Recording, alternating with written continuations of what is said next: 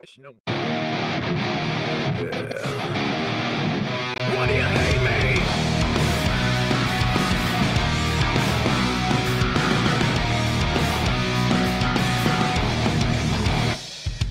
Why can't I stand and walk away?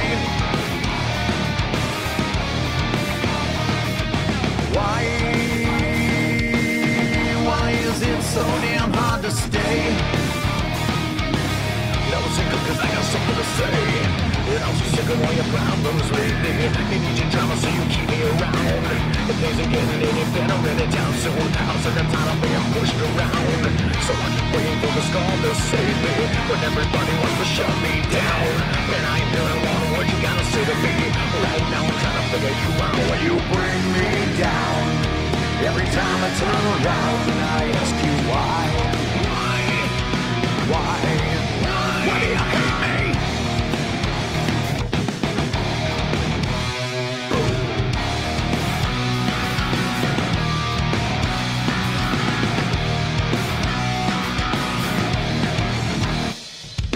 Why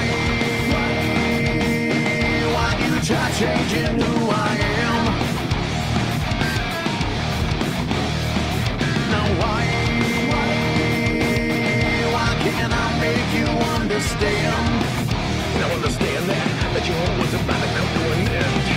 No one ever gave a fuck until right now. And they're all like, I'm giving it up. Fuck it, I'm not giving everything I ever had to give. Right now I'm just not giving a fuck. So what? So I keep waiting for the storm to say what? If you could bet I'm getting sick of your lies. Right now all what you gotta say me. Now why should I even try? You bring me down every time I turn around and I ask you why. Why?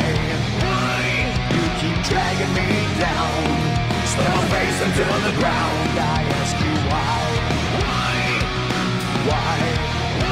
Why you keep beating me? I can't take this anymore. I gotta ask you why.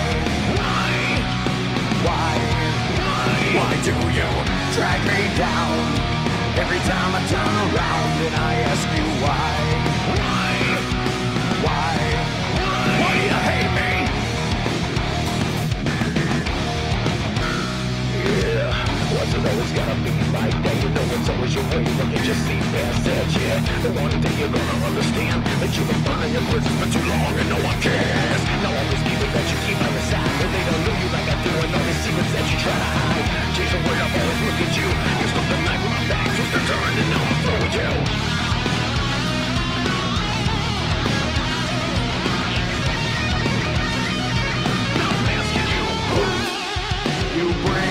Down every time I turn around and I ask you why. You keep dragging me down, slam my face into the ground. I ask you why. Why you keep beating me? I can't take this anymore. I gotta ask you why. Why do you drag me down every time I turn around and I ask you why? Why do you hate me?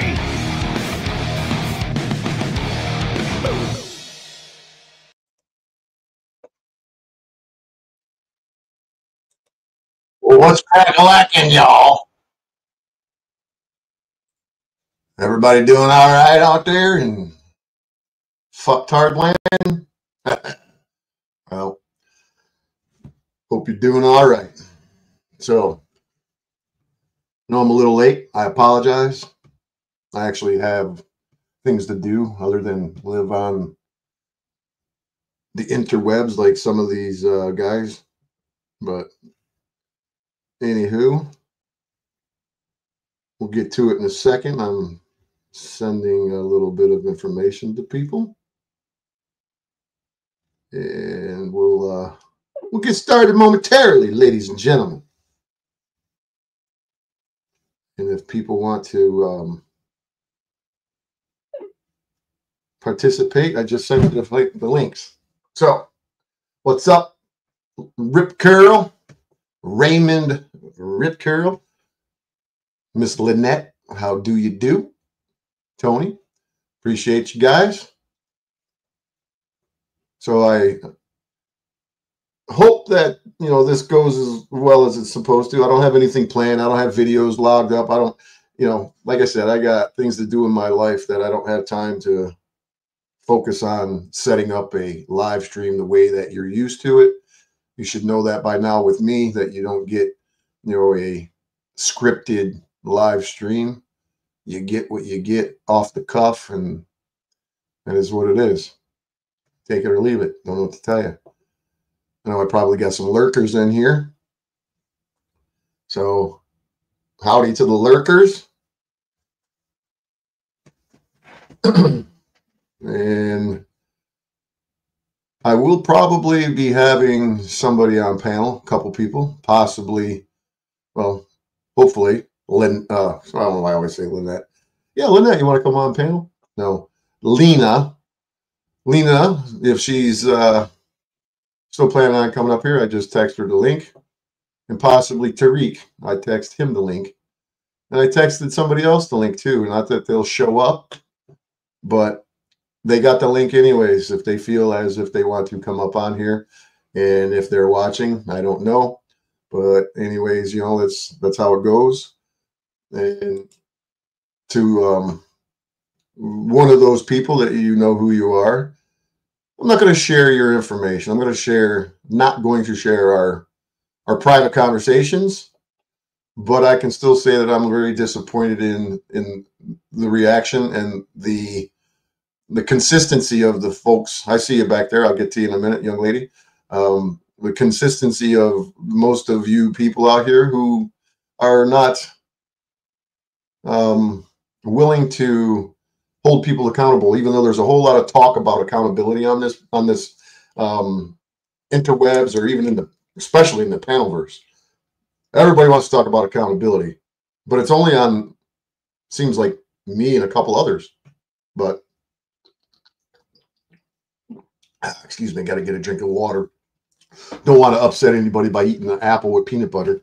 I'll be crying. Oh God, what are you doing? You know what I gotta do here? Let me take you to McDonald's and let me eat your fucking BLT sandwich in front of you. Whatever. You fucking people crack me up. But let me see if I can do what I gotta do here. And let me bring my first guest up here, my other part of this here stream.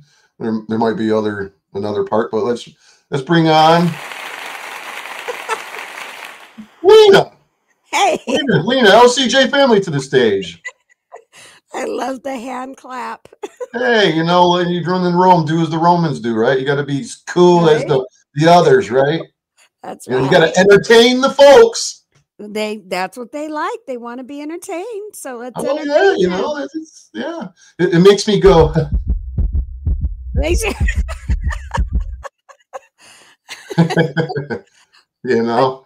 I got sound effects too.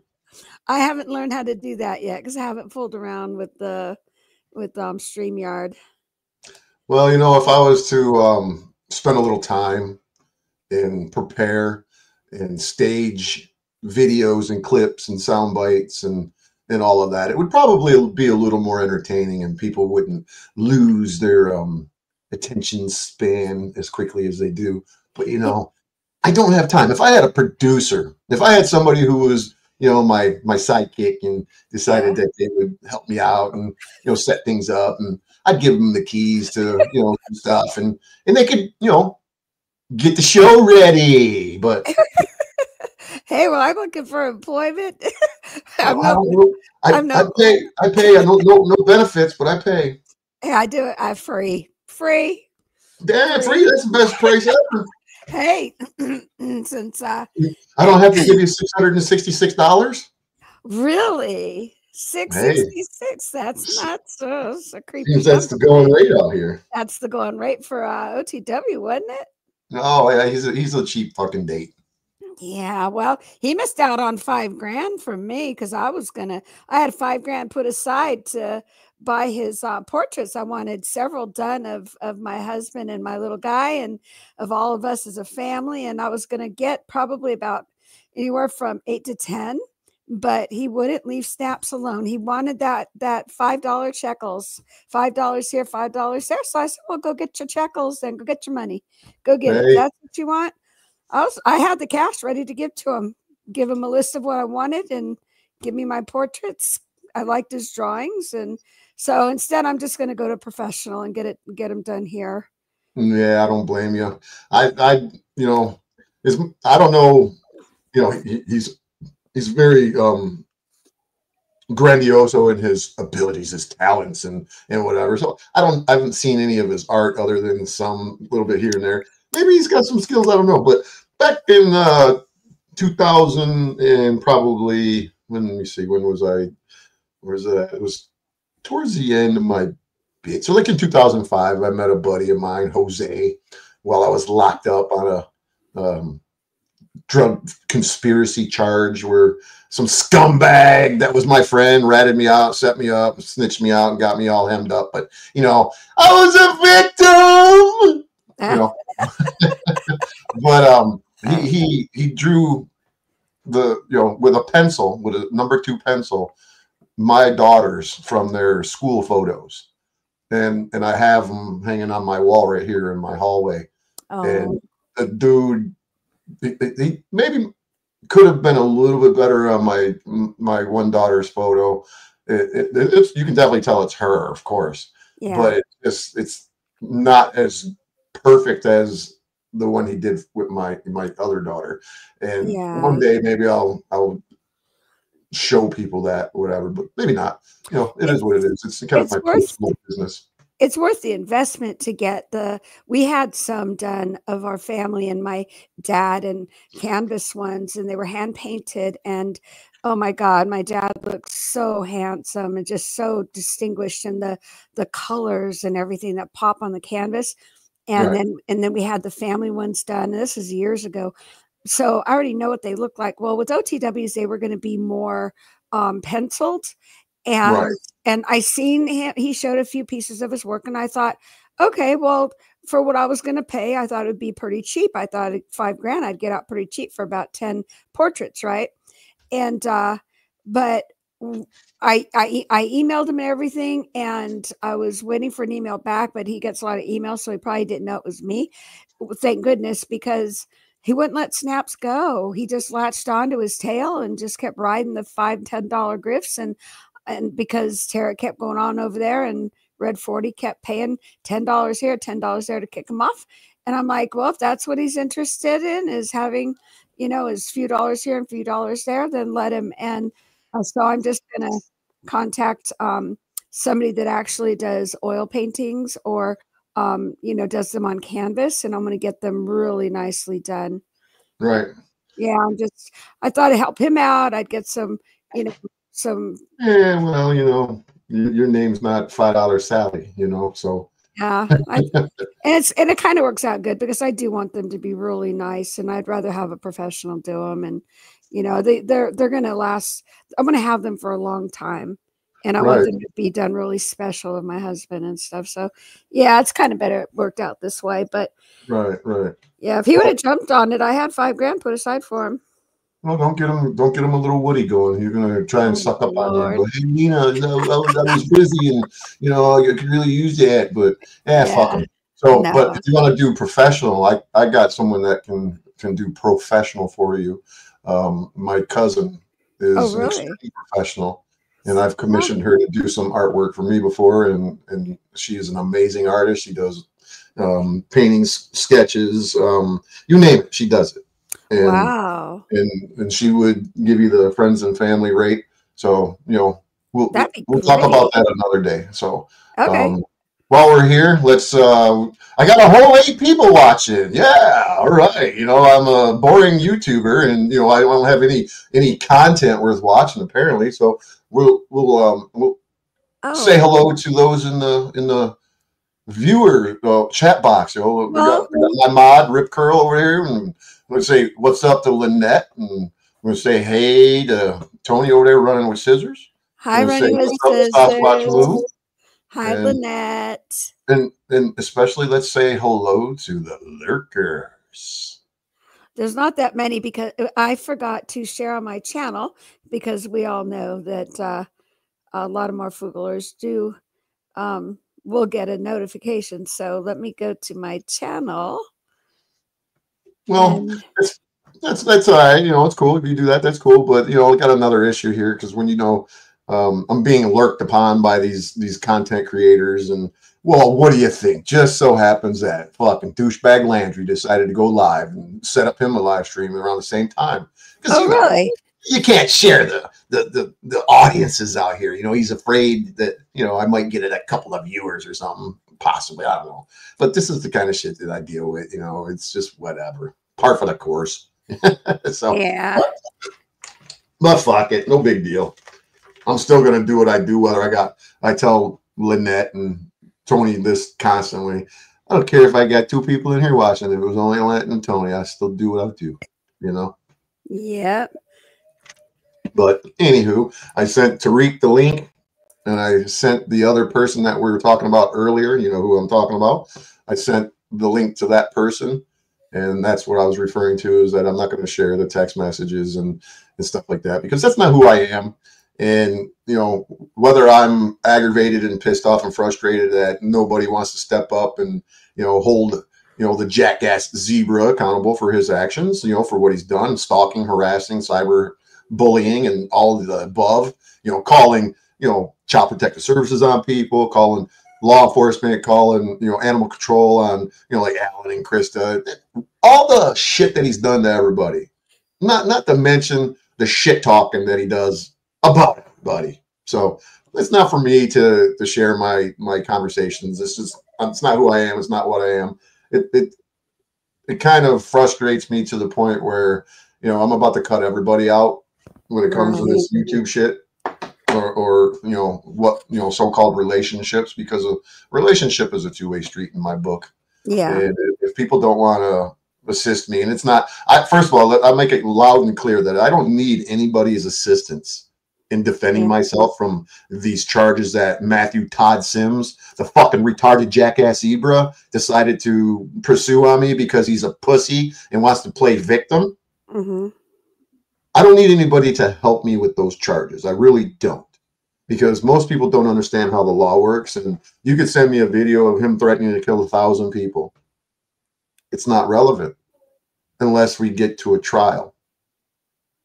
That's how the law works. Most people don't understand it. They think that you can bring anything up, and that's because they watch Law and Order and television shows, which are designed to kind of make people unaware of how the court system works, and that it's a quick and easy process, and you can go and have meetings with the prosecutors, and you can go and chum it up with the judge in their chambers and make deals in the background. It's not necessarily how it works. Right. Because it's the glamorous life on television. It's the television. So that's exactly what it is. That's why we don't watch it. My dad used to call it the idiot box when we were little. He'd say, "Turn off the idiot box." We weren't allowed to watch a lot of TV, and a lot of our friends could, but we weren't allowed to. Special programs, a special TV show on a Friday night, but for the most part, turn off the idiot box. My dad. Those were the days, because we're close to the same age. You're a few years older. I got sisters and brothers that are older than you. So my stepfather used to call it the idiot box or the boob tube. And and you know what? Funny, ironically enough, my stepfather, he was reflecting back 2020 hindsight, he was kind of a prick, but then he was all right. It was just different times back then.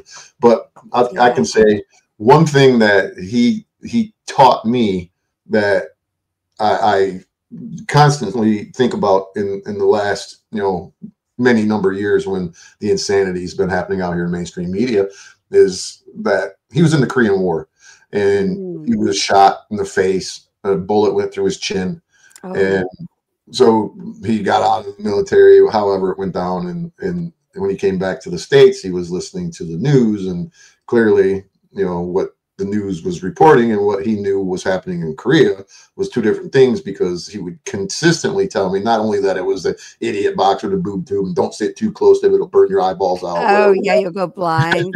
You know, even though it was okay to sit close to it when I was a remote control cranking that fucking knob around, right? Yeah. Yeah. Turn it to channel 7. Click, click, click, click, click. Turn to channel 4. Click, click, click, click. So, but he would always say, don't believe anything that you see on that fucking idiot box. Yeah. Yeah. Because he knew that it was, you know, propaganda. He knew it. So oh, yeah. That's one positive that my stepfather taught me is that mainstream media was a bunch of bullshit. Do you remember Foghorn Leghorn, the talking chicken? Oh my God, yeah. I say. That was my dad's favorite cartoon. When that would come on, he'd go in there and he'd sit and he'd watch it. He'd laugh his ass off and then leave. And he would watch the Honeymooners. He loved the Honeymooners. And yeah, that's funny. Yeah, other than that, he'd sit at the kitchen table and read the newspaper. He did. He like all the funny. He loved the cartoons at the end. The comics. That sounds like your dad and my stepfather were pretty similar. he liked Foghorn Leghorn. Oh, he liked cartoons. He liked Popeye, and he would chuckle at Woody Woodpecker. Yeah, or the I remember him saying, he goes, "I can't believe that they put that stuff on TV." and I remember one of my favorite lines, not my favorite lines, but one of the lines from Foghorn Leghorn is when he got blowed up. And he was naked and he had, you know, all of his feathers gathered up. He would say, he'd look at the camera and say, "Thankfully, I keep my feathers numbered in case of such an emergency." Oh my gosh. Those were the best cartoons. Definitely. They were the best cartoons. But so let's get moving to the topic at hand here. Yes. And you know, let's you know, the Marfoogle TV and news and the charity fraud truth, you know. Yeah, and yeah. Of course, that Snafu snaps being a child predator and, you know, we'll get to him. Rat bastard. But yeah, we'll get to there's lots of topics. There's lots of time to talk about snaps. But yeah, let's talk about Marfoogle TV and news and the charity fraud and everything that I was taken down quite the rabbit hole with Mr. Snafu Snaps there and his little sidekick with both Planet X and Shauna. And there's a lot that I believed, and there's a lot that was misinformation. And one of the things that was misinformation was you. They had me, and I told you this, they had me so afraid of you that you would be coming after me if you found out I was doing videos, they had me literally in fear of my life from you. So I would never even say your name when I did my Marfoogle videos. I would say they had a guy or they had someone. I would never, ever say your name. And and in talking with you. Well, I'm upset. I didn't get my fucking just due. I know. But in talking with you and you know, I think you and I have come a long way to where we can finally now have a nice conversation and actually enjoy our conversations. And we talked to Tony, to Running with Scissors, and she enlightened me on a lot that's happening on my channel that I wasn't aware of. All I knew is that I was losing subs and people weren't watching my videos anymore. And from what I find out is that Planet X and Snaps were talking to them off of my channel and kind of like pushing them away and get out, no way. Yes, threatening them and stuff. So they were kind of pushing all of my followers away, and I ended up with about 5, which was Snaps, Planet X, who else was watching? Timo, and I think some Red 40 sometimes, and yeah, and one other couple, but I don't even see them anymore. I think they've jetted out of all the bullshit. But they were scaring everyone away except their little group of zebras. Right. And I never called myself a zebra. I didn't like it. I just thought it was kind of stupid, but I just did let them do whatever they wanted to do. And then I find, you know, that when I walk away from Snaps that, you know, Cynthia couldn't wait to jump on. Look at her. She even wears the zebra's coat. You know, she wears a whole zebra get up When over you here. say Cynthia, you mean what's up, Cynthia? Yeah, what's up, Cynthia? The And panel she's verse loudmouth yeah, who likes to she's run her fucking Peter Puffer. yeah, she sits there next to him as his sidekick because she wants to be me, and she wanted that position so bad. I didn't even want it; it just happened. And she wanted it so badly that the minute I walked away, she jumped in with both feet. I mean, schlong open and everything. I mean, she just went, Well, just jumped well, right on it. And well, let's not to interrupt you, but I'm interrupting you. Let's okay. we're getting a little ahead of ourselves. Let's take it back a little bit. Take Yeah. it back to after you were no longer a mod, and that when that happened, when you were contacted the day after you were unmodded. Yeah. Yeah. So when Adam and Dex unmodded me, we weren't on bad terms. And I have emails to prove that me and Adam were not on bad terms. I was actually talking to him through emails, and he was telling me how I could go back and be a mod. They weren't mad at me or anything. They just didn't like me going against Jacob Israel because he was part of their group, that they were, different channels that were collabing together. And Yeah, you're a pogo, just like them, right? yeah, exactly. And they didn't want me saying anything in the chat against him. And I said, well, I wasn't saying anything against him. I was just saying that he's giving wrong doctrine and I wouldn't follow him. But I said, I understand. And he was telling me, well, look, you need to come to some mod meetings. And I'm like, okay, I'll do that. But I didn't know they were having mod meetings again. Like when I did my Marfoogle videos, and anybody that was watching, I talked about the mod meetings, and I talked about the back rooms, and I talked about a lot of that stuff. And I thought that was over and done. Well, when he said that, well, you have to come to the mod meetings, I'm thinking back rooms again. But I kind of just let it go over my head. But anyway, in our emails, him and I are getting along, and he's like, yeah, you can still be a mod. I really care for you. And, we just, you just need to understand which way the channel's going and all this. And I'm like, okay. So I was working my way into coming back to be a mod because I didn't know a lot of the things. Well, the very next day, Snafu Snaps calls me. And he starts telling me all these things. And then West Virginia. What was he telling you? Oh, he was telling me all kinds of things that were happening when I was out with my husband's passing. He Just was drama, catching you up with all the drama. yeah. And the thing is that when he got a hold of me, I had only talked to him once before that. And before any of that, I knew of him, but I didn't know him. Like, when we were modding, he was never modding with us. He wasn't a mod. He was brought in specifically to be Adam's bull, meaning to go after Shauna. And when that failed, he tried desperately, but he wasn't very good at it. And when he failed, that's when I guess you stepped in to take care of it. I stepped in before Shauna had the falling out with not well, when it comes to what I was doing, it was before Shauna really went fucking ape shit. It was just her trying to convince everybody that you don't understand, I'm a victim, Adam's really bad, he's just a terrible person. And it's like, okay, well, how's he a terrible person? Show us, show me. And that's all it was just, you just don't understand. Okay, well, show me, and maybe I will understand. And it just kept going on and on and on. It never ended. It was just a bunch of, I'm a victim. Kind of the same shit that she does when it comes to, me, tells people how terrible I am and what I've done to her. Or she probably, blankets it, like a general statement. He's done so much to us, but never any specifics because there's none to be had. Well, here's the thing. I believed her. Okay. I believed her until I believed she was so afraid of you and she needed to get a protection order against you. And, I was believing her until Tarek does a stream and she pops right on in there and she starts talking about you. And I said, well, this was just recently. This was a couple months ago. Yeah, it's just recently. And I'm like, whoa, wait a minute.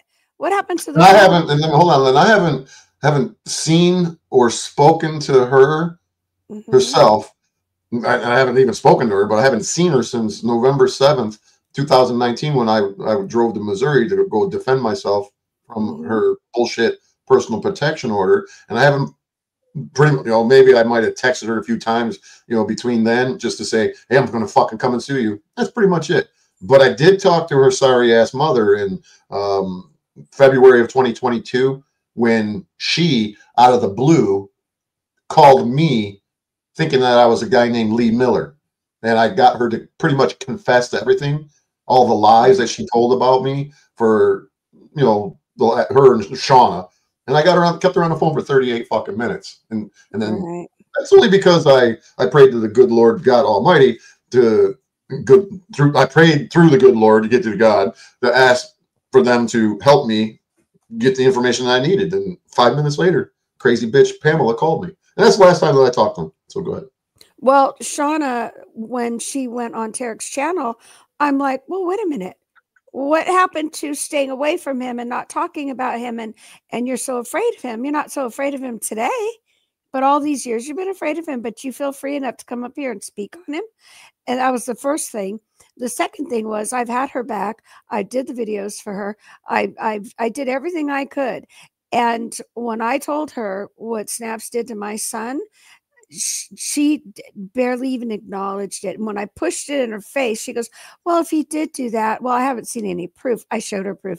If he really did that, well, I don't think that's right. Totally like as if he just, walked and pushed him off a curb or something. I mean, he sent my son a horrible video.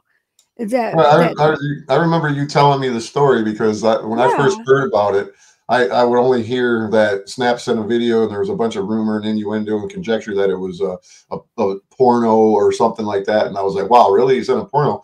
And then I spoke to you after the first time that I got on Tariq's live stream, and then shit hit the fan for a little bit. But then we talked for several hours after that, and you actually told me what he did. Yeah. And I was like, that's pretty fucked up. Yeah, it was pretty. And I don't, you're more than welcome to share it here.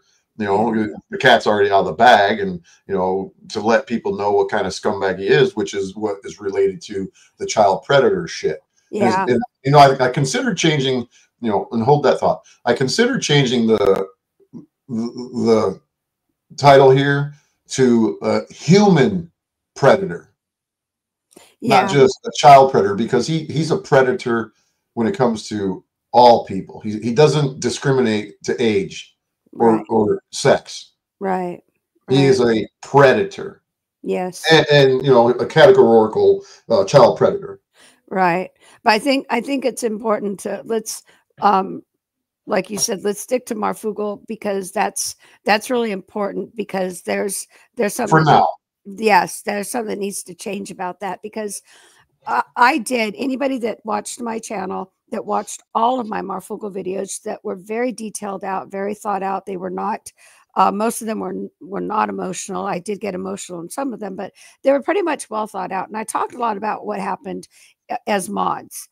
But as far as that we're not going to discuss that at all. What happened in the back rooms as mods. Okay, so if any of you have ever been through therapy, what they tell you is that you should journal. And when you journal, you kind of throw out all the trash outside, right? You get rid of it and you're done with it. Well, in doing all my Marfoogle videos and going over what happened in the back rooms and us mods and this and that, doing videos was the same as journaling to me. So I got all that out. I don't need to talk about that anymore. I'm over it. I'm done with it. I forgive them all. It happened. It is what it is. And I'm moving forward when it comes to all that backroom stuff and the mod stuff. So yeah, there's no need for me to speak on any of that. And I know that there's more stuff that came out, more things that you shared with me about WV and other things.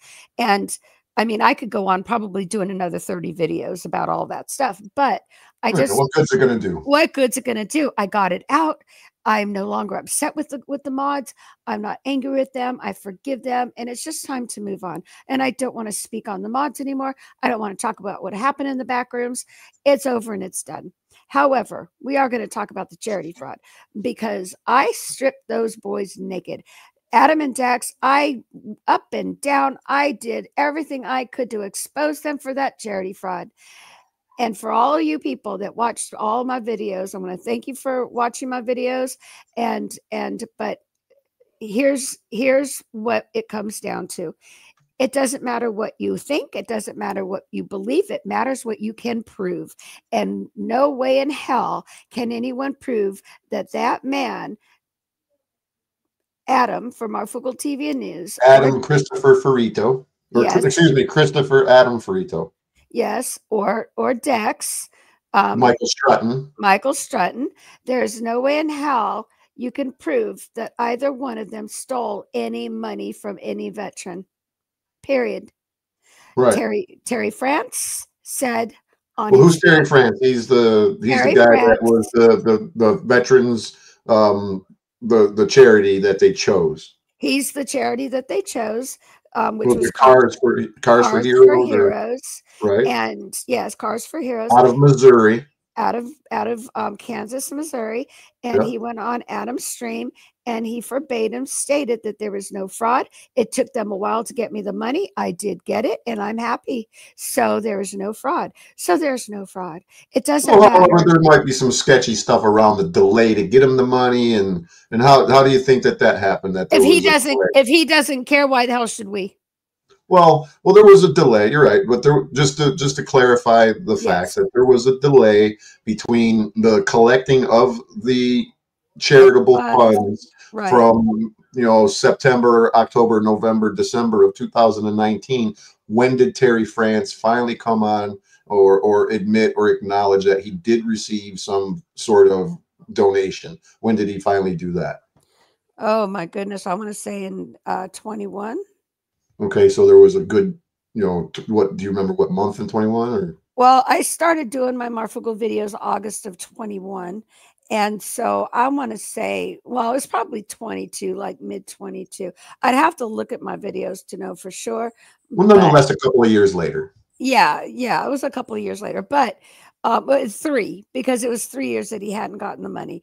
And which is a very long time to claim that you're yes, raising money for charity, and then you just sat on it, which there's a lot of nonsense and some excuses around it, but it's water under the bridge. Yes, and if Terry France is fine and he is made whole and he had a remedy and he got the money, then it's over. There's no fraud anymore.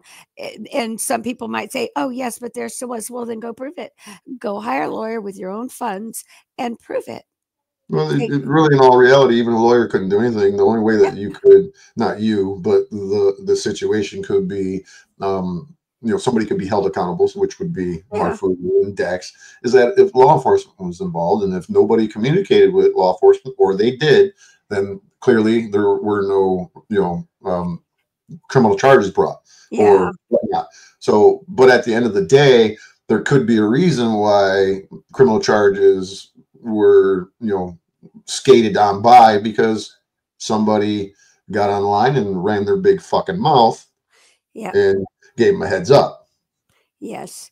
More times than once, of course. Yes. And I mean, who was going to do it? I live in the middle of nowhere. If you think I'm going to spend my gas money, it's 50 miles round trip just to go get a gallon of milk where I live. Okay. So if you think I'm going to go into town or go into Springfield or anywhere else to go and file paperwork, it's not going to happen. Snaps lives in the city. He filed paperwork against you. Why didn't he do it? Because who knows? Shauna lives in the city. She filed paperwork against me too. Why didn't Shauna do it? None of them wanted to do it. So it never got done. That's because they didn't want resolution. They just exactly. Everybody talked a big game, but nobody did anything. I never said I was going to do anything. I did my videos, and all I ever asked for was an apology for what happened to the mods. That's all I wanted, was an apology. Okay. I didn't care. I didn't want to see anybody in jail. I didn't want to see anybody in trouble. I just wanted an apology, which was always fine with Snaps until I walked away from him. Once I walked away from him, he got mad. He goes, we don't want an apology. We want more than an apology. We want blood. We got our pitchforks and our torches burning. Yeah. But I mean, the dude, nobody ever did anything in all these years. Nobody did anything or said anything. And if you strip it down, which I did, Terry France said he got the money, so it's over. It's done. There was no charity fraud. However, he got it. He was happy. He's content. There's no more fraud. So right.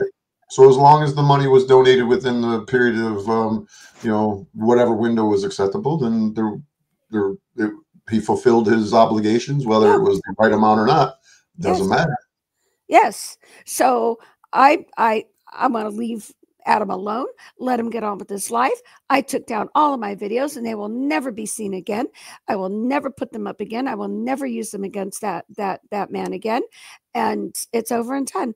Anybody else that has videos, you talked to me today about copyright. We're going to do that to every single one of my videos. So if anybody decides, once they do come back on the internet, if anybody decides that they want to start playing my Marfoogle videos because they think he needs to pay a little bit more, then I'm gonna sue them for copyright.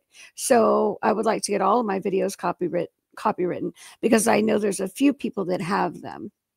Yeah, I know there are too, because I told you that I have copies of them that I found all over in various places, and they're sharing them on, you know, other, you know, channels or whatnot. But it's neither here nor there. I have no interest in doing anything. I just stumbled upon them and I was like, oh, well, these are the videos, because I had no idea that you and Snafu had joined in, you know, were doing stuff, because he was trying to get me to do this type of stuff with him and join forces. And then he wanted me to fess up with my audio tapes that I have with Marfoogle. And I just wasn't doing it because, you know, that's not who I am. I have audio tapes with you and me. I have audio tapes with me and a whole bunch of people. I have hundreds of hours of audio tape with me and Snafu. I haven't played any of them. And that's why he was so mad at you, because he wanted your Marfoogle videotapes, because he wanted to find any dirt he could, anything that would make Adam look bad. He wanted to find so that I could do a video on them, because my videos, Snaps couldn't do the kind of videos I did. And when I first started doing the Marfoogle videos, at first the mods started coming at me, but I didn't attack back the way they thought somebody would, which is calling names and yelling back and, you know, going at each other. I don't do that. That's never been me. I wasn't raised that way. You have discussions and you talk about things. So those were what my videos were. So anytime they came at me, I would just take it straight to Adam. I would just step all the mods that came at me, and I would take it straight back to Adam and have a conversation with him, and I'd do a video about it. And they weren't used to that. And I think they felt it better just to shut up and leave me alone, which they did. And Adam took his medicine. He let me do my videos. I did a lot of mod videos, and he realized that I was hurt, and he left me alone, and he let me grieve. He let me be angry. He let me do my videos. He had the mods leave me alone. I did my thing, and now it's over.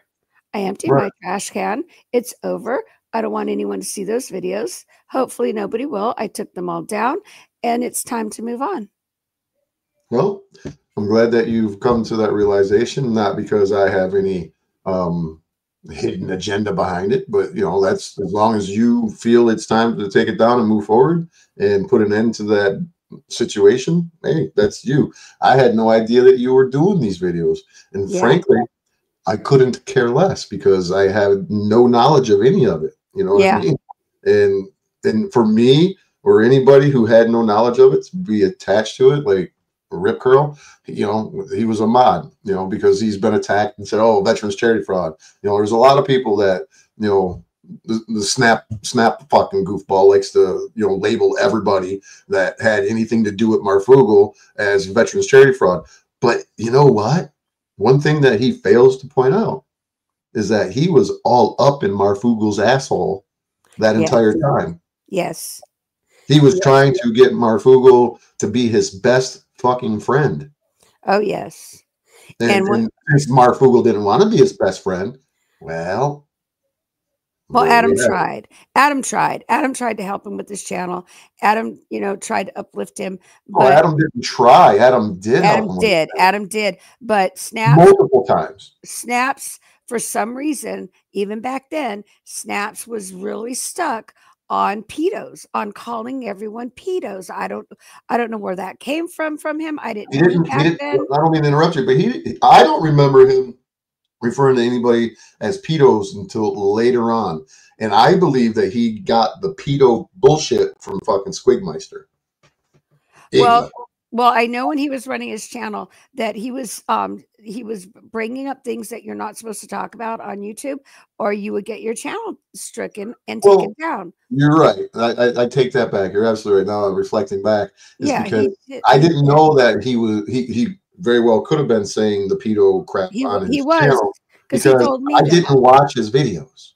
Yeah, he Even told when we were on good terms and I was talking to him every day, I never watched his videos. He'd say, "Hey, did you see that video?" And I'd say, "Yeah, I'll go check it out." And then I would watch 10 minutes of it so I could comment on something and then just make it look like I watched it, because yeah, I didn't want to hear his bullshit. You know what I mean? And Yeah. even if it wasn't about pedo pogos, it was about this channel, that channel, this kind of what Panelverse does now. And it's all drama about, soap opera central. Yeah, he's the one that told me that he was talking about predators, about child predators. He was talking about not pogo channels yet, but he was talking about other things. And Adam would tell him, look, you can't talk about those things and be associated with me, because you're going to get in trouble too.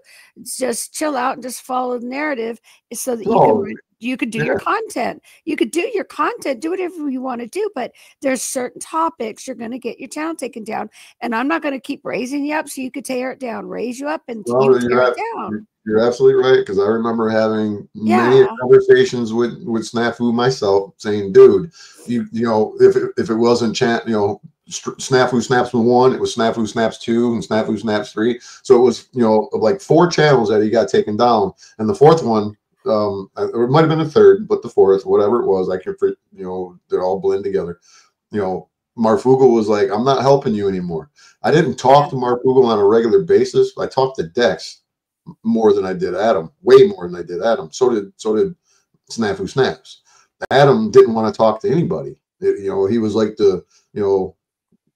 every now and again he wanted to be left alone, whatever, which, okay, fine. And when I talked to Adam, I would say 80% of the time it was with three-way with Dex. Yeah. It was. I've only talked in hell the few times that I talked to Adam, what I thought would be one-on-one. Hell, Dex might have been listening on the other end. I don't know, but I remember those days where Snafu Snaps would do what he did, and I would hear, you hear what Snafu Snaps, and I'm like, no, I didn't hear, because I don't watch his shit. I told him from the beginning that I don't want to be involved in any of the fucking drama. The only reason why I got involved, I'm not trying to change the subject, but the only reason why I got involved was because of Iggy was calling Marfoogle a fucking pedo. And I was like, I didn't want to be associated with anybody that was a pedophile. And I said, if there's any truth to this, then okay, then I'll definitely separate myself from him. But when I looked into him and I got his criminal record, I found out that he wasn't a pedophile, and that there was a caveat in a law for domestic violence, like a charge of domestic violence in Washington. In the state of Washington, if you got a charge, they automatically put a restriction on you to keep you 500 feet away from a school. Even if it didn't have anything to do with kids, it was just part of the restrictions that everybody got. And that's what I discovered. And I did a video of it that was in September or October, because I was in my RV at the campground. And I remember having real crappy Wi-Fi.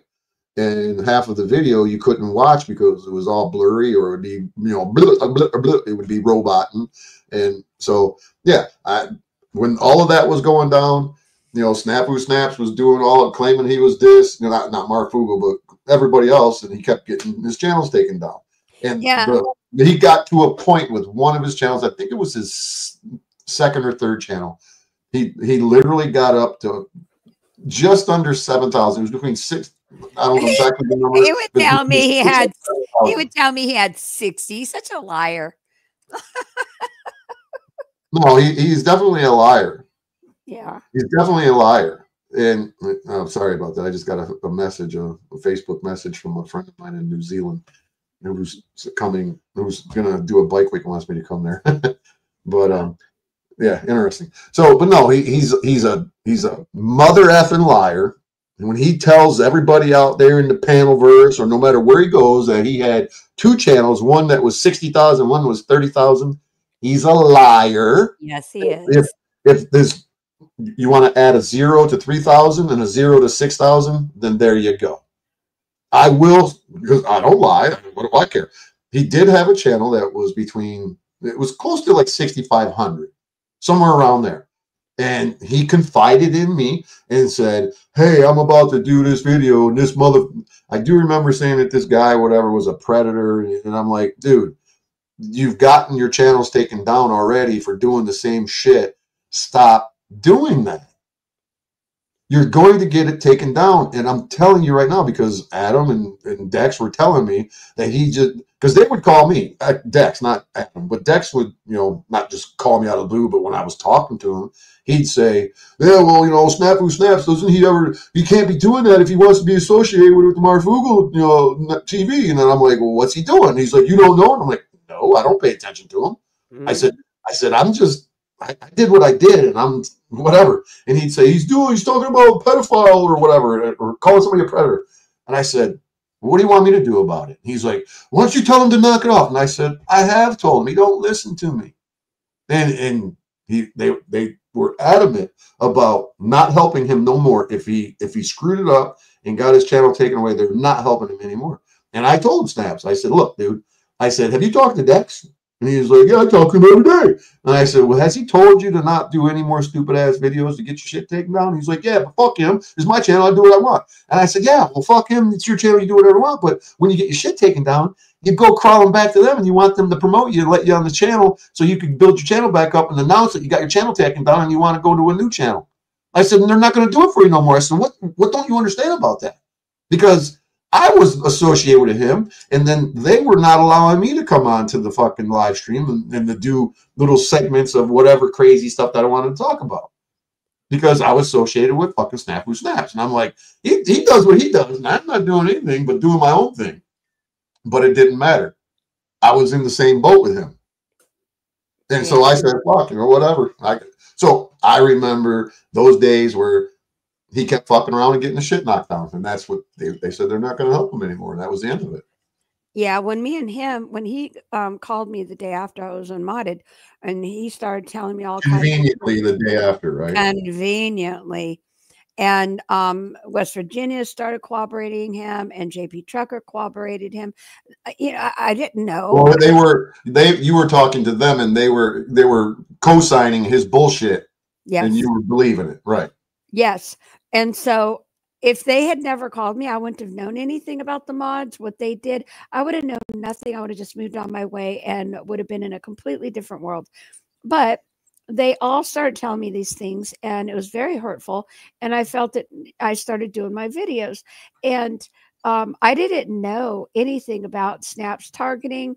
I didn't know that he was going after Shauna, because at the time that they all started doing that, my husband died, so I jetted out. So I knew of Snaps, but I didn't know him. I didn't know what kind of a person he could be.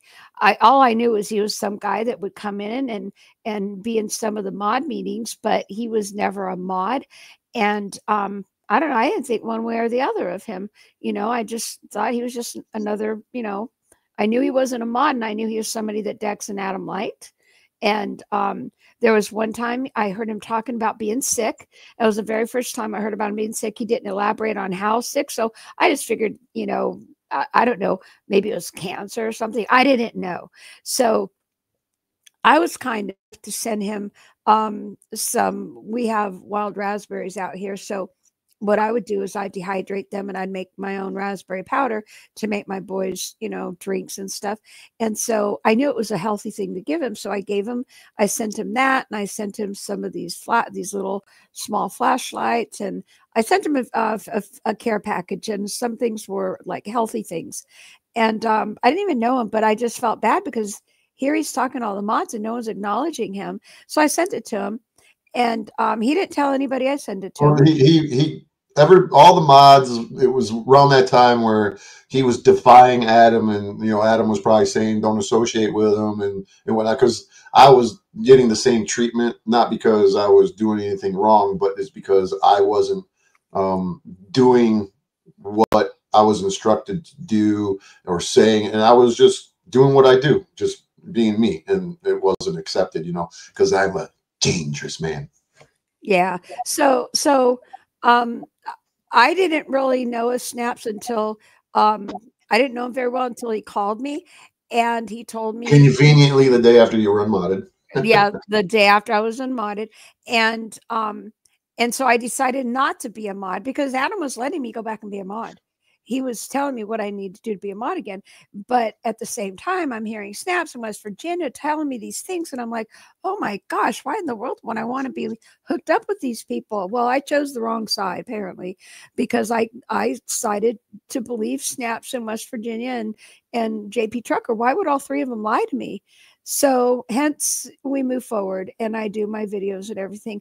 Little did I know that Snaps was going on other people's live channels, and he's calling them all names and everything for from 2019 till till today. He's still doing it, but I didn't know he was doing any of that. I was just doing my Marfoogle videos.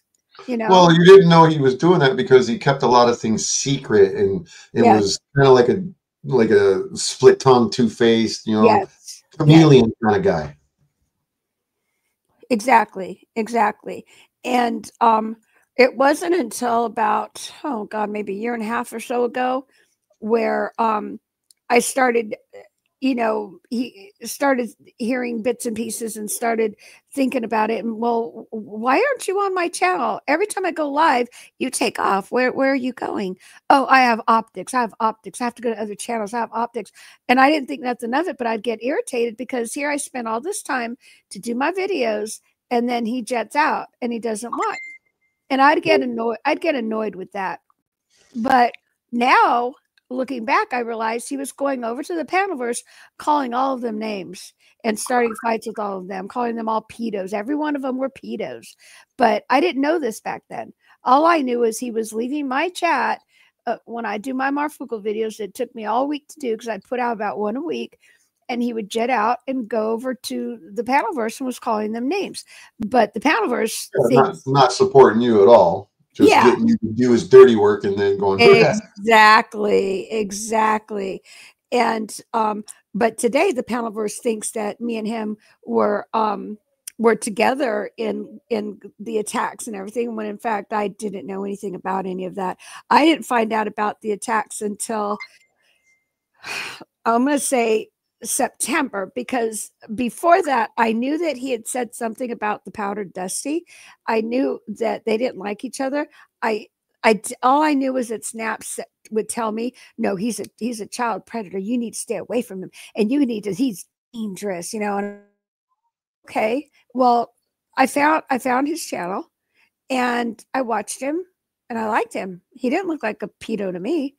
And I liked his content. They did a stream. They were talking about God, and they were talking about, different aspects of it. I kind of liked his channel.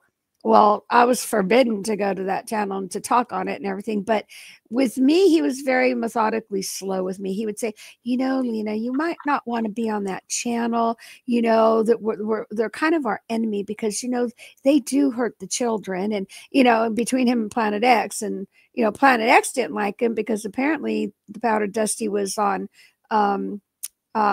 Monograph's channel when Monograph doxed Planet X.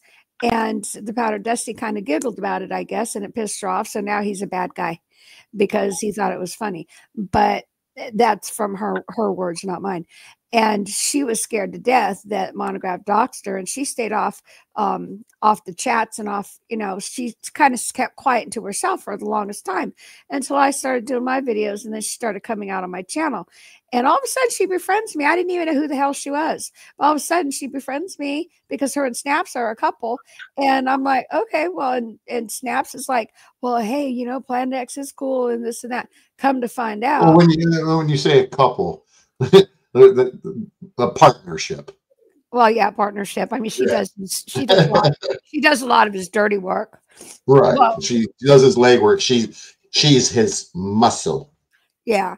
Well, I mean, these people are, well, here's the thing. These people are so filthy. They're trying to link, like Cynthia's always trying to say that I have a thing for Snaps. I mean, the kid's 20 years my junior, not my type.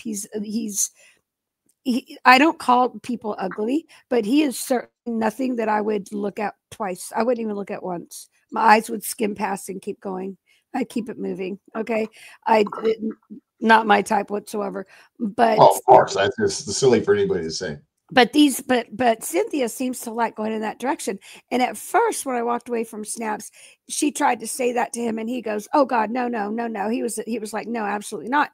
But now that Snaps can't get to me, he cannot have access to me because I refuse to go on any panel with the guy. Now he's saying, "Oh yeah, she wants me." So Right. now, When What's Up Cynthia brings up the, yeah, what's the deal with this Lena chick? Why is she obsessed with you? when It's they're wild. It's so wild. She's obsessed with you. Yeah, when they're the ones that are on every panel talking about me all the time, all day long. And I come online maybe once a week, once every 2 weeks. I might go on Derek's channel like once. I don't even watch their garbage.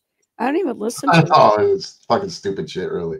Yeah. So, I mean, and I only know they talk about me because Tarek or you tell me. So she's over there saying, "Why is she obsessed with you?" She doesn't even know what the word means. She's illiterate. I mean, being obsessed with Oh yeah, not to interrupt you, but she's not illiterate. She's just fucking well, nitwit. She's a nitwit, she's ignorant. She's ignorant. right? And for her to not understand that they're the ones that are always on the internet. They're the ones that are always in the chat You rooms. mean they're obsessed with people? They're No. obsessed with people. She wants to Can be they me. accuse others of being what they are? She No. want she wants to be me so bad. Like she really, but she could never be me. But she wants to be me so bad that she wears the zebra icon. She wears it with pride. She sits next to Snaps like his queen. I mean, it's kind of gross, to be honest. It's like ew. But then again, they were raised the same. They were brought up the same. They seem to know each other's, verbiage. They the way they speak to each other, it clicks. So Right. she got what she wanted. She gets to sit next to him. Although, I've said before, he'll never respect her. He'll never treat her the way that he treated me. He might call me names and cuss at me now. It's because he's pissed off that I walked away from his bullshit, you know? Well, he doesn't like it when people turn on him, or I wouldn't say turn on him, but he doesn't like it when people cut them out or cut him out of their lives, ghost him, or see the trash that he is and the not a good person, because he's not a good person. Yeah. He's got some darkness in that man. He's an evil human being. Yes. And in around September, I remember it could have been just before September, but I remember I don't really know all the dates and stuff, but it was last year and the Powdered Dusty was on OTWs and I was on there and Snaps got really freaked out because I was on panel with the Powdered Dusty and he wanted to ask me a few questions and I was like, okay, well, go ahead. And Snaps is texting me, it's time to get off the panel now. You need to get off the panel now. He was freaking out because I'm on there. And I think I could speak well. I could speak for myself. And he asked me, he says, you cannot possibly believe that everyone is a child predator. And I said, no, I don't. But I think what he's trying to say is that if you go to the channels that are then or that have those has those traits about them, then if you're going to support those channels, then maybe you're linked with that. I think that's what he's trying to say. I'm losing my voice, but kind of funny, ironic that he thinks that way, but it doesn't apply to him. Oh, but it does. It's going to apply to him. So I told the Powder Dusty that, and I said, well, I think he means this. And he goes, well, you might, he said, try walking away from him. Try walking away from him. Come and hang out on my channel, on my panel, and let's see if he doesn't come after you. I said he would never do that to me because I never, ever thought that he would ever treat me the way he's been treating me. Never. But again, I guess I didn't know him that well, but everyone seems to think I know him so well. And then right after that, I was on OTW's channel and somebody else said the same thing to me. I can't remember who it was, but they said, you cannot possibly believe that everyone's a child predator because that's what Snaps is running around telling everybody. I said, well, no, but I think this is what he means. So again, I try to explain it away. Again, shortly after that, a few weeks later, Illuminati Tommy, he asked me the same thing. And by the time he asked me, I couldn't explain it away anymore. I mean, I tried, but after I got off his panel, I thought about it and I thought about it and I thought about it. And I'm like, no, it's not, this isn't right. So I would constantly tell him, please, Snaps, please stop calling people that. Please, don't do that anymore. No, you don't understand. It's optics. It's optics. He would not stop no matter what. And I'd tell him, just do your own videos on your channel. Please stop targeting people. Please stop doing this. Me and Planet X got him on the phone. Both of us tried to talk to him and tell him to stop doing it. Even she would say, I try to get him to stop, but he won't listen to me either. So for her to follow him like she is now, it blows me away. It's like, what kind of a grandmother are you? It blows my mind. But he's refusing to stop. So now we're in December, and I end up on some girl's channel called Mel. I didn't know she was part of the Panelverse. I just saw her channel. I liked what she was going to do a video about. So I was on her channel supporting her.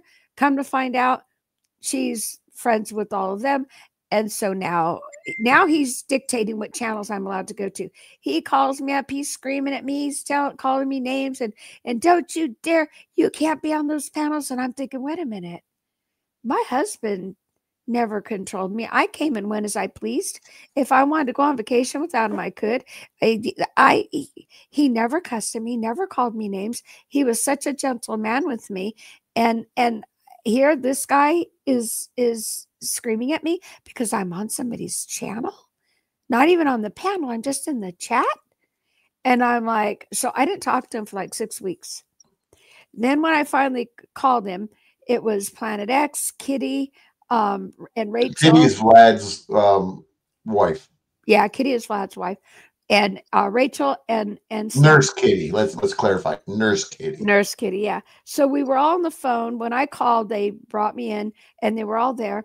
And I said, well, you guys, I've been offline for 6 weeks because he yelled at me, and if he does it again, I'm gone.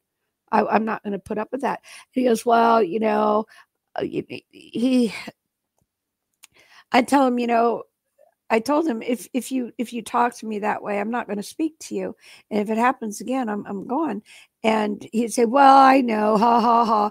But he wouldn't say he was sorry. I don't mean it, hun. Yeah. So this was around, that was in December that he first yelled at me. So it was probably like February when that happened. And then lo and behold, our falling out was, I think, late April, something like that. I'll have to look at the dates, but he got mad. Right before the falling out between you and him was right before he started fucking going through his Rolodex of, you know, who could I harass to get credibility? Yeah, I think. Yeah. So we got in another argument.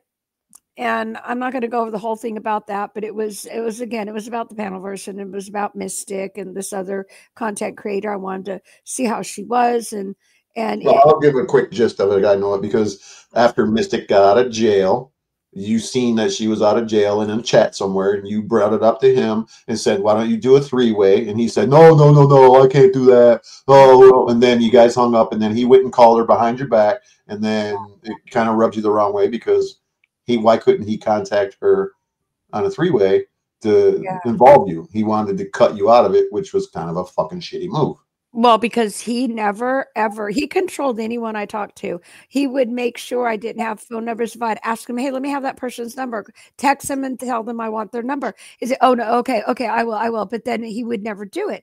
And I respect that he does have to ask somebody if they can give me my number. Even Tarek does that. He'll say, well, I have to ask him first. Okay, we'll go ask him. Snafu would say he was going to, but he would never follow. He would never do it. He would never do it. And I had Mystic's number at one point, and I lost it because I went and had issues or whatever. But I didn't even care if I had her number. I just wanted to know. I just wanted to see if she was okay. She had just gotten out. I just wanted to talk to her. And because I've always had very fond feelings of Mystic. Even she has issues with me now. She had issues with me in the past, whatever they are. The girl's been through the tornado. These people have put her through hell and back. So I don't care if I don't disagree with that. Well, I do because I seen it happen. No, I said I don't disagree with that. Oh, okay. So I don't care if she's, today she doesn't trust me and then tomorrow she does. And then the next day she doesn't and the next day she does. What they have done to her has been so horrific that I understand and I'm fine with it. I always had a Yeah, she's fondness for suffering her. from a lot of traumas and, Yes. mind control trauma bullshit, and Yes. yeah, I don't blame her. I felt bad for her myself. Yeah, and so I'm fond of her, and I probably always will be, and I'm okay, and I can let a lot of things go. The one thing that I couldn't let go is when she believed Snaps over me that he didn't go after my son. That hurt because she's a mom, and I thought, there wasn't even a doubt in my mind that she would believe me. But when Well, yeah, that was in the beginning. that was in the beginning, but then she realized that he was using her, and then she totally walked away from him too. So, but that's what our falling out was, is that I just wanted him to do a 3-way so I could say, "Hey, Mystic, how you doing? I'm glad you're out, and I hope you're okay." I just want to see she was okay. What was his reaction once you called him out for not including you or giving you the number? Well, he calls me. He calls me up right away. Well, after we hung up, he calls her, and then he calls me, and he goes, "Oh, Elsie, you did it to me again." And I said, "Did what?" And he goes, "Well, you made me feel bad, so I called Mystic." And I said, "Right now? You called her right now?" And he goes, "Well, yeah." And I said, "You wouldn't call her on 3 with me, but since we hang up, you call her." He goes, "Yeah." So I hung up on him. About a week goes by, and all of a sudden I get a text from Planet X. "If you try and talk to her, you lose my number. Don't you ever," I get a text message from her, "Don't you ever contact me again." This horrible text message. I don't respond to her because she said, "If you want to be friends with Mystic, then don't contact me." I said, "Okay." So I didn't contact her. I left her alone because no one's going to dictate to me who I can talk to and who I can't. You mean you're not in junior high school? No. Now, when it came to the panel verse, I stayed away from the channels. I didn't go up on the panels because he was telling me who they all were. This one's a pedo, and this one's, and I believed his stupid ass, right? But when it came to Mystic, I'd already been watching her for a while because she was playing my videos and stuff, and I'd already got my own feelings about her. And so when Planet X is like, "You better not talk to her again. You better lose my number if you do," and I was like, "Yeah, okay, cool." I was okay with that because I already had my feelings towards Mystic, and you're not going to invade that. So I didn't say nothing to her, which I'm sure pissed her off. And then Snaps calls me, and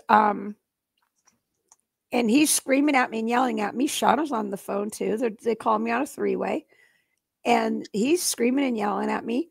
And because Tarek was calling Planet X and Rachel names, and I went on. Shauna Sierra Connor, Yeah, which was Marfoogle's ex-producer, who I have dealings with back in 2019 when she took a personal protection order out on me because she was afraid I was going to come and knock on her door. She ain't so afraid to get on the channel and talk about you, though, is she? Right. So she and Snafu Snaps, Shauna and Snafu were calling you not long ago together to tell you this information.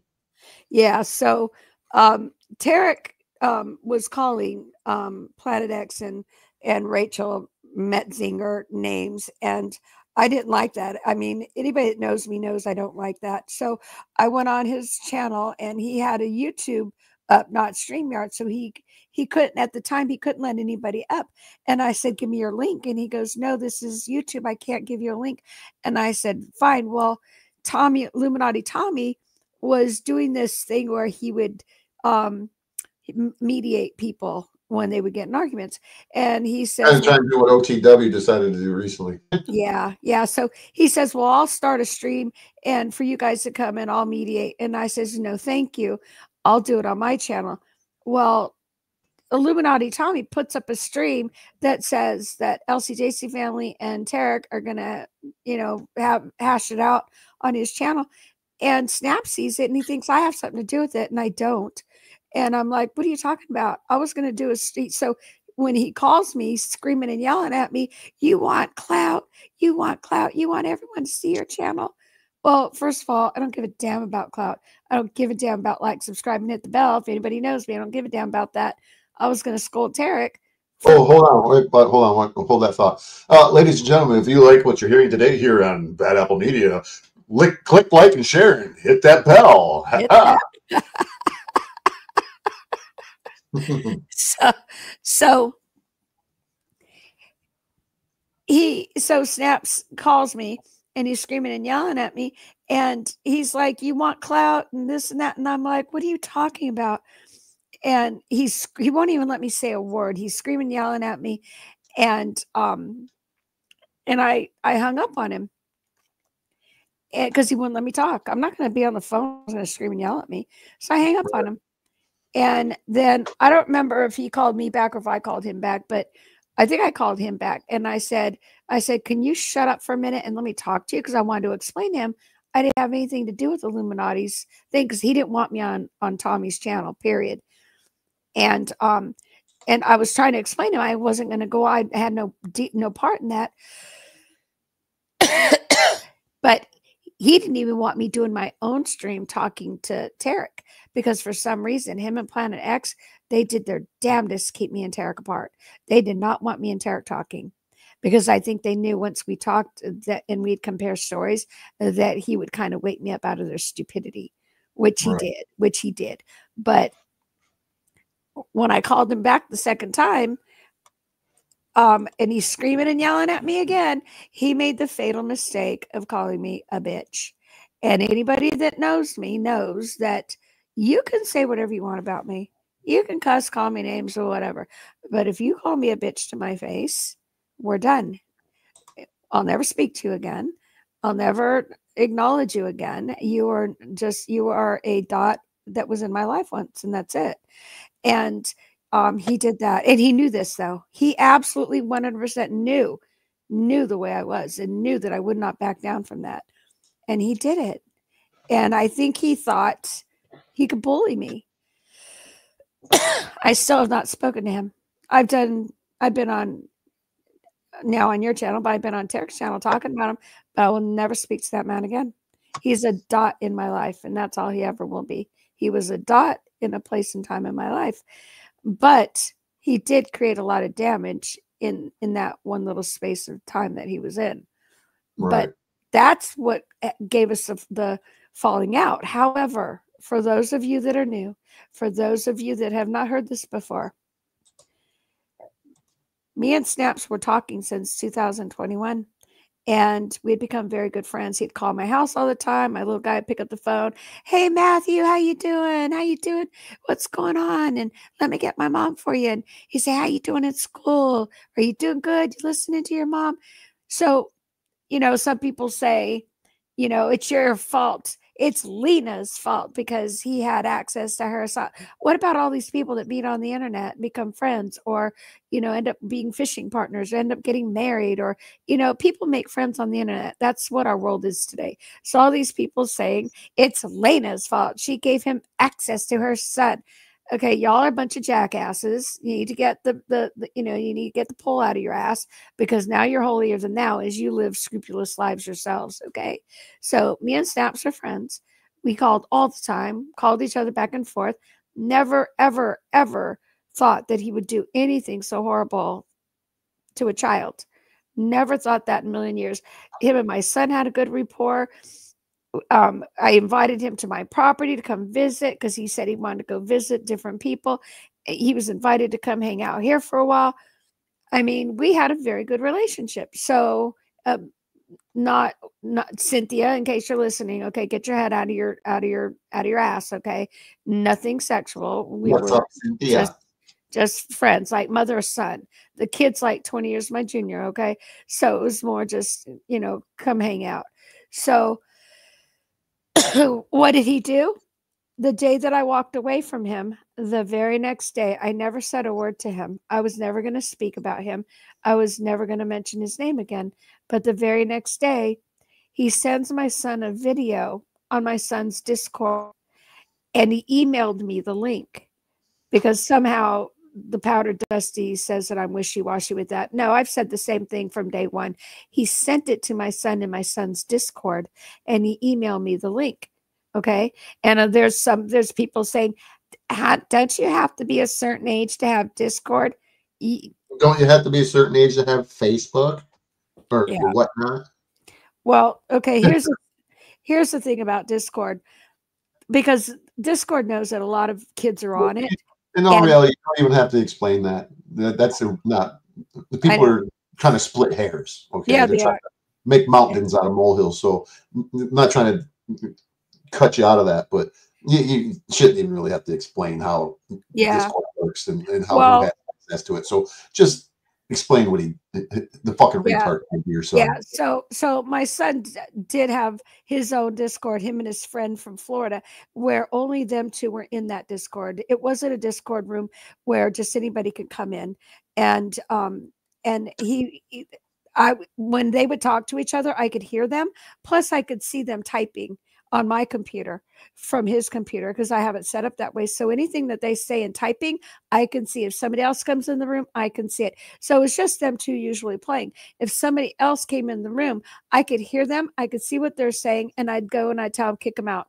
Nobody was allowed in there except him and his little friends. Okay. I was that mom. I still am that mom. Okay. My son was not on a Discord with 50 other people playing a game where you find child predators. Okay. My son's Discord was very much controlled by myself, and it was him and his little friend from Florida. Snaps knew this. He knew this. He knew how did he know my son's Discord? Because when Snap started his Discord, I didn't know how to use it. I didn't know how to get on there. You didn't have one, so you said send it to my sons, and he had that link. Yes, I had posted and I said, hey, I'm using my son's right now, just because he wanted me to go look at something, and I didn't have Discord, so I said, hey, it's me. Right. So you had in the Discord. It was one time. It was one time. It was one time back in, I don't know, December or something. I forget when. So it was dominantly used by your son, not you. And he knew you might have used it a few times. Nonetheless, it was your son's. Yes, it was my son's. And I only did it that one time, because then my son helped me set up my own under my name. And after that, all you see is LCJC family in Snap's Discord. So he had to literally scroll back to that one time to find my son's Discord. That's why I say he targeted my child, because he had to literally scroll all the way back to that one time that I messaged him. And so what did he ultimately end up sending to your son that you're willing to share, which you already have before? So so he has a scroll back, finds my son's Discord link, sends him a video where he is in the video. Snaps is speaking in the video himself, and he says, and the picture on the outside is a picture of him stabbing a woman in the back, meaning Snaps is stabbing me in the back with a knife. And then on the bottom, it says that it says LCJC family. I don't know verbatim, I forget, but he's talking about me and blowjobs. Okay. So that's sexually explicit content right there. Just the header. Okay. Just the thumbnail. In the video, he specifically says, I'm not going to tell you guys everything, but the one thing that he does say, he says, hey, and he says, let's just say my son's name, Charlie. I'm going to use my husband's name, okay? He says, hey, Charlie, do you know your mom's not your real mom? You might want to find out who your real mom is. You know you're adopted, right? Those are the exact tones, although he used his voice, which is a man's voice. That's how he said it. Very devious, very mean. Very calculated, very methodical, very manipulative. Yes. Very, very damaging to your son, because your son, and Snaps is well aware that your son is autistic. And he's on the spectrum. Yes. And he knows this. Yes. Well, my son did it anyways. It doesn't matter if he was or isn't on the spectrum. What makes it even worse in my eyes is that he knows that your son is on the spectrum. Well, he knew that he was just diagnosed, that he was in the hospital, that he was on meds. He knew that I was going through a lot with my son. And for him to do that video, to target, he had to go back and find that link to target my child, to send him that video. The video had more explicit content in it. Okay. And no, it wasn't porn. He keeps going around saying that I said porn. Never once did I say he sent him porn. It was sexually explicit. That was a rumor that Yeah. I heard as well, but you've confirmed that that is not No, what that's was received. him and Cynthia were spreading that around. But he and he said a few other things, okay? But that was the one damaging thing, because the other things my son didn't understand. What my son doesn't know what a BJ is. He thinks you're blowing leaves in the front yard with the blower. He doesn't know what that stuff is, okay? He's an innocent little child and has no He doesn't watch TV. We live in the middle of nowhere. He doesn't watch TV. He doesn't watch commercials. He doesn't watch soft porn. When you watch those commercials, your kids are watching soft porn, okay? He's an innocent little child that's very sheltered. He doesn't know this stuff. Right. You know, so and for Snafu Snaps to know that, yes, know how this little boy is, and to sit in his little fucking demonic world, and to think, how can I get back at Lena for her abandoning me, and not continuing the crusade that I have against Marfoogle veterans charity fraud, and her separating herself from me, and poor little Snafu Snaps has to develop some way to get back at you, and the best way to get back at you is to attack and predator upon your 12-year-old son. Yep, my 12-year-old little boy. That when he sent me the link in my email, I clicked on it, and it took me to the video in my son's Discord, and I'm like, what am I doing in here? And I see the video, and I went, what? And I clicked on it, and I listened to it, and I went, oh my God. And and your heart dropped and your blood went zing, yes, and it felt like somebody just beat you upside the head with a baseball bat. Yes. And I turned it off, and I looked at my son, and he looked at me. I said, did you listen to this? And he looked at me. He goes, yes. I said, did you listen to the whole thing? And he goes, uh-huh. And then he just looked at me, and his eyes watered up, and he said, why is he mad at us? Is he not our friend anymore? And it just broke my heart. And I said, he's mad at me because I don't want to follow him and be mean to other people. And he said, so he's not our friend anymore. And I says, no, he's not our friend. And you need to, we need to get rid of your Discord because he's going to keep doing mean things to you. He goes, why is he doing mean things to me? And I said, because he's mad at me. And that's something that a 12-year-old little boy, I don't care who he is, would never understand, why somebody that he thought was a good person out of the blue just turns on him like a vicious fucking rat. Yeah. And we've been having issues with that whole video. It's caused him detrimental mental health situations. Yes, very much so. Very, very crucial, very serious mental health issues. Yes. Imagine just any of you sitting out there, some of you fucking lurkers who support this scumbag motherfucker, and you, I know you're watching, motherfucker. You're a piece of shit. And for any of you to support that fucking guy after doing this, you might think it's cute. You might think, ah, ha, ha, it's just drama. It's just Snafu Snaps. But I wait until he does some type of shit to you or the people that you care about. And to not think that, you know what, I should probably separate myself from this fucking guy. But you don't. You keep promoting him. You keep supporting him. You keep giving him a fucking pass because he's sick. Poor little, not you don't consider him mentally sick. You concern yourself over his bullshit fucking claim that he's dying. He's been dying for 5 fucking years, people. I was going to tell you. I don't mean to interrupt you, but just think about it for 1 minute. How would any of you feel if this man did something like this to anybody in your family, a 12-year-old little boy, let alone a little boy on the spectrum who already has some development issues to a degree? Think about that You supporters of Snafu fucking snaps. You disgust me. Go ahead. Well, Fucking terrible. yeah. Well, I mean, You know what? When you told me that story when we were talking, yeah. do you remember my reaction? Oh, yeah. You were pretty pissed. And somebody like that in my book, I would never, ever associate with somebody of that character. And Never. And the thing is that all these horrible things they told me about, you'll be afraid of him. And I was, and oh, don't ever talk to him because of this and that. And Who, I me? was, yeah, but you were the only one that did not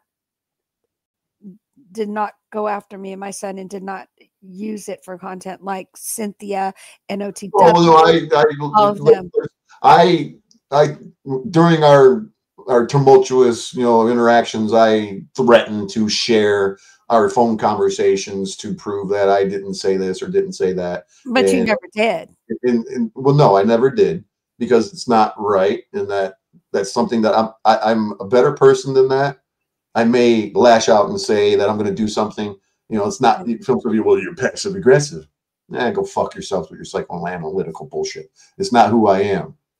Yeah. Unless somebody does something to lie on me, you didn't necessarily lie on me. You said some things that were misconstrued or you didn't understand it completely, whatever. But it wasn't a malicious intent to lie on me. Yeah. So I let it be. Yeah, but you went on your panel and totally defended my son and myself, and as well as Tarek did on his channel. While all these other people are making funny content about it, and it's unbelievable how yucking it up, how they can still talk to him knowing what he did. And here's the thing: it's not whether or not they believe, because they all believe me. They all know he did it, and I know this because I seen comments when Yolanda got mad at me for some reason, and she did a video. Yeah, but then again, it was a blessing, because when she did that video, and I redid a video on Tarek's channel, answering her. Well, the responses on the video, these guys are, what they said was, well, yeah, but you gave him access to your son and blah blah blah. So they know it's your fault. It's your fault that you were raped. You were wearing sexy clothes. There you go. There you have it. There you go. So apparently nobody in the world can meet anybody else on the internet, because if you do, it's your fault if they come after your child. So if you marry a man and that man molests your children, it's your fault because you should have known better. Or if that man decides to be an alcoholic and beat you, or the woman decides to be a sociopath, it's your fault because you should have met her on the internet. Better you meet her in a bar. I mean, what is it? Typical reaction of the Panelverse member, of the cult followers of the retardation nation, I call it. They like to blame others for things that the bad people of the retardation nation do to other people, because they're a bunch of fucking sick narcissists. Well, here's the thing. Yolanda wasn't, she never spoke on it. And the only reason she did that night was because she supports Snafu Snaps to this day wholeheartedly. Well, I mentioned her name when I was talking about something about Venus or whatever, and when they were all on the panel, and I was just remembering who was on the panel, and Yolanda was one of them, and I had said her name, and not thinking nothing of it. I wasn't, all I was saying was I remember Venus and Yolanda and blah, blah, blah on the panel, and I don't even remember what I said, but it wasn't nothing negative or anything. I don't think it could have been. I don't even remember. That's how significant it is, right? But she got so triggered, so flipping triggered, that she's on what that guy's channel? Laundry. She's on his channel. Laundry, Dirty Laundry. That's what he should change his channel name to, Dirty Laundry. Well, it's just easier for me to say than Landry, just Laundry. Go ahead and say it all you want. Laundry. But Dirty Laundry. But anyway, she was on his panel, and he somebody told us to go watch. She was talking about me. And I'm like, why is she talking about me? And so I go watch, and they're talking about one thing. And she goes, do you mind if I interrupt for a minute and talk about something that doesn't have anything to do with what we're talking about? And they're like, okay. And then she brings me up and she says, it's Lena's fault. And see, she didn't think that. She still doesn't think that. Well, she had to do something to attack me. And so when I did my video, I explained and I talked about it, and I actually pulled up a video that she was on and explaining where Snaps himself is explaining that I don't know any of these people, and that when you watch my video, it pretty much makes her look stupid. Okay. But in doing that video, a few people went on and they made comments on that video, and they're saying, well, she's right. It is your fault because you let him have access to your son. But what they don't understand is they just acknowledged that they believe that he did it. Right. It's kind of like, I know apples and oranges, but like, some emails being leaked. Yeah. They don't discredit the information within the emails. They just get mad that the emails were leaked. Yeah. Yeah. Right. So there's not one doubt in my mind that every single person on the Panelverse, they believe me. And I know they believe me. I don't need them to say it because, quite frankly, I don't give a shit. Well, they can't publicly side with you because then that makes them a target. Yes. Or would put them on the outs with all the cool kids in the retardation nation. Yes. And so, but I know they all believe me and they all know that he did it. And I mean, seriously, put me up against Snaps. I mean, I'm going to win hands down. I have more credibility. I have more honor and integrity. He has nothing. He's a cesspool.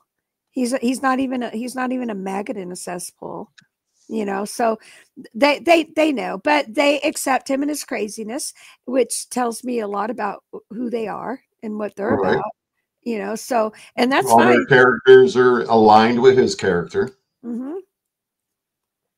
Exactly. And they're proud of it. They don't refute it.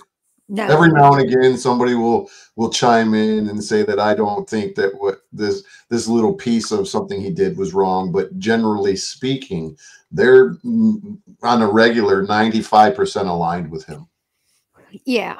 Well, because he's been around since, I don't know, for 5 years, 6 years or whatever, he's been around harassing them all. And he's become harassing them all. That's all he does. And holy shit, I've never seen a bunch of weak, pathetic individuals in my life that will allow somebody to talk shit so much about them, and then the next day they fucking act like they're best pals again. But hey, don't let me fucking say one bad thing about them all, because then you got bad Apple Media. You'll never. It doesn't matter whether I've been around for 4 months or 10 fucking years. Well, I just find it quite fucking hypocritical that one guy could just do whatever the fuck he wants. Oh, am I not making them shekels? Is that what it is? Whatever. Made them their shekels.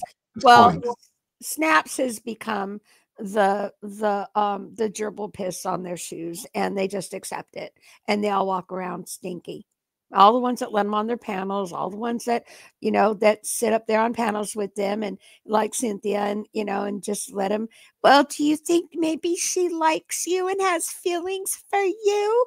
I mean, she tries to be Oprah or Barbara Walters, and she sounds like an idiot, but, I mean, she's about as about, as intelligent as a gerbil. I mean, she looks like an idiot. We talked about this a little bit earlier. I disagree that she's not intelligent. I think she's very well spoken. She seems to be somewhat educated and has the ability to speak clearly and put together coherent sentences and responses. But I think what you're referring to is that she just doesn't have the moral turpitude of somebody who can separate themselves from an evil or fucking insane person, because she's probably evil and insane on the inside of herself. Well, the reason I say that is because I've heard her on the Panelverse where she does speak correctly. She does behave and maintain and speak slowly and doesn't, and sound logical sometimes. However, I've heard her talk her language. She's very ghetto. Oh, I say it all the time. She tries to break out. She tries to be a badass. You know, Yeah. I find that hilarious. That's chameleon tactics. The optics are high with the chameleons. The optics are high with the chameleons. You know, they're all like that, though. You know, so Yeah. if you wouldn't mind, I'm gonna have to go use the restroom, and Sure. I'm gonna go grab something to drink. And Yes. I won't leave it to you to entertain anybody for a few minutes. What I'm going to do is I'm going to Okay. play a song for everybody. And hopefully this song doesn't chase everybody away. If you don't like the song, it's not your forte. It's not your cup of soup. It's not something that you would listen to on your stereo. You wouldn't jam it in your fucking car rolling down the highway. Turn the volume down until you see me click the song off of the screen, and I'll pop back up. But until then, some of you may enjoy this. I don't think that many of you will, but under the circumstances, I find this appropriate. Ladies and gentlemen, enjoy the next song we call Sadness. Right, OTW?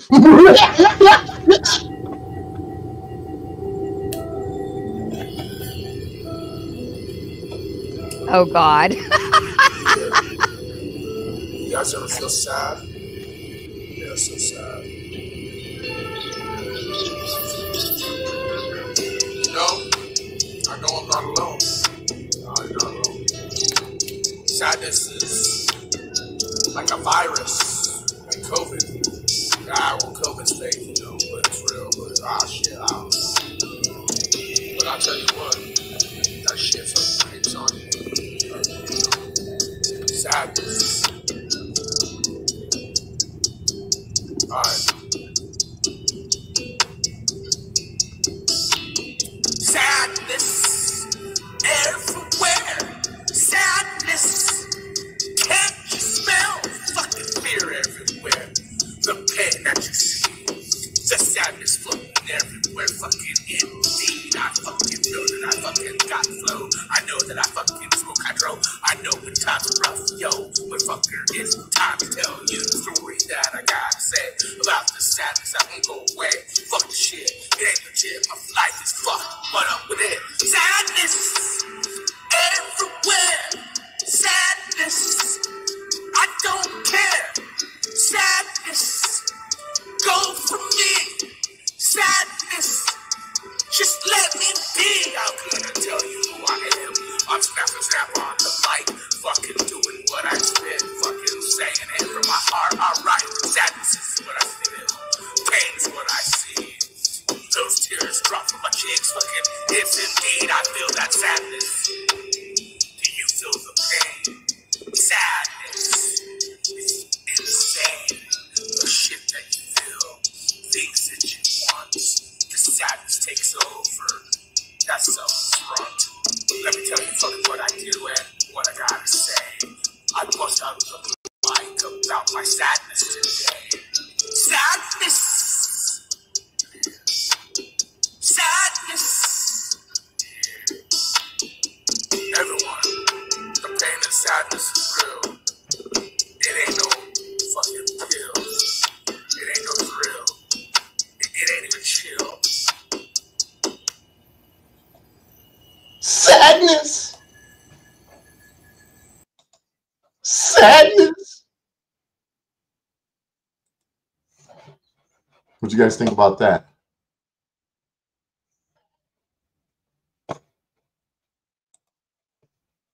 So what y'all think about that? Sad. Sadness. Oh, I'm snapping snaps on the mic. Oh, yeah. Well, Sadness. he was That's sad. pathetic, man. Fucking pathetic. It's kind of just an inside view of his psyche and what, you know, people say that they express themselves through their artistic creations, and that would be a definite, you know, insight on his mental state of mind back then and even to this day. But that's fucking quite pathetic. But hey, he's a fucking musician. He's about as musically and talented as maybe, I'd say OTW is a little more talented than he is, but not much. Yeah. Well, so I hope y'all enjoyed that musical interlude there for a minute and a half. Oh, well, Oh, I hope I didn't torture y'all too much. I had to take my headphones off. I did. I was in the bathroom and I heard, oh God, not that.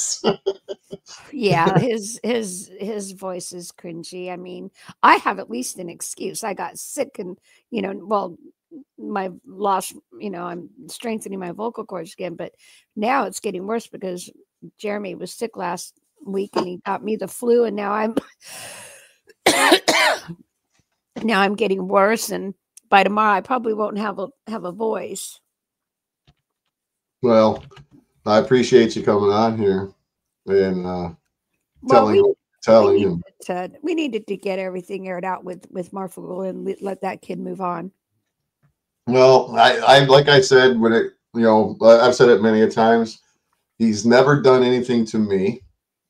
Dex has never done anything to me, so to speak, so to speak, but they don't do anything to put an end to Snafu. They never made any effort to hold him accountable for what he was doing, let alone what he was getting other people to do, like you. And you're not the only one that was, joined his crusade. So, and did what it is what it is. But as far as me, I don't have any, whether they are or they're not, King Pogo channel, and and I believe that there are some connections, and it's not something that Snafu Snaps is fucking some great fucking shock investigative journalist at all.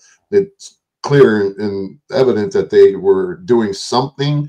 I don't know exactly what it was. Was it to the degree that they're being labeled or claimed or portrayed? I don't believe so. I don't believe that Dex, this is just my opinion from talking to him, having, I'm sure he may have a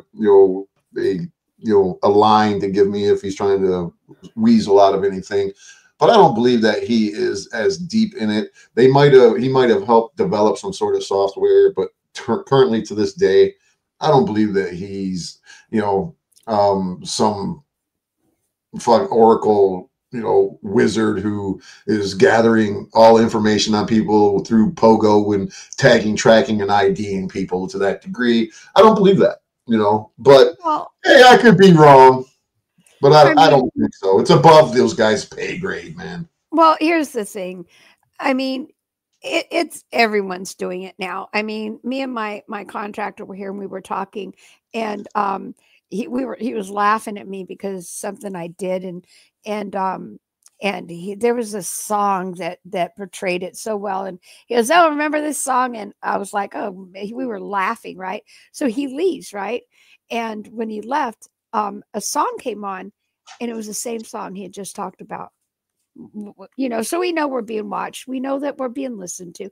We know it's already being done, whether it's because of software he made. I'm sure that was way back in the day. So now they make something current every year, something new's coming out. So it's everywhere. Yeah.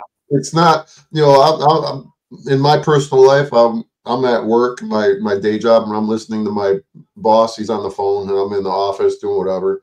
And he's talking to a lady. He's got her on speakerphone, and she's trying to get him to hook up. She's trying to sell him their service, and talking about targeted advertising. And so my boss is like, "So you mean to tell me if that he's running through scenarios?" And she's like, "Yeah." So point being is that the sales lady is literally explaining how you could, which is not a shock, that you can, target certain age groups and certain areas and all that, through social media. But what they were talking about is that she can provide also data through those who are just browsing and stopping by the site or their social media, and can provide information, related to the traffic. And then once they get enough traffic, they can specialize the advertising. You know what I mean? Yeah. So it's gotten to the point now where it's everywhere, and it's been everywhere. You're never going to avoid it. It's part of, if you got a cell phone, if you have a computer, this is how it works. Data mining and information is the new gold. It's literally the most valuable thing on the market today, which is information, data mining. Right. So we're never going to get away from it until everybody ditches their cell phones and gets off the computer. Yeah. So and it's not Adam and Dex's fault. Yeah, and I think it's time that Adam be cut loose. He has paid for what he did to me in the mods, or what I felt he did to me in the mods. I did my videos, I aired it out. It's over, it's done, and I'm done with it, and I'm never going to speak on it again. And when it comes to the charity fraud, there was no fraud. Terry France said he got the money. It's over, it's done. Nobody's going to take it to the police. Nobody's going to take him to court. Nothing is going to happen because Terry France will swear in a court of law that he got the money. So it's over and it's done. So it's done. It's put a fork in it, move on to the next chapter, and hopefully, you know, those who are obsessed with veterans charity fraud, Marfoogle, fucking charity pogos, criminals, thieves, liars, whatever the fucking line is that he fucking got. Marfoogle made it right. He gave him the money, and it's over and it's done. He didn't steal the money. He gave it. He ended up giving it to him. So, right. And if Terry France is happy with it, then who the hell is anybody else to say any different? So it's over and done. It's time to move on. Time to move on. And at least if you've recognized it and you're ready to move on, then that's all that matters. Yeah. Is Snafu the fucktard going to move on? Probably not. He's going to beat that dead horse until it's fucking, there's nothing left to beat. Well, here's the thing, though. He goes after Alan, which is former military, and his wife former military. He goes after them, attacks her children and her Facebook page. I mean, he attacks. Oh, I got all the screenshots. She sent me all of those messages. I got them. Yes, he attacks them and their veterans. He attacks me, and he knows I'm taking care of my veteran son. I have to take care of my veteran son, which is 42, but he's 8. He has the mentality of an 8-year-old, and I have my other. Thank you for your son's service and his sacrifice. By the way, I've never told you that publicly. Thank you. And then I've got my 8-year-old. I should probably thank him and not you, but okay, you know what I mean. No, well, you can't thank him. He doesn't even half the time acknowledge that he was in the service. But and then I got my little guy that just turned 13, and I'm going through a lot with both of them. So here I'm struggling. My husband dies. I'm out in the middle of nowhere by myself. My family's 3,000 miles away from me. And so do you really think I need this bullshit that Snaps is doing to me? But yet he cares about veterans. However, he's targeting his brother, his little brother, and then he targets me. But he cares about veterans, right? Yeah, I don't think so. Snaps doesn't care about anybody but himself. He doesn't even care about his little girl. Okay, I'm not trying to bring kids into this, but he is a father.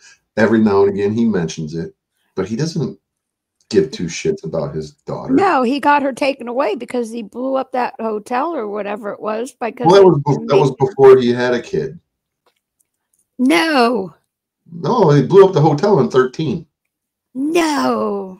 Yeah. Okay, I'm mixed up with all this. See, this is how little I know about. Well, I know he blew up the hotel in 13 because he lies to me about everything.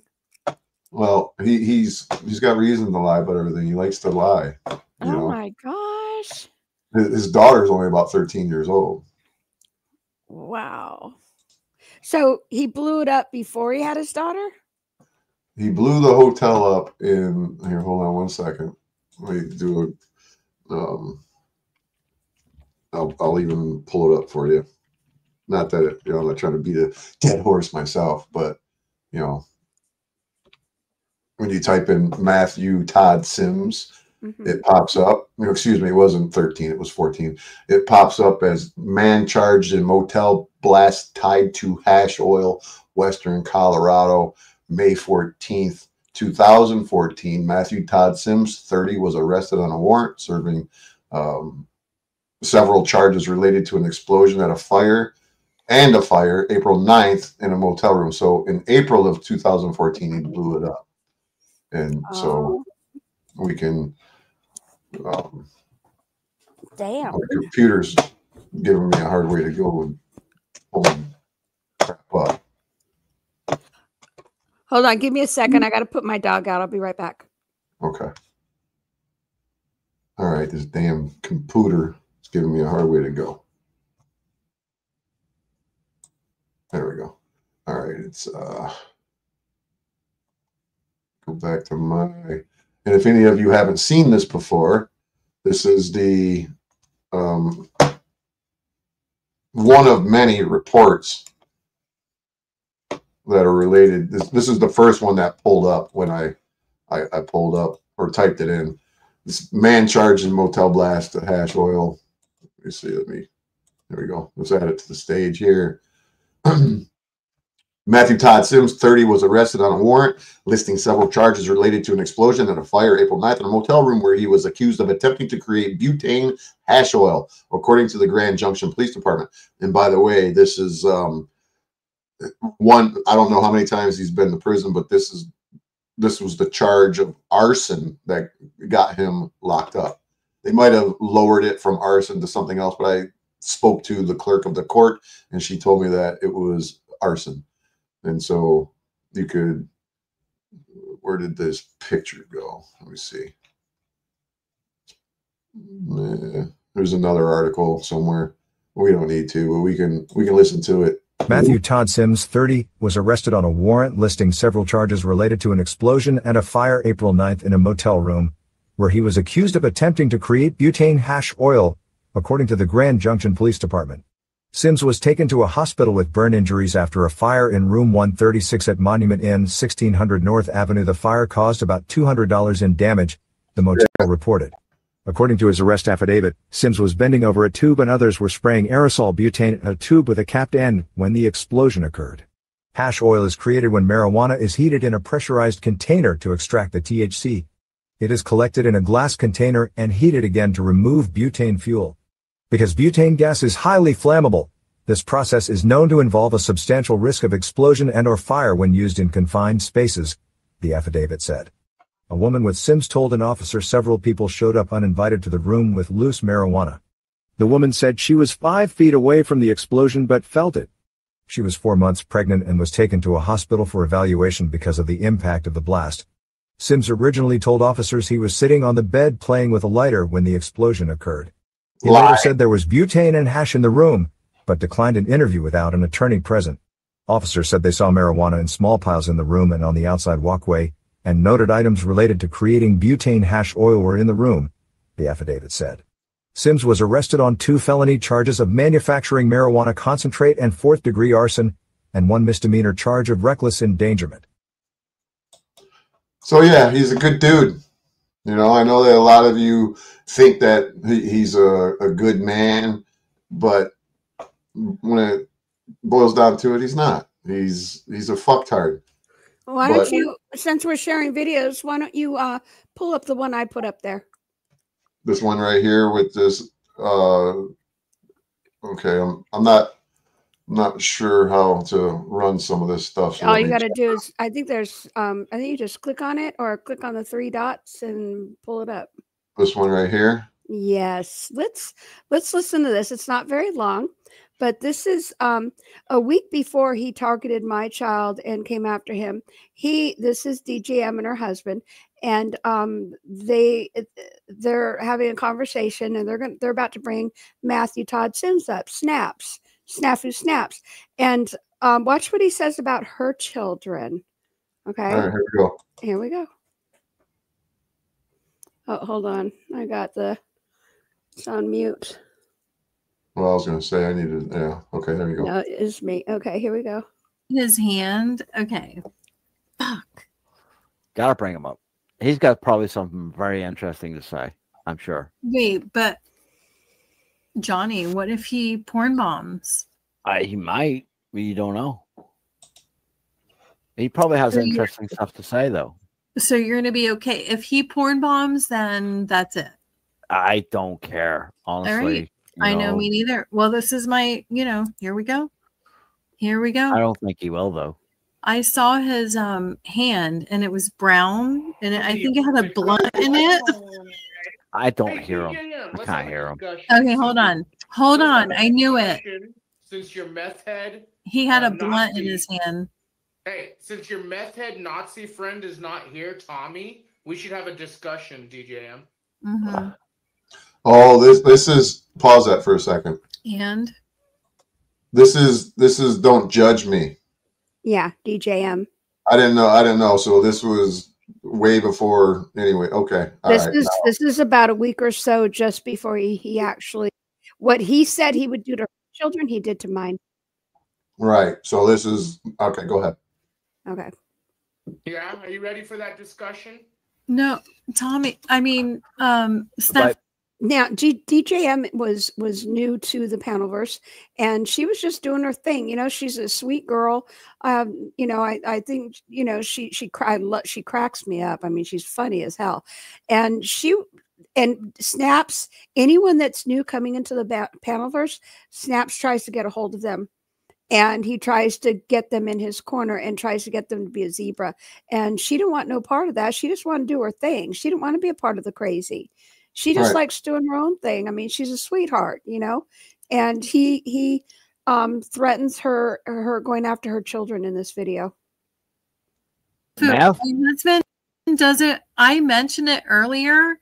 He thinks I'm crazy. He's like, "What the fuck is that guy talking?" Talk about you defending Tarek and his pedophile optics. Oh, okay. You know, Tarek and Venus straight up said they want to join the Panda Club. Yes. If Tommy's a meth head, he doesn't act like a meth head. I'm sorry. I have friends who are meth heads. No, I got friends who are meth heads too. I just am curious. What? He doesn't act like DJM's children are proud of her being degraded by a meth head. DJM. All right, hold on. Let me turn him up. Maybe I turned him down. Hold on. Why would I turn him down though? Turn myself up. No, I'll turn myself up. Do you like that? See how that works? Snafu, I turned you down last night. Bro. Right. So I want to know, you know, your meth head Nazi friend is not here right now, Tommy. You know, and let's be real. He's a self-admitted pedophile back in the day. He just admitted it. Yeah, you don't saying he fucked a 17-6-year-old, got her drugged up. You see how Snaps calls everyone a pedophile. It doesn't matter who they are. If he doesn't like them, they're going to be a pedophile. I'm shocked that I'm a pedophile. He called Tarek a pedophile. He called Venus Cupcake a pedophile. Everyone's a pedophile. And that's what I walked away from. I didn't want to do this crap. Well, he's probably got some optics of his own, and that's why he had supervised visitation, right? That he told me about. Yes. So go ahead, keep playing it. Okay. Whoa. Slow it down. Why are you defending Tarek, T-Reigns, October Reigns? Why are you defending Tarek, who admitted that they wanted to be in the Panda Club? Why are you defending shit you know nothing about?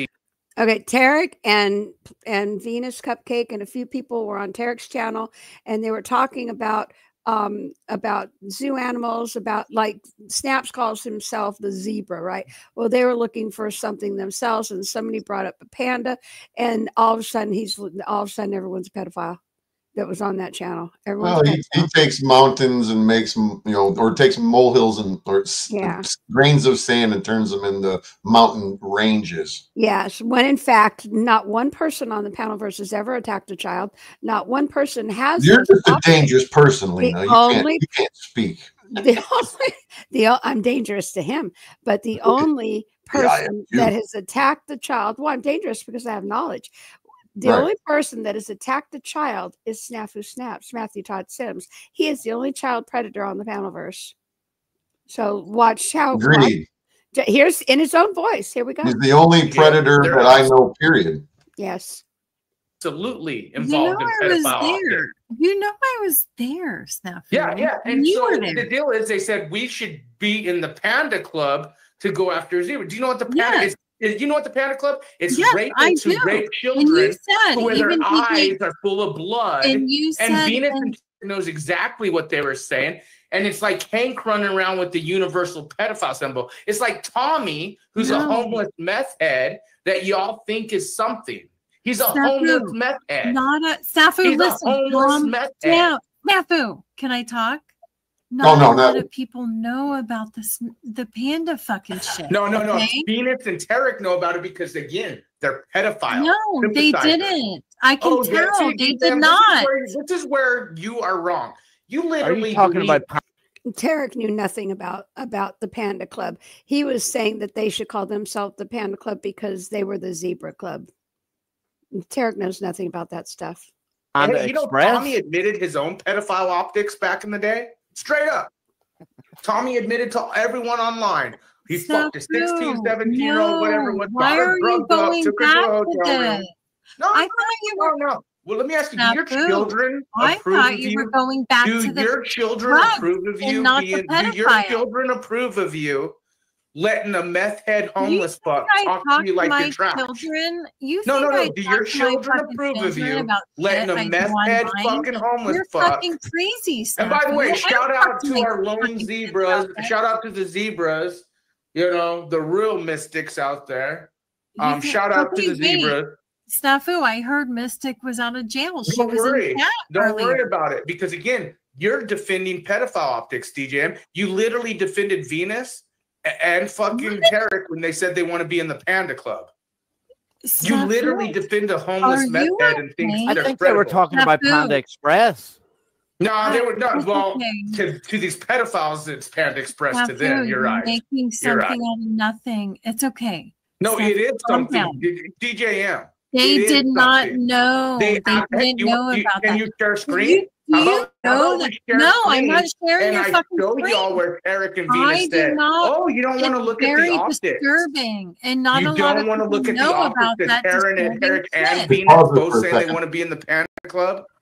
Really? You know, one thing that I find very, very, I only just ridiculous is that this fucking guy, for 5-6 years, hasn't been able to muster up enough money or whatnot to get some sort of ability to share his own fucking screen. He's got to get everybody else to share a fucking screen. You know, they're being their producer or whatnot. You know, so he can't even afford the people who are doing this, facilitating his bullshit, are doing it, enabling him by sharing screens and I put a video backstage, share it for me, and they all fucking do it. Most people would say, "Fuck you! I'm not sharing your shit. Go fuck yourself." Well, I think his mommy pays his cell phone bill. He can't even afford it. His mom definitely pays his cell phone bill. But okay, notice how he starts to attack her children, or attack her, saying he's going to go after her children as he's calling everybody else a pedo. It's okay as long as he's not sticking his thing in there, and you know, as long as he's just doing his optics. It's not really, you know. Go ahead and continue to play if you want. Okay. Not a lot of people know about that disturbing No, these people know about it because they're pedophile linked piece of shit. I mean, a lot of people know, but maybe they didn't know. No, DJ, this is like you thinking that a homeless meth head is credible. I think do you understand what I'm saying? Like, again, and a homeless meth head who treats you like shit, nonetheless, who talks to you, degrades you online, and you just take it. I'm in on it. You take it like a fucking I'm in on it with Tommy. So her and Tommy have this thing where, you know, Tommy will say, you know, be a smart ass to her and she'll be a smart ass back. It's a thing that they have on his channel. It's between them. And that's why she's saying, I'm in on it. So he's saying, oh, he treats you like this and that. And she's like, no, it's like a gig they got going. Well, what about the ironic aspect of him saying that, calling Luma Tommy a homeless meth head? Well, Snafu snaps it. If it wasn't for Social Security, you'd be a homeless fucking pothead. Yeah. And call anybody not credible because the way that they treat somebody, or because they're using, you know, illicit drugs or whatnot. You're a fucking you're using gas station heroin, brah. And then to refer to or to mention anybody treating anybody like crap, you are the pothead calling the kettle black, dumb fuck. And he grifts money off of Rachel Metzinger because she just got an inheritance from her mother, and he's been taking money from her like crazy, and she's dumb enough to give it to him. Well, that's the thing; she's dumb enough to do it. You can't, you know.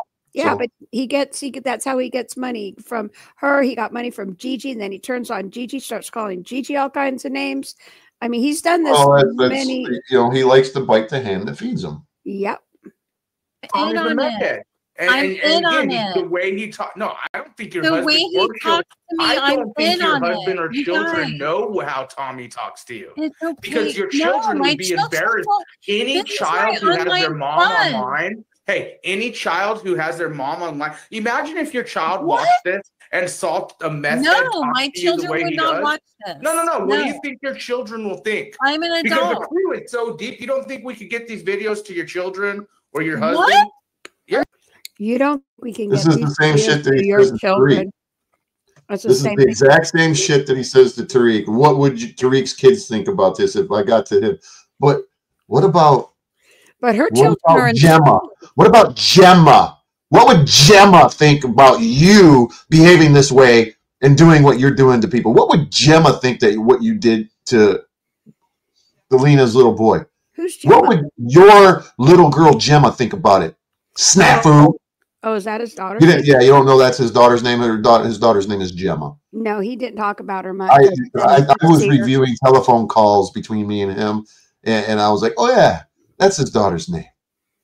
Because he told me what his daughter's name was, because I was telling him what I wanted to name my daughter with his, you know, it didn't happen, but I wanted to name my daughter Summer. Mm-hmm. And I was joking around and said, oh, yeah, I wanted to name her Summer Breeze. And I think that's a beautiful name. Because she was born on the first day of summer. And he told me what his daughter's name was and what her middle name was. Hmm. And nonetheless, his daughter's name is Gemma. What would Gemma think about you, motherfucker? Maybe I'm going to share all of this with your family. And maybe she's going to catch a whiff of what you're doing, you scumbag. But you know what? I don't think that Gemma would really care, because she doesn't give two fucks about you, because your sister, and I'm not even going to name her name because she's got nothing to do with you, and she probably doesn't even like you. I know your sister's name. I know everything about you, Snafu Snaps, you fucking piece of shit. Always accusing everybody else of what you do. Thanks for the $5, Hank Flamio, and go Apple Team, go! Are you fucking kidding me, Snafu? Yeah, no, I'm not kidding you. You heard exactly what I said. So my question is, why do you allow yourself to be degraded? Why do you allow yourself to be degraded by a fucking meth head online? So should I tell my husband what you just said? Sure, tell him. In fact, get him online. Let's talk to him right now. Let's ask him if he approves of a meth head treating you the way you treat him, and you suck the Tommy's balls off. He won't be very happy about that stuff. Her children are still in school, mind you. So right. Well, let's talk to your husband. No, let's talk to your husband, because if your husband and children are okay, my husband has talked to Tommy being degraded by a meth head. My husband has talked to, he will have no desire to talk. First of all, I wonder if I tell him what you just fucking said. Hey, what if your kids saw their mom online being degraded by a homeless meth head? He will be very pissed. How do you think that? How do you think your children feel if they saw videos of their mom online being degraded by a homeless meth head? How do you think they're going to feel, DJ? No, good talk. Give me X talk. Do your children know what the fuck you do? No, you're defending. All right, there you go. Stop that for a second. You're in a. I like what she just said. She responded with, what do you think your children would think about you doing what you do online? Yep. But see, that's the thing, is that Snafu Snaps doesn't give a fuck about his daughter. He doesn't. I had multiple conversations, endless conversations, till I was blue in the fucking face, trying to get him to do the right thing on behalf of his child and raise her. And I said, dude, you could get your daughter back from your sister. I said, she would have no problem giving her back if you were serious and wanted to do that. Mm-hmm. And he's like, oh, no. He had every excuse under the sun. So maybe the reason why he doesn't have his daughter is because he does fiddle and diddle his daughter. I'm accusing you of being a child molester, Snafu Snaps. I think that you've molested your daughter. There's been accusations of it. Nobody else that Lena's not saying it. I'm saying it. I say that you're a child molester, motherfucker. Do something about it. Take me to court, bitch. Sue me. The screenshot we have, somebody is literally accusing him of raping his 3-year-old daughter. And that's what I repeated. And then the next day I said, oh, sorry, because I shouldn't have repeated it. But it is what it is. He's being accused of it because he spent like a week trying to talk me out of believing it. He's like, Lena, you got to understand, they're the optics. Okay, everyone's after me. I didn't do that. But then why are you trying so hard to make me believe you? Well, funny thing is, Lena, you know how he likes to run around and yap with his big fucking mouth, how discovery is a beautiful thing. Mm-hmm. Well, who's the only one that's in court with him right now? Yeah. Where discovery is a legitimate factor in my situation, thanks to him. He's so goddamn stupid. He thought that he was going to do what he's doing to me, and he's going to get away with it. But you know what? Hey, Snafu Snaps, heads up, bitch. One of the questions is that it's going to be regarding what he's accused of with his daughter. Oh, wow. And you better not commit perjury, motherfucker. And you think that my fucking you think that it's not going to be revealed, it's not going to be discovered between now and you bringing your little bitch ass here to Michigan on November 20th?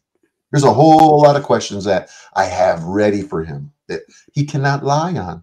Are you a were you ever charged with vehicular manslaughter? Matthew Todd Sims? It's not me. It's not that it was 42 years old. It wasn't me. You're such a retard, bro.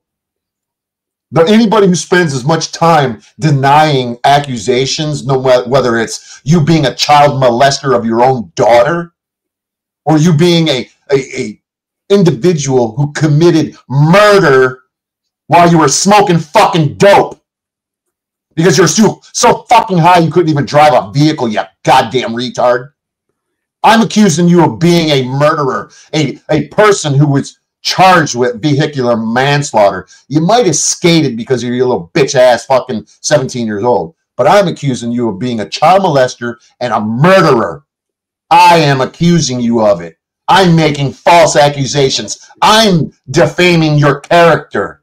I'm slandering you.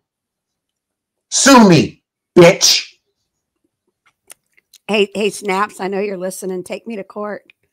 Take me to court if I'm lying, you child predator. Take me to court. That's a huge allegation. Take me to court. Sue me civilly.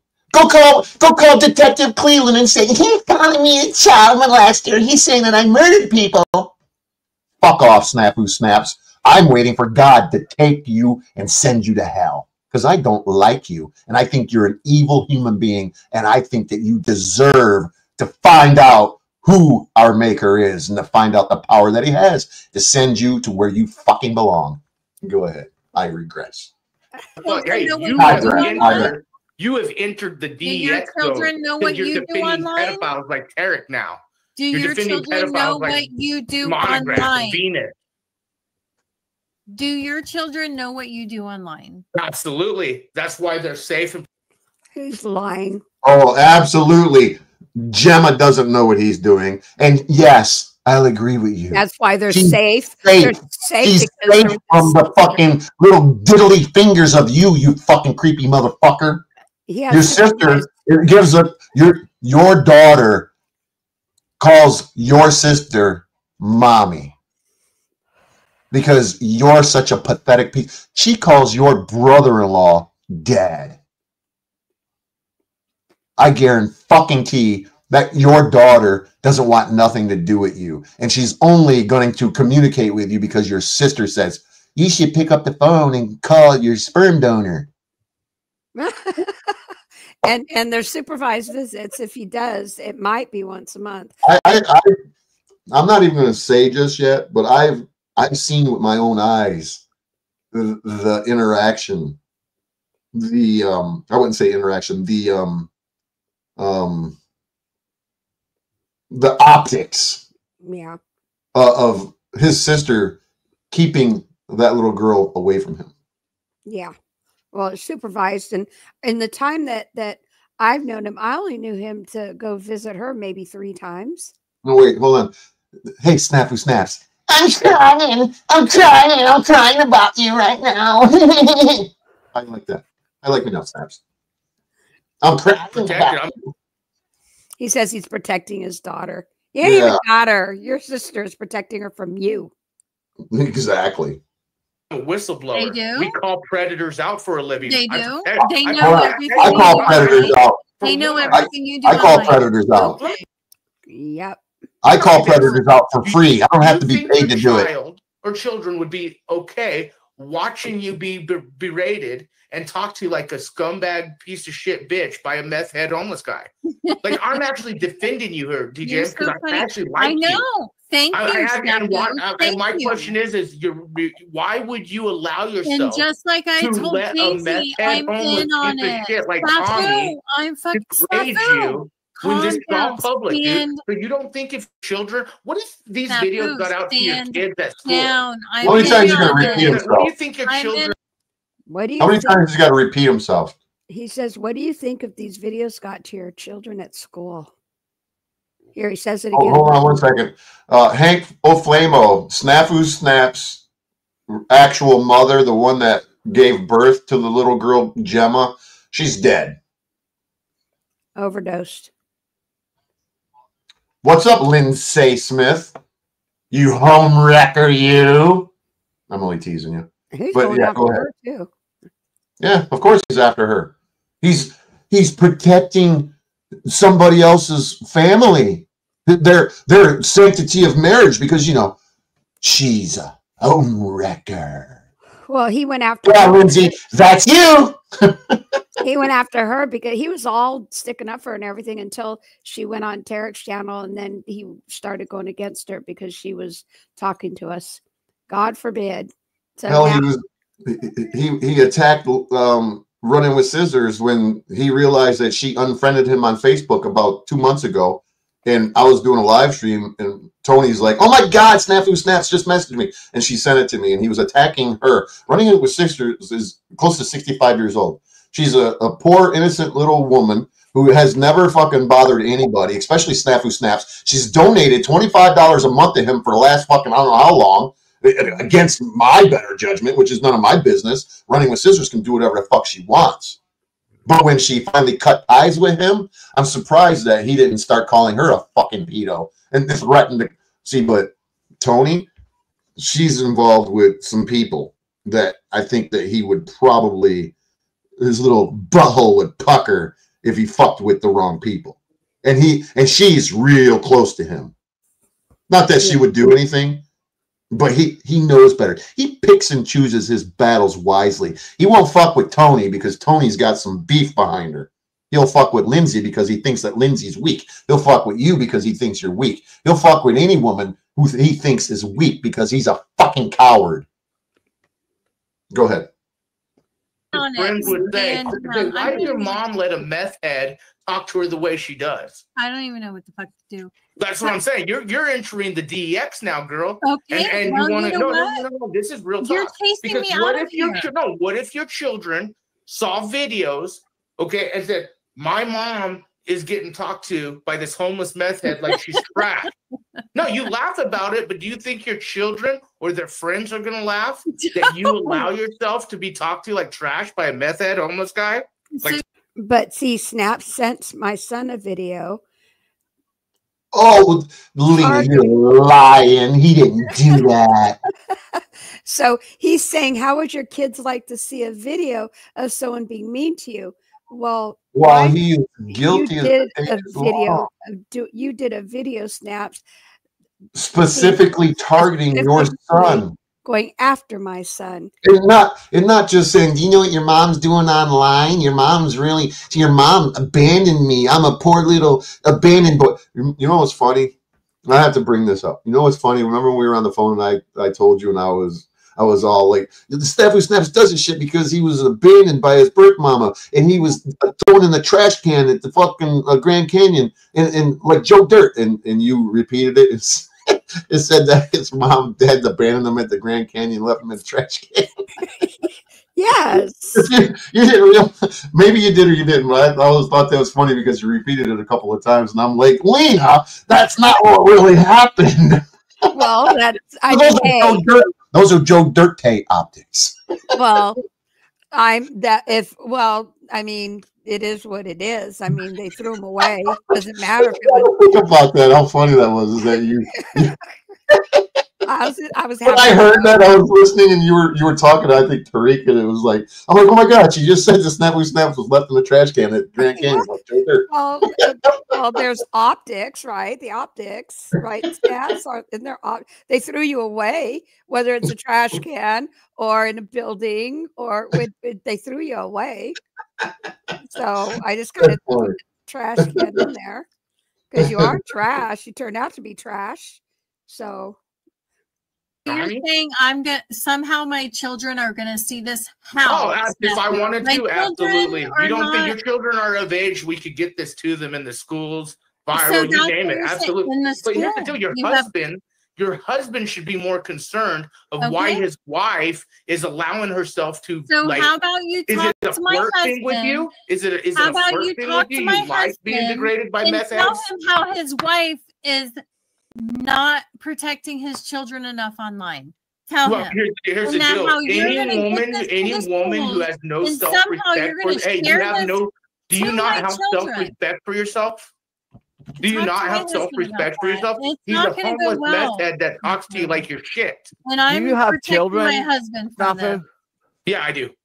You do? I'm protecting our children are not interested in thank you. Hold on. Put it on pause. Well, I don't know what I did. I gotta click that. Hold on one second. That's okay. That's pretty much the end of it. All right. Well, I was just trying to. He specifically. Thank you, Lynette, for being a member for 7 months. I appreciate you, girlfriend. And Lindsay, you got one of those tools. You want it or not? If you don't, I can take it back. I just thought that maybe you would appreciate me giving you a fucking tool to whack a fucking crackhead zebra over the head with it. You know, you can dodge a wrench, but you can't fucking beat a fucking zebra over the head with it. But there you go. Anyways, I gave Lindsay a wrench, Elsie. Oh, cool. But yeah, he's going after her because she was talking on Tarek's channel. So she became his target too. Before that, he was like all, go Lindsay, But, oh yeah, he was all on Team Lindsay, and then now he's calling her a home wrecker. Lindsay, you're more than welcome to come up here if you wanted. I can give you the link. If you wanted to email me at badapplemedia@yahoo.com, I'll give you the link, and you can come up here and you can talk if you want. If you don't want to, that's fine. But as far as the rest of the information on this guy and what he does, well, you're eating banana chips right now? Gross. I've had banana chips, dehydrated ones. I don't really, Well, when you're done, I don't know if you're eating like banana chips for the next hour or anything, but whenever you're done eating banana chips, you're more than welcome to come up. I don't mind people eating on air. That's just some whining ass crying bullshit that OTW does when I eat an apple and peanut butter. But it's all good. But anywho's, if you email me at badapplemedia@yahoo.com, let me know that you sent me an email. I'll send you the link. And if not, that's cool too. But nonetheless, what would you like to? So I wanted to play that video because that video, Lindsay, that you just heard was Snaps telling her he can get a video to her children about DJM in their she heard that, but yeah, that's just some pretty fucked up shit that you're making threats like this, and that's just an example of one of the women that Snafu Snaps has targeted. And hey, OTW, would that not be a threat? Snafu Snaps has never threatened anyone, has he? OTW, Patrick, you fucking douche. Put that on your list, fucktard. And that one too. Yeah. So I'm tired of people defending this fucking guy for fucking shekels. When the first time you said shekels, I was dying. Shekels. Yeah. But that's what these people do is they, it's the Powder Dusty, it's fucking all of them. I can name names, but whatever. I know maybe Powder Dusty ain't doing it now, but he does it. He's done it for shekels. I'm not trying to attack Powder Dusty. I really don't have an issue with the guy like I do with OTW. Yeah. Okay. OTW is the fucking most arrogant fucking prick that I've fucking seen in a long time. Yeah. The fucking toothless motherfucker. He's got English teeth, whatever. When I see somebody who has nasty, rotten ass teeth, I think of, you know, a meth head or somebody who has really bad hygiene, and it's like, ew, you know. I can imagine that fucking guy's breath smells like, but hey, whatever, you know. He likes this. You ever break your arm, Patrick? You ever have a broken arm but from reaching back to pat yourself on the fucking shoulders to tell yourself how awesome you are? Do you need a back brace to keep your back straight so you don't bend over to suck your own dick too much? Well, he says he's going to change things up. From what Tarek says, he's going to change things up and not. No. You said it too. It doesn't matter who told you. No, I think that I'm the one who encouraged him to change his shit up because he did a video the other day. I could share the video, but I won't. It doesn't much matter. You know, he put it on fucking private, and I only got pieces of it. But I did a video pointing out his hypocrisy, pointing out dirty laundry. You know, the guy that airs dirty laundry all the time, and his whole channel is about everybody. And he goes, all you do is talk about Snafu snaps, and he holds his head like he's in such pain. You can't. That's the only person I talk about Snafu snaps on a regular basis. It's because I'm currently sitting here with some fucking charges on my ass. I got a fucking tether on my ankle, and I got 2 fucking criminal charges on my ass because of a fucking scumbag who's using me to make himself look like he's a credible shock journalist. Yeah.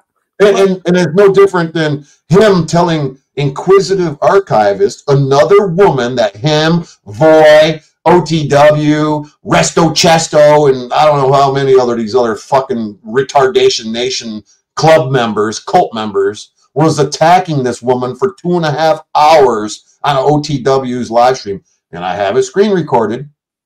I don't need to pull it up.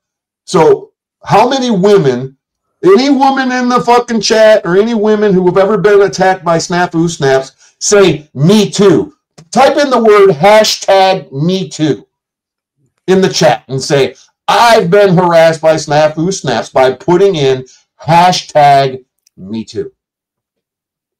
And thank you, Lynette. I wasn't asking for shekels, sweetie. What do you mean I just had the opportunity to talk with Snafu? Did I make any headway with each other? What do you mean? Snafu snaps runs away from me like a little fucking bitch. Anytime that he fucking sees me anywhere, he wants to play the, I can't be here, I can't. No, it's because you don't, Snafu snaps doesn't want to face me. Because he knows that I will destroy his ass when it comes to fucking the question. He attacked me for no fucking reason. Well, I wouldn't say for no reason. He's got a reason. His reason is because I wouldn't give him my audio recordings of my telephone calls with Christopher Adam Ferrito of the Marfoogle TV network. Because he thinks that there's some detrimental information in there that'll expose Marfoogle TV for his veterans charity fraud. Well, I got my text messages between me and Snafu Snaps from day one. And in late 2019, the text message, and they may still be up on my shit. I don't know. I might have took them down again. But the text messages are on there, and it clearly shows Snafu Snaps declaring that he was going to make Marfoogle pay for not giving him enough attention when he was in the hospital for one of them other times that he was dying. Or when he was in the hospital for his mental breakdown of him eating handfuls of pills to try to take himself out. Too goddamn, he didn't succeed, but you know, hey, try again, right? But nonetheless, he's upset that Adam wouldn't, like, oh, poor Snafu Snaps, are you okay? He didn't call him. He didn't ask him if he was all right. So ever since that day, and that's not only reason, Adam separated himself from you, Snafu, and you know this is the fucking truth because you got that channel taken down. That's almost the 6,000, 6,500, whatever it was. The biggest channel you ever had. Not 60,000, you fucking lying scumbag. It was 6,500. I know. I was there. And so you did what you did. Hold on, Elsie. You did what you did, and you got your channel taken down again. And then you wanted them to help you. They already warned you to not do it because they weren't going to help you again, and you did it. And then at the same time, when you got your channel taken down, you were happening to go through your little mental illness, and you were locked up in a fucking mental ward for a week or 2 weeks, whatever the fuck it was. Then because they didn't ask you if you were okay, you vowed that no fearing like a Snafu snap scorn. And it's been hell for Marfoogle ever since. And anybody associated with Marfoogle TV. And for those from 2019, when you knew that when I taught you how to record your phone calls, when I had dealt with you from 2019 all the way up until early to mid 2022, when I finally cut ties with you for once and for all. The entire time, you were always asking me for my audio calls with Marfoogle, and I would tell you, no, I'm not going to share them right now. No. I kept blowing you off, making up excuses. And then I finally cut you out of my life. And now your little feelers are hurt. Go fuck yourself, Snafu Snaps. I think you're the biggest fucking piece of shit on the planet. So now what's up? And because Lee wouldn't share the audios, he antagonizes. He goes after everyone, targets them, and he doesn't stop until. With scissors, you should be putting in the hashtag Me Too. I put it. I see that. And with scissors, you were attacked by him. Yeah, and he gets Lee so mad that he says, I don't know, what'd you say? Well, what, when I told him that, when he called me and harassed me the last time? Yeah. When he called me on April 29th, well, April 29th, not the 30th, earlier this year, I was doing a live stream, minding my own business in my little corner of the internet, had no idea who or what the panelverse was, didn't give a fuck. Never thought once about Snafu Snaps until every time he'd pop up, I'd fucking get pissed off at him, tell him I was going to fucking do this, that, blah, blah, block his shit. And it was going on for every couple 2-3 months for 3 fucking years after I cut him loose in 2022. And the last time he called me, I had enough of it because he called me up, I don't know, a couple of months earlier, telling me that he was going to come to Michigan and red flag law me, running his mouth, saying he was going to kick my ass, all kinds of shit. And I told him that I would send him some fucking gas money. Hopefully his little raggedy ass fucking Mustang. Well, he didn't tell me that his Mustang needed a clutch or it was broke down, needed a throw out bearing, whatever the fuck the problem was with it. So I would have sent him a bus ticket. And he could have come to Detroit and he could have tried to kick my ass. You know what he said the other day? But that was hold on one second. But that was the time before he called me on April 29th. He called me on April 29th from a text now number or whatnot. He didn't call me from his actual telephone number that his mommy pays for, the one that he's had for a long time. He calls me from a number. He said Phoenix, Arizona. I said, who's calling me from Phoenix, Arizona? I can play the video. I've already played it multiple times. Then I said, I wonder who this is. I kind of had an inclination that it might have been Snafu. And I answered it, and I said, yeah. And he's like, why are you such a crybaby? You're a crybaby. You're blocking people. You're a traitor. You're a sellout. And I said, oh, fuck, it's that fucking faggot Snafu Snaps. I said, what do you want, motherfucker? And he's running his mouth, blah, blah. And so what I said to him is that I told him, after he was off the phone, and I'm looking at the camera, talking to him on my live stream, I said, dude, I swear to God, I'm so sick of your shit. I swear I'm going to come to fucking Arizona and I'm going to kick your ass. That's what I said to him. That's it. And because of that, you get a tether. Well, not only I was going to kick his ass, but then, 5 minutes later, I was just doing, internet fucking hyperbole and, my artistic expressions through my Bad Apple Media character. I said, I swear to God, I'm going to come there, I'm going to record it, and I'm going to fucking choke you out, man. You're going to be flopping around like a fish. I'm going to choke you out, motherfucker. So now me saying I'm going to choke him out, he's going to flop around, and I'm going to record it, I'm going to share it. That is me threatening to kill him. Literally, he threatened to kill me. He's a fucking crackhead, gas station heroin fucking retard who needs to put down the fucking blunts.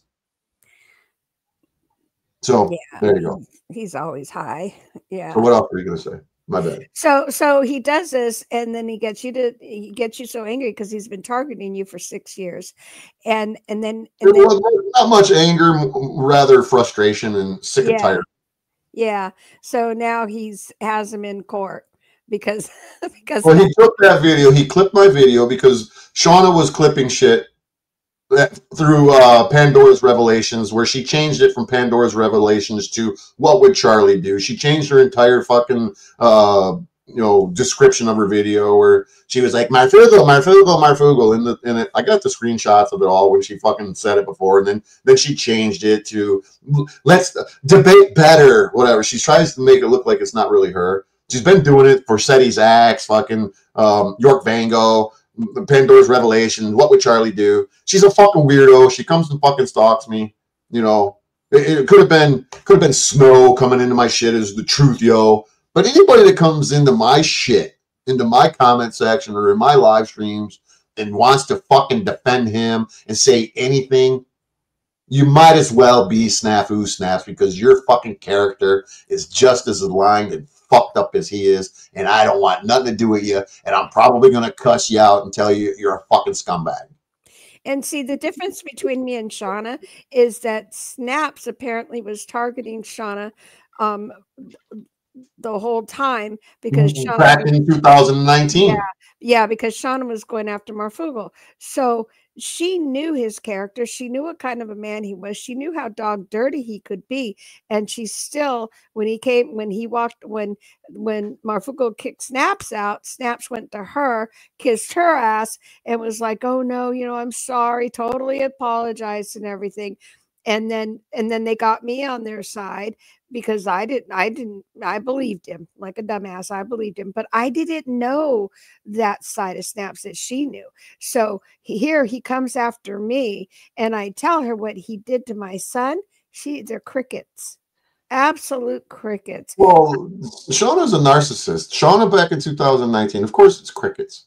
In 2000, I just said it again. Back then, when she was afraid, after I went and visited Squiggy, before I even went and visited Squiggy, they were communicating, her, all of her little minions, Iggy, I don't know how many they were, but there was enough of them that were contacting the FBI, making reports saying that I was a domestic terrorist because they were all threatening me, saying that they were going to come and do shit to me and whatnot, kind of like they do all right now all over the place. And I pulled out my fucking pistol, and I was just like, hey, fuck you guys, because they were making threats. And I said, you want to come and fuck with me? And I showed my gun briefly, and I cocked it off screen.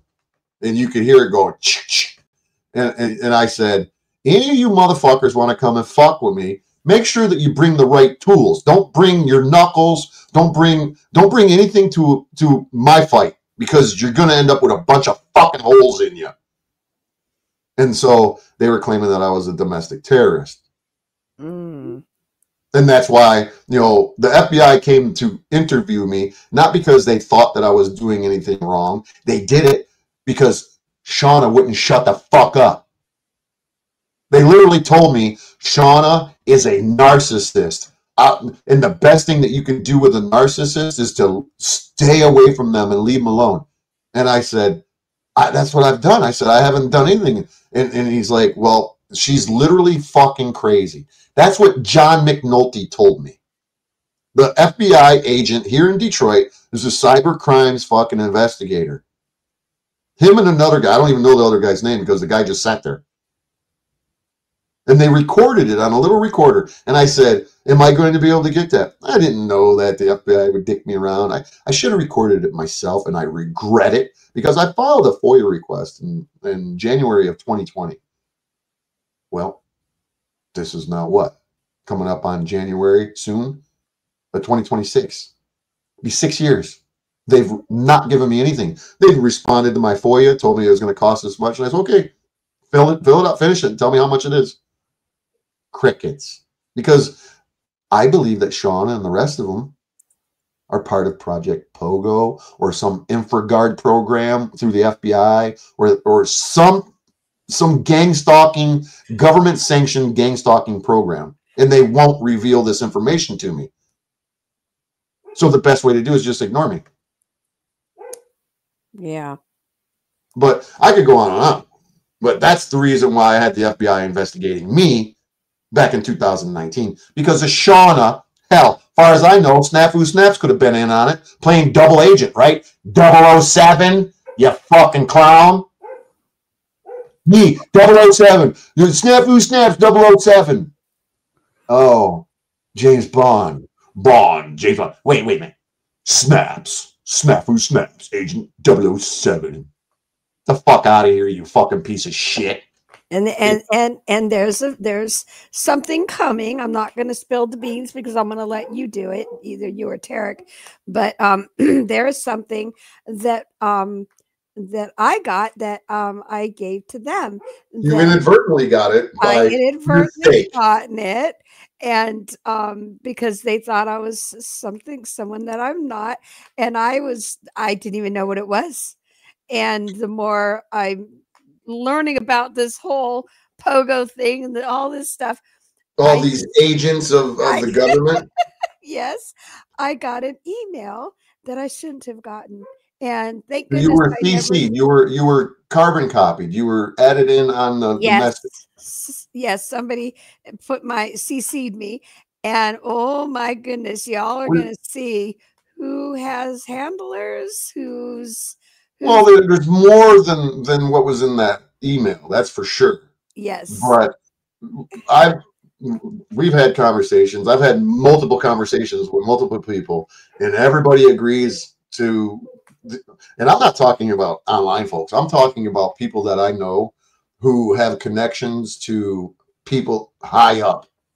Mm-hmm. I got a friend who has friends. Put it that way. Mm-hmm. And my friends and even their friends are like, yeah, there's no other explanation for what's going on in your situation. Not just by what I'm dealing with, by how I'm being prosecuted maliciously, and those that are behind it, Snafu and others, Snafu, and the rest of these fucking idiots in the retardation nation. They're all ignoring what he has done as if it's no big fucking deal. Like they're protecting the rapist and just saying, Bad Apple Media, you should have been wearing them sexy clothes and Snafu Snaps wouldn't have raped you, bro. Yeah. and so the email that you're referring to, I'm not trying to, take away from, Tariq's thunder or whatnot, but I've texted him several times since we've been on here, gave him the link and told him to come on up, and he's not saying a goddamn word. It's already 1:30. This is typical Tariq shit. He's probably asleep, though. I don't want to fucking hear. Sorry. I talked to him yesterday when I was on this shit. I talked to him the other day when I was on there, and he's like, yeah, come on up Fridays. I said Friday night. And he goes, nope, I got to work Saturday. But if I do, I said, okay, Saturday night. Yep, definitely. I don't have to work on Sunday, but sometimes I do. Well, now, whatever, Tariq. Come on, man. Quit playing fucking games with me. But whatever, it's all good. Nonetheless, I think that I'm just going to, reveal it. I can share it right here, right now. And somebody in this fucking thread right here is probably not going to be too happy. Yeah. Yeah. You see the name in there, right? Yeah, I see the name. And I would give the individual the opportunity to come up here and speak. Yeah. But the email was back in May of this year. Uh-huh.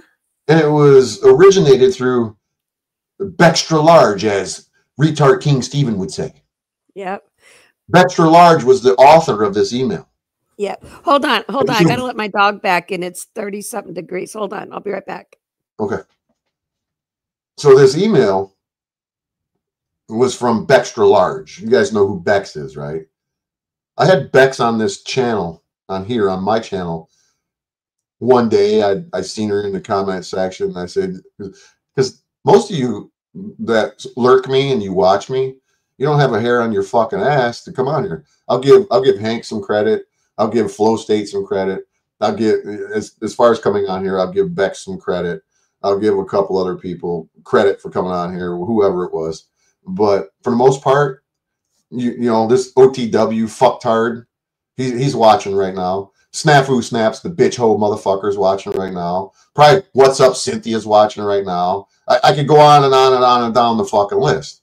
The only one that has the courage to come in here and say anything is Lindsay. Fuck Bex.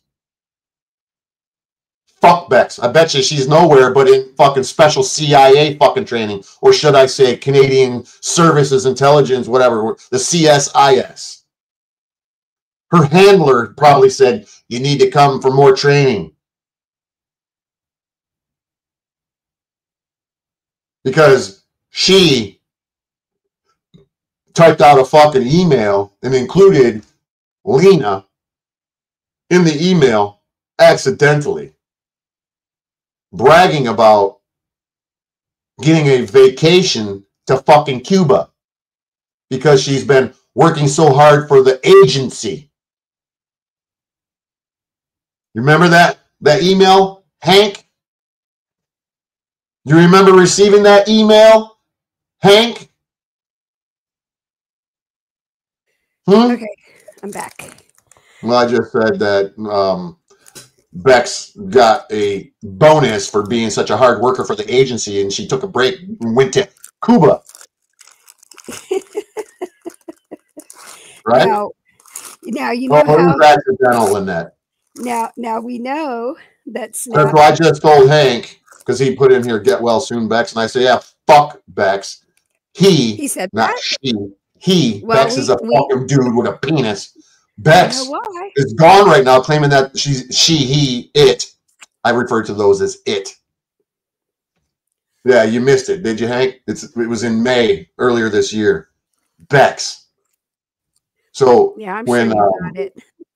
So Bex could be in special CSIS training for the agency to tighten up her skills, her psychological warfare abilities, because they don't seem to work on me and they don't seem to be working on others. So, you know, other people have disappeared. Hell, Powder Dusty's disappeared for what, a couple of weeks, 2-3 weeks at a time. Snafu Snaps has even disappeared for a week, 2 weeks at a time. Says he's in the hospital. I wonder. You know, there's a lot of people that are some sketch ass motherfuckers on here, and I know people like you, OTW. You know what? We talked about this. It seems to be a Canadian, not just, but it seems to be a big Canadian thing. And what's going on with the internet in Canada and censorship and them not having the rights, and they're making crazy ass laws to take away free speech. It seems like a lot of Canadians are involved in this panelverse or panel curse, the retardation nation, as I call it. You got King Stephen, who seems to be everybody's enemy one day and then everybody's pal the next. You know, Snafu Snaps and King Stephen. I got fucking audio of Snafu Snaps fucking telling King Stephen that he would beat his fucking ass. He'd rip his little earrings out of his ears and shove them down his throat so he would no longer breathe. Oh, really? Oh, yeah. But Snafu Snaps never threatened anybody. I got audio and video of Snafu Snaps saying he was going to fucking kill Powder Dusty. Not once, not twice, but 3 times. Oh, my goodness. Paul fucking Enslaved was threatened by Snafu Snaps that he would kill him. He's threatened to kill Gigi. He's threatened to fucking come and red flag law me. He threatened to kick my ass. Snafu Snaps is a fucking piece of shit. And anybody, listen to what I'm saying, you fucking lurker motherfuckers. And anybody who watches this later, any of you scumbag fucktards in the retardation nation who support Snafu Snaps in any way, shape, or form, you are my motherfucking enemy. You are my enemy. And you know how some of you who don't necessarily support him, who appear to have beef some battles with him, but you're on the good side, or you maintain the peace and you never ever call him out. Why don't any of you people out here in the panel curse? And Tariq, I'm talking to you for a little piece here, which I would say this to your face if you're up here. Why wouldn't you or anybody, like Lindsay? I seen Lindsay earlier saying something about him in his head, his dissecting cellulosis on his nugget. And she was capping on him, and he didn't like it. He was calling her a home wrecker, and she said, well, you're giving it to me, I'm going to give it back. And good on you, Lindsay. So why doesn't everybody do that? When say like dirty laundry, when he's constantly running his mouth. Now Snafu Snaps wants to make a peace accord with dirty laundry and say, if you want a cupcake with me for the rest of your life, then Hank Flamio chimed in, which was kind of funny. He said, well, how long is that going to be? For a month at a time? Because he's always dying every month. Yeah. But this is the thing, is that they all hate each other's guts. Yep. On yesterday's live streams, but today they're all cupcaking and hug a buddy, fuck a buddy with each other. But hey, I've done nothing to nobody but call them all out, and everybody has a fucking hair up their ass on me and hates my guts. And, I don't even go out of my way to fucking. There's really no point, because I've realized that you fucking retardation nation, you all support him, whether it's because you're required to, because you're part of the agency, and none of you, kind of like Gigi, how me and Tariq talked about it, how Gigi has not ever fucking made a report, and if she did, where's it at? Is it because she is part of the agency and they're not really allowed to take it into real life, but the members of the agency, who are all same club, are allowed, like Snafu Snaps, to take it into real life? Like for me, it's okay for them to come outside of the real life when it's a guy who's not part of the club or a member of Retardation Nation. But for a guy who's outside, like me, or excuse me, like somebody that's inside, like, Hank or Goblin or whoever, they're not, or whoever it is, they're not allowed to take it to the fucking police. Hank told me that what do you mean? What does it say in that email, Hank? You found the email, did you?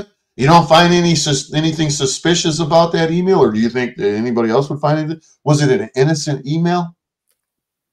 Was it an innocent email and it doesn't make any sense to you, Hank? You don't need to forward it. Calling everyone Pogo channel, Pogo. You see what's it saying there? Hank? You want to come on up here and talk about it, and you can share it in your backstage. You can forward it here, right here on this channel. You can be part of this fucking live stream, since you're part of that email. Yep.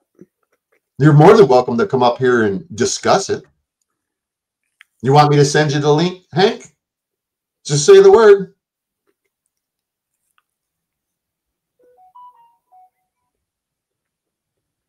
So, for any of you guys to be supporting this retardation nation,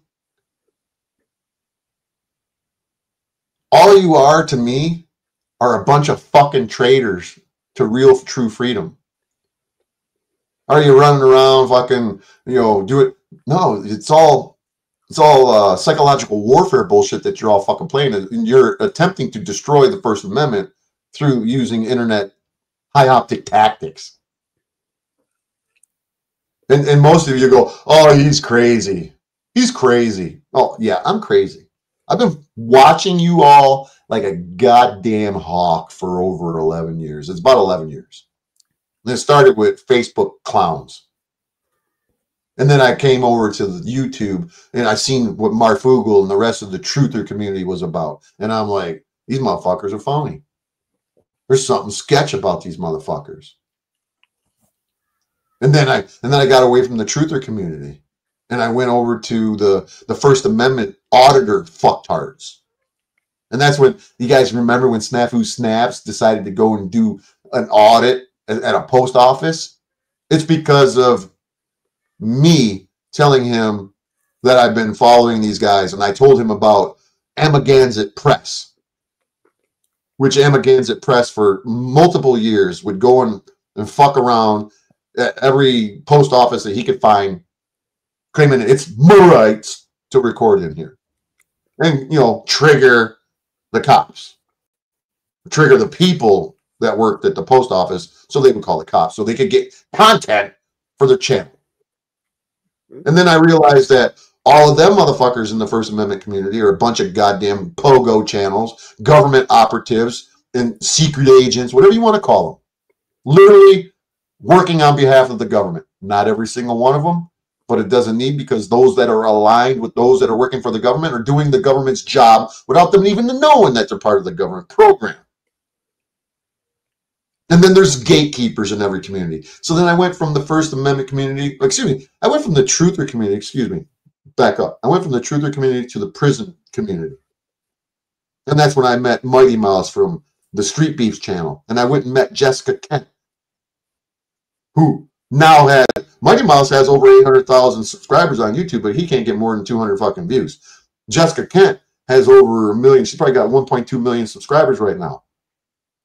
She's involved with this fucking drama shit with a guy named Burner420, who's another very popular fucking YouTuber in the prison genre. And then I realized that Jessica Kent was a phony. Her story about how she went to prison was a fucking fraud. It was really? Yeah. And then found out that she was a snitch. But I didn't reveal any of this. I found out that the dude Mighty Mouse from Street Beefs, we was trying to collaborate a little bit together because he wanted to do prison reform content, and that's what I wanted to do because I spent 4 years in prison. And then when I found his real name, he lied to me about where the event was going to be, and it was somewhere else, and I just happened to run into somebody else that came to the event, didn't know that the venue had changed.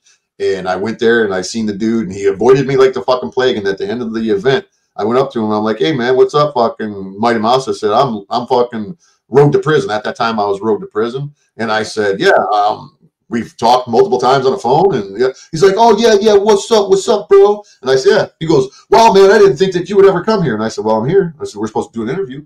Yada yada yada. So he gave me fucking about 15 minutes of his time while he's trying to leave to get away from me. But before that happened, I was talking to the little dude that, I met at the wrong address, which was at Scarface's house where the most of the main events are held. They call it Satan's backyard. But anyways, I said, "What's this dude's real name, man?" And he told me what his real name was. And I'm like, all right. So I looked him up after the fact. And I did a fucking little background on him. And come to find out that he was not in prison for breaking and entering, burglary, as he claimed, and everybody thought, or at least they thought. And I found out that he was actually in prison for sex trafficking a 13-year-old girl and her mother out of a hotel room. And I revealed that information. And then after I revealed that information, he got fucking kicked out of the Street Beef Club. And he was running his mouth to me. I still got the fucking audio from the voice text from him going, "Motherfucker, I'll whoop your ass." And I said, "Pull up, bitch. Pull up, motherfucker. We'll find out. Your tattoos and your fucking swelled up shit don't scare me, bro." But anyways, then I went from the prison genre because I realized that they're all a bunch of fucking phonies. I went to the First Amendment community where I found out that they're all a bunch of fucking phonies. and then I went to the Second Amendment community and I found out that they were a bunch of fucking phonies. Oh my goodness. And then there was this other group that were called the frauditor community who were harassing the First Amendment community because the First Amendment community wants to record the cops because it's my rights. And then the frauditor community wanted to say, "Stop recording the cops. They're heroes. We need them. Leave them alone." So it was, and then I found out that they're a bunch of fucking frauds. And so everybody on the internet is a bunch of fucking phony government fucking shill plants tagging, tracking, and IDing people, and then you guys snaps whining and crying about Marfoogle. And the optics are high with Oracle. Do you know who Candace Owens is? Oh, Oracle.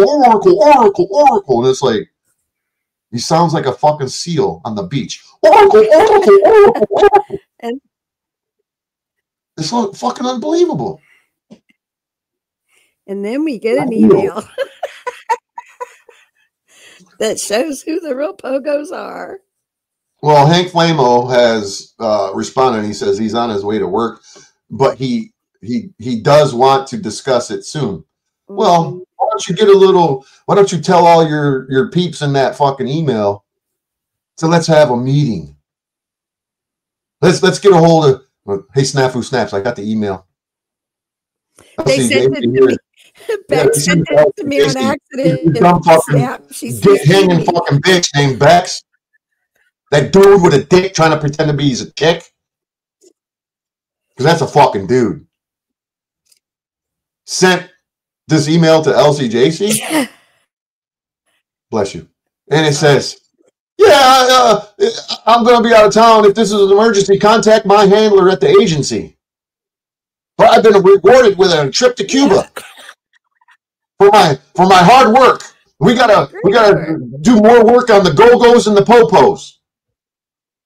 Well, you guys know what go-go's and po-pos are? That's government-owned, government-operated channels.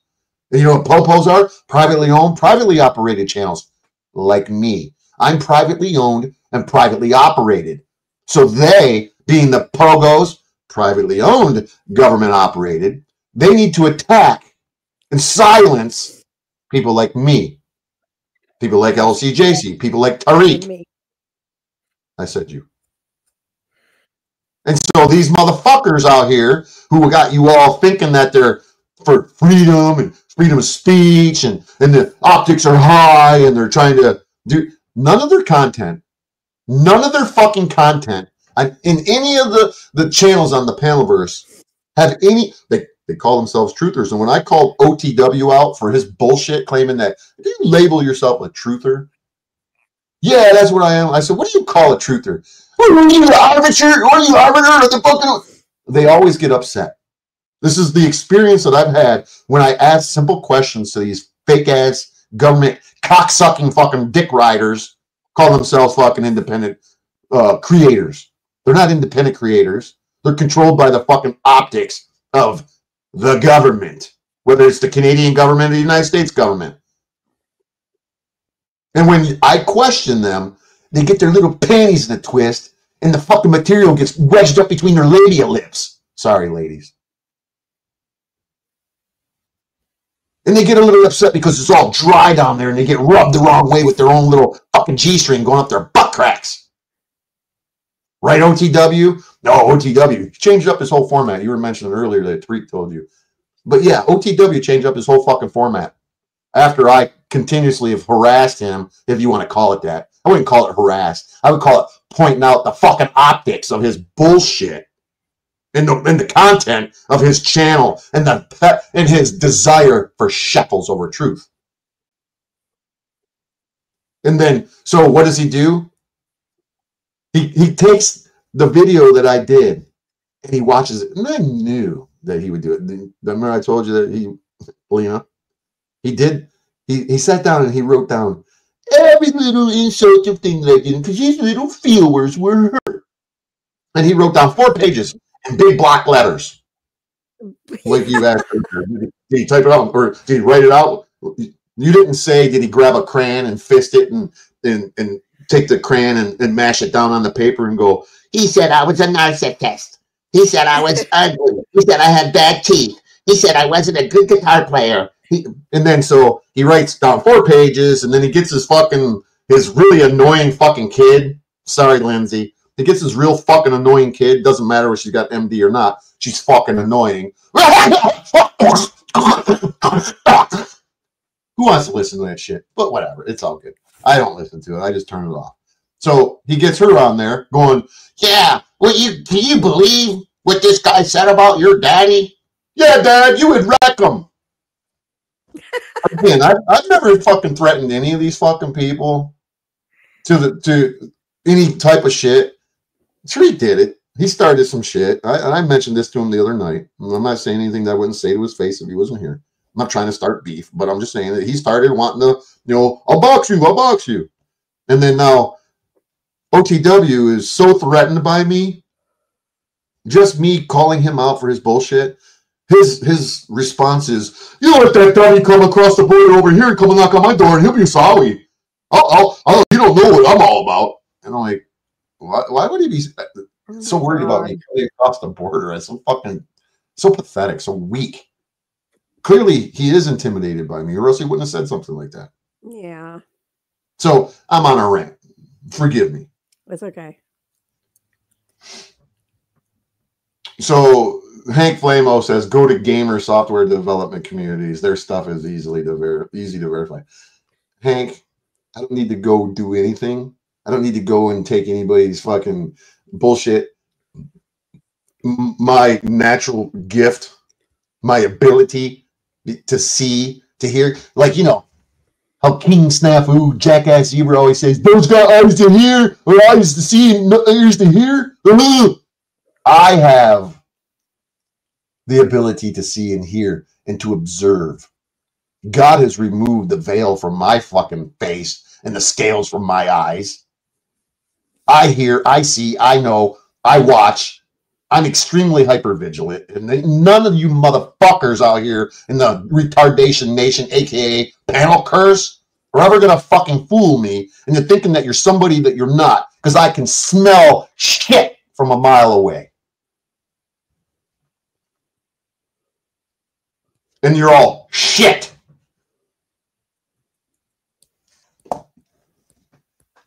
And your girl CC'd me in that email, you jackasses.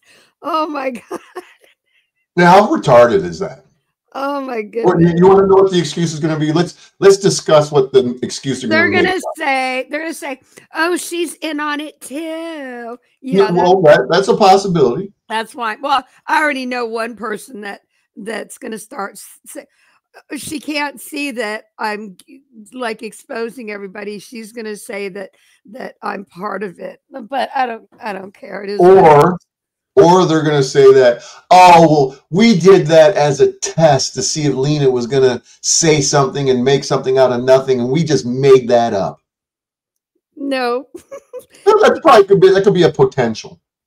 Yeah. So we got to look at all avenues of their justification and the reasoning for her being Bex, for it being a retarded individual, and including you in an email, or Lena, you're in on it too. I guess. So there's going to be some damage control over this. So I'm in on it. So I give it to you. Well, you got to cover your ass. It's damage control. Well, so if you're in on it, then it's a legit email, right? This is back in May, and I didn't even know what it was. Well, if you're in on it, then it's legit, right? I guess. Oh, well, right? Okay. We can look at it that way too. Yeah. Right. Well, I'm just, you know what I'm saying? So they're almost at no point, or I mean, at their backs may be up against the wall, and they're not going to be able to do anything but other than say anything other than, well, it wasn't a real email. We were just making it up. No. But one of the names in there, I told you, one of the names in there was Scarab Performance. Mm-hmm. Snafu Snaps told me about this Scarab Performance guy and suggested that I go and watch his video and his content. Mm-hmm. I don't know. Fuck, I could, if I wanted to listen to it. I have a hard time I have a hard time tolerating his fucking voice. And whenever I hear him, I it's like nails on a chalkboard by 10,000 to me. Yeah. And I don't want to go into my audio recordings and listen to anything he did. I listened to a few of them way back when. And that's how I remembered his daughter's name was Gemma. And I'm like, oh my God, I can't take this shit. And I had to fucking turn it off because I can't stand his fucking voice. So for him and the rest of them to say that they're not involved, why would he be telling me to go and hang out and go and watch Scarab Performance? Well, I reviewed his channel recently, and he's got some really weird optics on there. I didn't listen to his content. I don't really care. I got time to listen to these guys fucking bullshit nonstop, like being on the internet 24/7. I'm on it too much as it is. But my memory is, red flag, ding, ding, ding, straight up in the air. Why did he tell me back then to go and hang out with Scarab TV? Or I mean, Scared TV, Scared Performance. And I was like, yeah, okay, sure. Never bothered. But now his name's in that email. And I'm like, now you know why. I'm Team Pogo. So it makes me wonder, see, back then, and it was either 2020 or 2021, because I was running from Detroit to Laredo and all the border towns down in Texas. And for a year, since in January, after I beat the malicious prosecution of 2019 that Shauna started through, them calling the cops and making up bullshit, and then getting the cop all fucking butthurt over me, and calling my work, and they get all butthurt over me, doing the shit that they did. Well, after I beat that case and I was off of the fucking bullshit, and after, long story short, I was able to travel again in 2019, early January. January 13th was the first day that I went back on the road. So talking to Snafu Snaps that entire time, he was telling me about some guy named Aura, A-U-R-A. Yeah, this guy Aura is fucking talking shit about you, man, and blah, blah, blah. And I'm like, who is he? Why would he be talking shit about me? And what turns out it's this fucking Alan and Krista fucking too, right? I don't know who they are. I didn't know who they were then. And he's like, you should go watch your channel. And he would send me fucking links. I got the fucking shit that he would send me in all of my text messages. When I pull the shit up, it says that the videos have been removed. I'm only assuming that's Alan's channel, because his channel got taken down, and I'm accused of being a part of it because I was, helping Marfoogle, and Snafu Snaps is on the backside going, yeah, that road to prison, he's working with Marfoogle. God knows what this fucking clown was saying about me while he was trying to fucking pretend to be my friend. Yeah. Hindsight's 2020. He really wasn't my friend. And I don't blame him, because I used to always give him shit 24 hours a day, 7 days a week. Not all the time, but a lot of times I was trying to fucking admonish him, and like a little brother in a headlock, giving him noogies, telling him, you better knock it off, or I'm gonna give you a wedgie. Cut it out, knock it off, stop fucking with people. So then he was trying to get me to beef with Aura. I didn't have no idea what it. He said, yeah, he's in Dallas. So he kept bullshitting me, shitting me, whatever he was doing, blowing smoke up my ass. So then one day I was going through Dallas on my way down to Laredo, and I was talking to him, and I'm like, oh, let me make a video. I'm going to go live. And he's like, yeah, do it.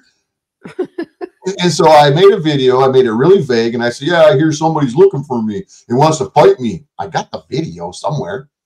I could dig it up, but I really don't care, right? So then I didn't mention his name. I didn't mention nothing. I think I said something. What's his fucking name? Alan? I said, some guy named Alan wants to. I'm pretty sure I mentioned the name Alan. I said, Alan, you want to fight me? You want to beat me up? Whatever, dude. You got to beef with me? Get in touch. I'm here in Dallas. And I did a live stream as I was going through Dallas. I showed the skyline and the buildings in Dallas. And that was the end of it. And I told Snafu, I said, I don't give a fuck. So Alan, military, veteran, could he be a part of it? I don't know. He's over in Treek shit, fucking saying all kinds of crazy shit. Talking about me. Oh, you comes to my door, knocking on my door, you be a dead man. I'm like, how the fuck did I ever get blamed or put into the category of having anything to do with his channel being taken down? I didn't know who the fuck the dude was or is. Still don't. But this is the type of shit that I've been dealing with Snafu Snaps for fucking 5 fucking years. Yeah. 5 fucking years. I told him I don't care. That's that text message that I told him where I didn't care about these channels, and you telling me is the one that you misconstrued, thinking that was Snafu Snaps told me about Treek's channel. And that text message was from 2019, where I said, I don't give a fuck about who's making videos of me. I don't care. I don't want to be part of the drama. And that's the sentiment that I've had ever fucking since. If I want to get involved with something, I'll do it on my own. I don't need him to encourage me or to send me videos. And that's what I fucking dealt with, Yeah. And even Sasquatch Moon is saying, I remember now, because Sasquatch is still fucking pals with Alan. Yeah. Had nothing to do with nothing. My only involvement in whatever you want to call it was stopping Iggy from claiming that Marfoogle was a pedophile. And Red Pill from fucking harassing fucking Marfoogle. You won't let me up on your channel. You will do. Because Red Pill was fucking popping fucking pills by the handful. He was a drug addict. He still is. And Iggy, he was so upset that he didn't get no more Marfoogle attention. When I went there to go and visit him, it wasn't to take him any fucking payoff money. Only money he got out of me was a $100 bill with his fucking prison number on it. That happened to be in my fucking wallet. So I went there and he's begging me to hook him up with fucking Marfoogle. You think Marfoogle will forgive me and he'll let me come on panel and have, or not panel, but come up on his stream and have conversations and do what you and Snafu Snaps do? And I said, well, I don't know. I can't speak for him. He's a forgiving man. I can't say, yeah, whatever. I don't know. I said, but all I know is you need to fucking shut up and stop calling and telling people I'm a fucking snitch. Because I have paperwork that shows that I'm not a fucking snitch. I went to prison because I didn't snitch. The guy who snitched me out and sent me to prison didn't go to prison. Snitches don't go to jail. Snitches put other people in jail. All right, Matthew Retard Sims? You know how it works, don't you? Snapper. So, yeah. Lynette says stolen valor. Sasquatch Moon, I don't know. Sasquatch Moon would know more about Alan and Krista. Krista sent me all kinds of fucking screenshots of the retard Sims, Matthew, threatening them with, talking about a home wrecker. Hey, Lindsay, you still here, kid? Want to talk about a home wrecker? When I say that Snafu Snaps accuses others of what he's guilty of, Snafu Snaps. It's not for me to share, but I'll be happy to share him on my channel if need be. But Snafu Snaps was trying to break up Krista and Alan. Sasquatch Moon, shall you co-sign for my claims right now? You know. Snafu Snaps was communicating with Krista, or Kristen, whatever her name is. I'm sorry, I don't know him well enough. And I got all the screenshots of him telling her, you don't want a man like that in your life. You can do better. Probably trying to get his little syphilis fucking penis in another woman. The home wrecker. I know, I'm sorry to say that. Yeah. But then Venus has a video of his little dick. Venus has a video of his little dick when he didn't know that the camera was on, and he pulled his pants down and showed his little fucking dick. Ew. And she says it was his fucking dick. And she says it was like a half of a fucking dick, like there was nothing there. Then I'm like, whoa, really? Not too much information. But nonetheless, Lindsay, anytime that he calls you a home wrecker, why don't you come back at him and tell him, oh, pot calling the kettle black, you're a home wrecker. How much shit did you start with Krista trying to get her to break up with Alan of Aura? A-U-R-A. Is that the whole channel, Sasquatch Moon? Aura? Well, I don't know what their channel now is. Concrete Cowboys is channel now. She sent me all the information, which maybe her case is over with now. I ain't following it. They don't support me. Not that she was to communicate with me and tell me what the happenings are. Oh, he used to send women pictures of his junk and emails. Oh, that's not a shock.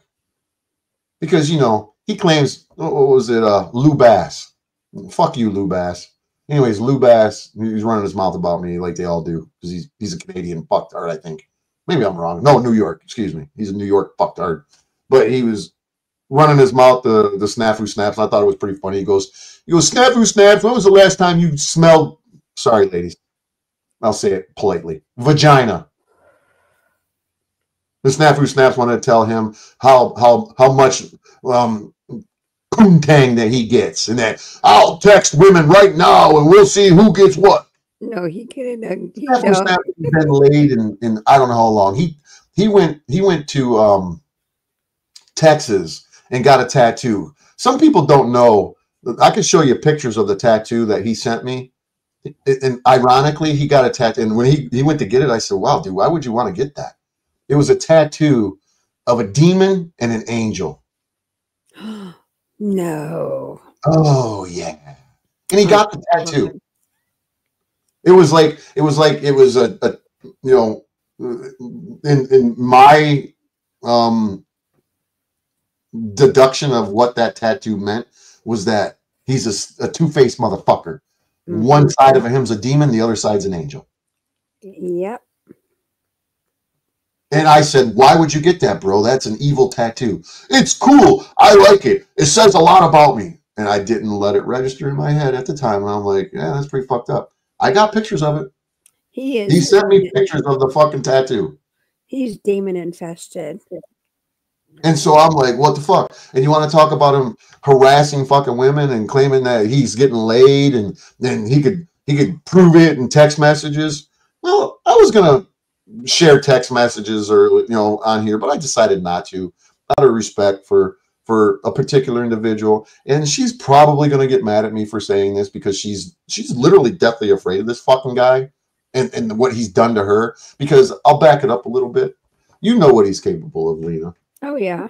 He sent your son that video. He's harassed. He's probably done more shit that you don't even know about. But what he did to J Stone 78, she hasn't been on the internet in forever because of him, of his cyber harassment, cyber bullying, cyber stalking, all of the terrible shit that he's done to all of the women on the internet. He's done to one individual. He's harassed her children. He's harassed their families on Facebook. He's taken their Facebook shit. And this is how fucked up it is. This guy goes on OTWs the other day when OTW was reviewing and asking people what they thought about the mean words that I described OTW was, and he's like, I got these 4 pages of crayon stomped fucking letters and block letters that Bad Apple Media called me a narcissist. Am I a narcissist? Am I a loser? Am I a good guitar player? Oh yeah. Am I shallow? Am I hypocritical? And he just run down all the little mean little words that I said about him. Well, that day, Snafu Snap shows up at the end of the fucking day when his daughter Rebecca's on there. Snafu Snaps attacked Rebecca, calling her all kinds of fucked up names, whatever. But then he says, "Hey, Rebecca," because OTW walked away for a minute. "Rebecca, are you sure that you want to have your Facebook public on and you're not worried about anything?" Who would ask a question like that? Unless you're giving them a heads up warning like, hey, first of all, how would you know about her Facebook page? How would you know that Rebecca, OTW's daughter, has a Facebook page that's public and you got to mention it? And then you want to say, yeah, you sure you want to do that because it's very dangerous out there. That there's a lot of weirdos out there, kind of like the weirdo that your dad's talking about the list because he didn't want to say my name. So he's referring to me as a Facebook weirdo. Again. And to take one of his famous fucking words, again and others, and we got you. The strike team, go, Apple team, go. So Snap wants to bring up that I'm a fucking Facebook weirdo, and that was another thing he's done to that fucking girl. Yeah, and that's another thing when I walked away from Snaps and I was going on the Panelverse a little bit, I wasn't able to do much because I knew he would come and start bashing me. But OTW was talking about, I'm not sure which daughter, but that she had started a catering business. It didn't work out. Rebecca. Was that her? Okay. Well, I think it's his only daughter. I could be wrong, but that's the one that comes online with him right now. Right. And I know OTW doesn't know a lot about me, but had he given me a chance and not let Snaps up. And I mean, I'm very good at starting businesses, and everyone I've started, I've been very fruitful with. Yeah, you told me about your catering and all that. Yeah, I was very successful on the high end. Where so what you wanted to do was you wanted to help her. Yeah, I wanted to call him and I wanted to talk to her because there's a way you go about it that you just boom, you just fly. And right. I learned from my mom, and my mom. So you were trying to build her up, and he wants to take her down. Yeah, and I would have given her some pointers. And here's the thing: she wouldn't have needed a dime to start her business, not a flipping dime. I started my business. I didn't have a penny to my name. I didn't own a. I know you told me about it, and I was like, wow, I was pretty impressed. By the time I got going, I owned everything. I mean, I flourished in full staff, tuxedos and everything.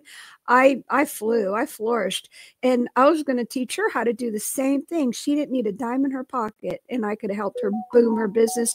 I could have given her all the places to buy everything she would need, but you don't use your own money. You use the client's money because they have to pay you a certain amount every time you're booked. They got to give you a retainer, a deposit. Yes, and those retainers are quite large. It's a third of, do the math. What's a third of 20 grand? What's a third of 15 grand, 10 grand?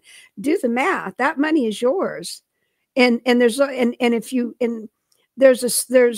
when it comes to events, there's certain menus you give to certain events. So you always know what it's going to cost you and what you're going to take in, what you have to pay staff. Well, nonetheless, you were willing to assist her. And yeah, I was going to talk to her. I was going to help her, man. But no, he chose his $5 shekels.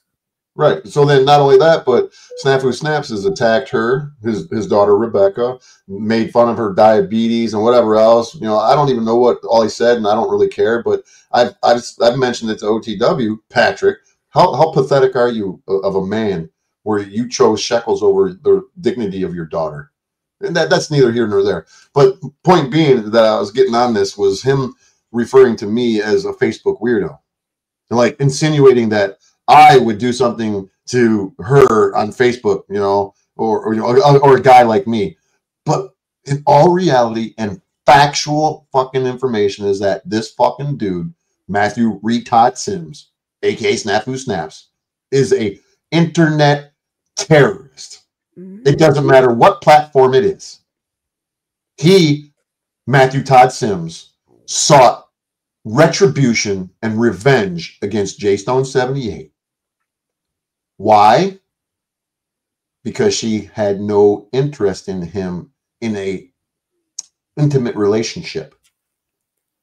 She seen him as a brother and a friend only, completely platonic. Women, you all know, if you meet a man and within the first 10 seconds, you know if you would ever lay down with that man.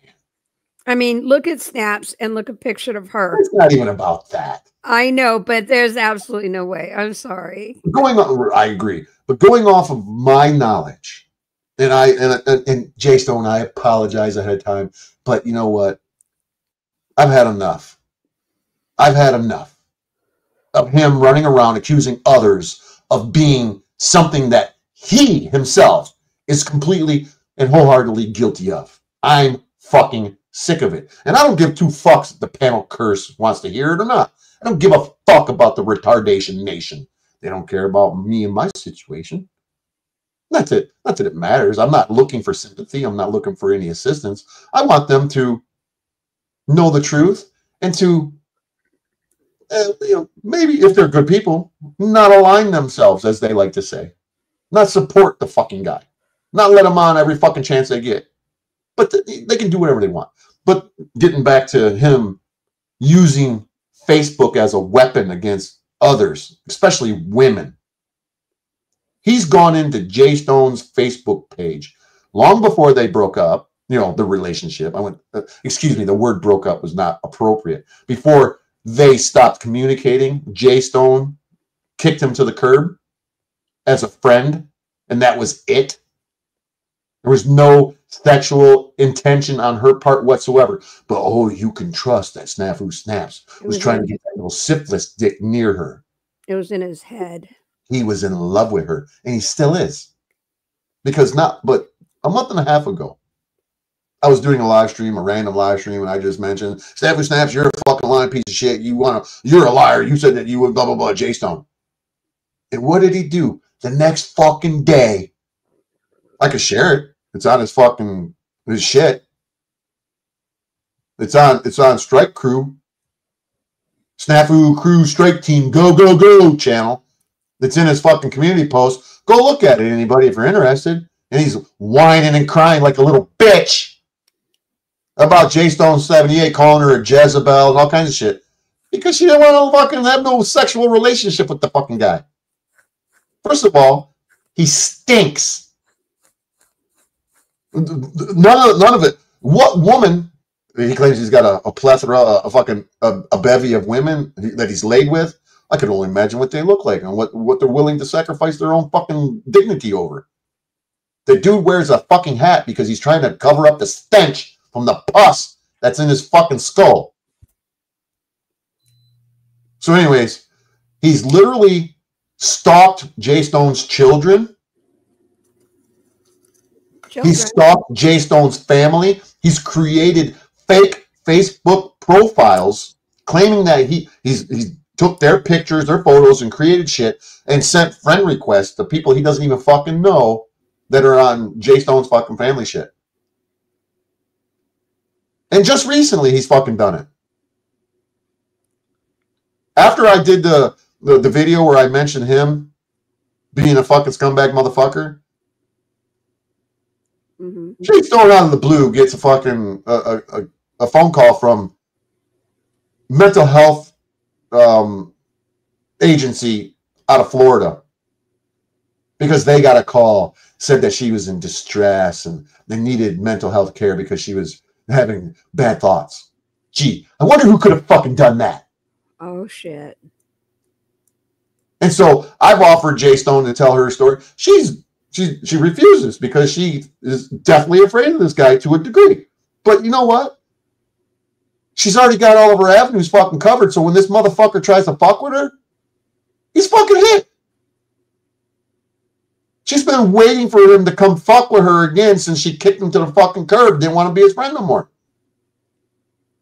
Because he's a two-faced scumbag motherfucker who will stab you in the back. And you know firsthand how he'll do that. Mm-hmm. He'll stab you in the back quicker than a fucking lickety-split. He don't give a fuck about any of you. Snafu Snaps is mentally deranged to his core. His own mother, Sherry, has said, if you deal with Matthew, I'm warning you, you're going to get what you deserve if you don't separate yourself from him. His whole family doesn't want anything to do with him. But he'll come out here and act like his family does. They deal with him because they're afraid of what he'll do to them. Matthew Sims is a fucking psychopath. And I'm not saying that because I'm mad at him because he got charges on me. I would say this before, and I have said this before. He's a fucking psychopath. He's a sociopath. He's a narcissist. You take all the mentally deranged fucking labels you can put on somebody, and that you got Matthew Sims. You just listened to a video. Hold on, Jay. No, I know. I want to shut up and give you a moment. You just heard a video that Lena just shared, which it's been around for a long time, of him attacking Don't Judge Me. Saying, you want your kid? That's not him just asking a question. That's him initiating a fucking threat of what he's going to do if he has the opportunity to tell her kids about what they do online. He does it to everybody, especially women. Yep. Because he's a coward and thinks that he can get away with doing it with women. He's gotten away with doing it to men.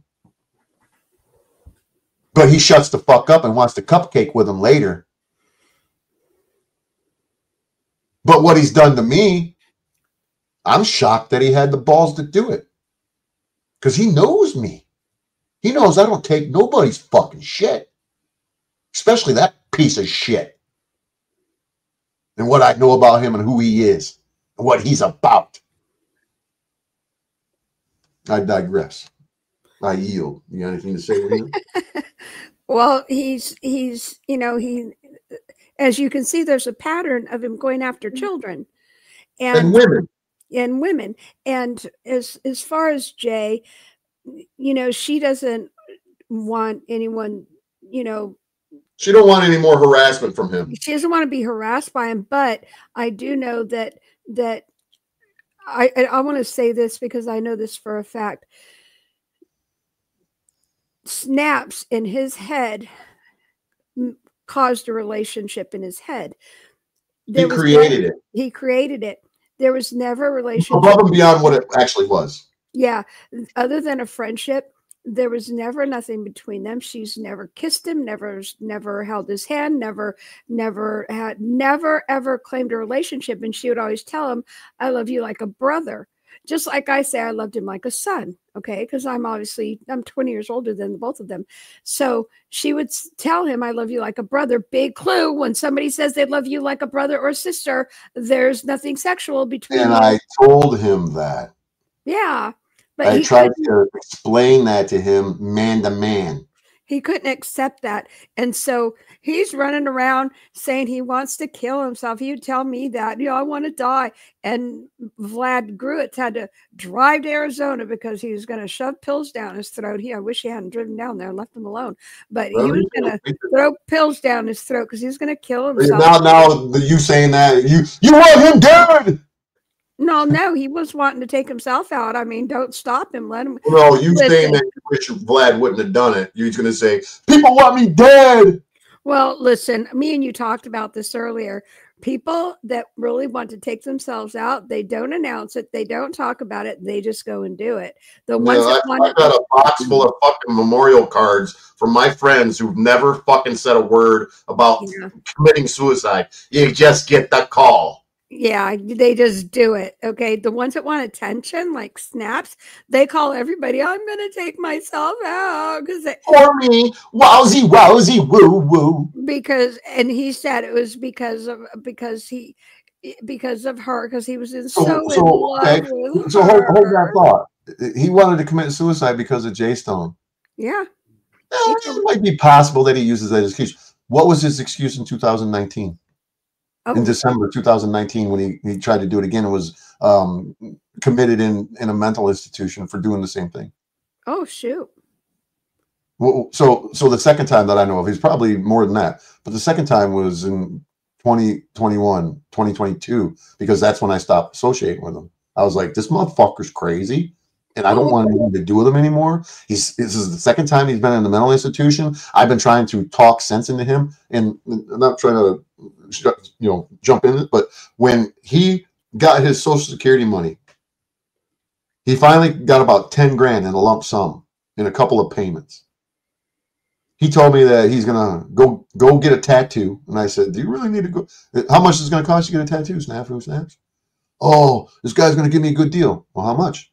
$1,200. I said, "You're gonna take $1,200 of your 10 grand and go and get a tattoo," whatever the number was. It was extremely amount. Except I said, "Don't you think you got any better things to do with that money than to go get a stupid tattoo?" "No, man, I really want this tattoo." "Okay." And then so another portion of the money was he's going to buy a fucking vehicle, and try to talk him out of buying something fucking stupid like a Mustang GT with a convertible with a big kicker box in the back seat. I try to say, "Why don't you buy a van in case you ever get homeless? You got a place to fucking stay. Why don't you buy a pickup truck with a camper, and I'll sell you one of my campers that I got. I'll give it to you for what I got into it. You just got to drive that motherfucker here." I said, matter of fact, I said, "Oh, I'll meet you halfway." And then he wants to tell me that he's going to go to Florida. And I said, "What the hell are you going to go to Florida for?" "Well, I got some friends in Florida. I'm going to meet them, and then I can go see Jay Stone because we're hooking up." And I said, "Bro," and I'm talking to fucking Jay Stone. I said, "Bro, you're not hooking up with her, dude." "Oh yeah, you don't know." I said, "Yeah." And he never like how he doesn't want you to talk to nobody. I said, "Dude, I'm going to call her." "Oh, no, you don't want to talk to her. She doesn't want to talk to you. She's mad at you." He doesn't know I've been talking to her the entire fucking time. Shit. So I'm like, I got to the point where I was like, literally insulting Jay Stone by proxy just by trying to plant a seed in his head, going, "Oh, dude, you don't want none of her. She's not a good woman. She's a she's a scorned woman. She's got fucking issues, man. Blah blah blah blah." I was just saying all kinds of nasty shit about her to get him to go, "Yeah, you know what? You're right. I'm not gonna go bother her. She isn't no good." But it didn't work. He went there anyways. The fucking dude took some of his money that he had, this entire fucking nest egg that he got, 10 grand, and went to Florida, doesn't have a fucking credit card, doesn't have any fucking way to rent a car to get around. So he rents a, and I asked him, I said, "How the fuck are you going to get around?" And I said, I already know that Jay Stone told me, I'm not going to go pick him up in no fucking airport. And so I said, "How are you going to get around, dude? How you going to, who's going to come and get you from the airport?" He goes, "Oh, I'll figure it out." He goes and rents a fucking U-Haul. You told me about that. You don't need a credit card to rent a U-Haul. That's funny. And I'm like, bro, how fucking ghetto fab over here in fucking YouTube land, right? Right, Snafu Snap, you and your ghetto fabulous bullshit. Rents a fucking U-Haul to get around in Florida. Goes and stays at the fucking hotel that Jay Stone actually had to be in at the time because she was fucking, there was a lot of shit going on. Well, her house was, the house that they were living at was falling apart. Right. So yeah, a lot of things are, so one thing that really cracks me up is that Snafu Snaps was warned by Jay Stone's father. "If you hurt my daughter, oh shit, I will kill you." Because Jay Stone's father spent a good chunk of time in prison. Yeah. And he said, "I spent X amount of years in prison, and I'll be happy to go back. You fuck with my kid, and you're done."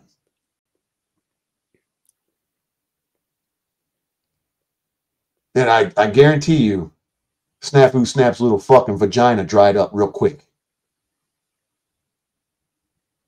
Talking about an old man, frail, sick, talking how tough he is all over the place, how he's going to kill fucking Dusty, he's going to kill a fucking woman, he's going to beat up fucking King Stephen, he's going to beat up this person, he's going to beat me up. But then he has the opportunity to get into a fisticuffs and to have some beef with somebody, and he scours away like a little bitch. And then he leaves fucking Florida and goes and talks shit about her. I got the text messages. He goes, "Yeah, boy." After I tell him, "You don't want to go there, dude," because I said she's just gonna break your heart, man. Stay away from that place. You don't need to go there. I got the text message where he goes, "You're right, man. That chick's."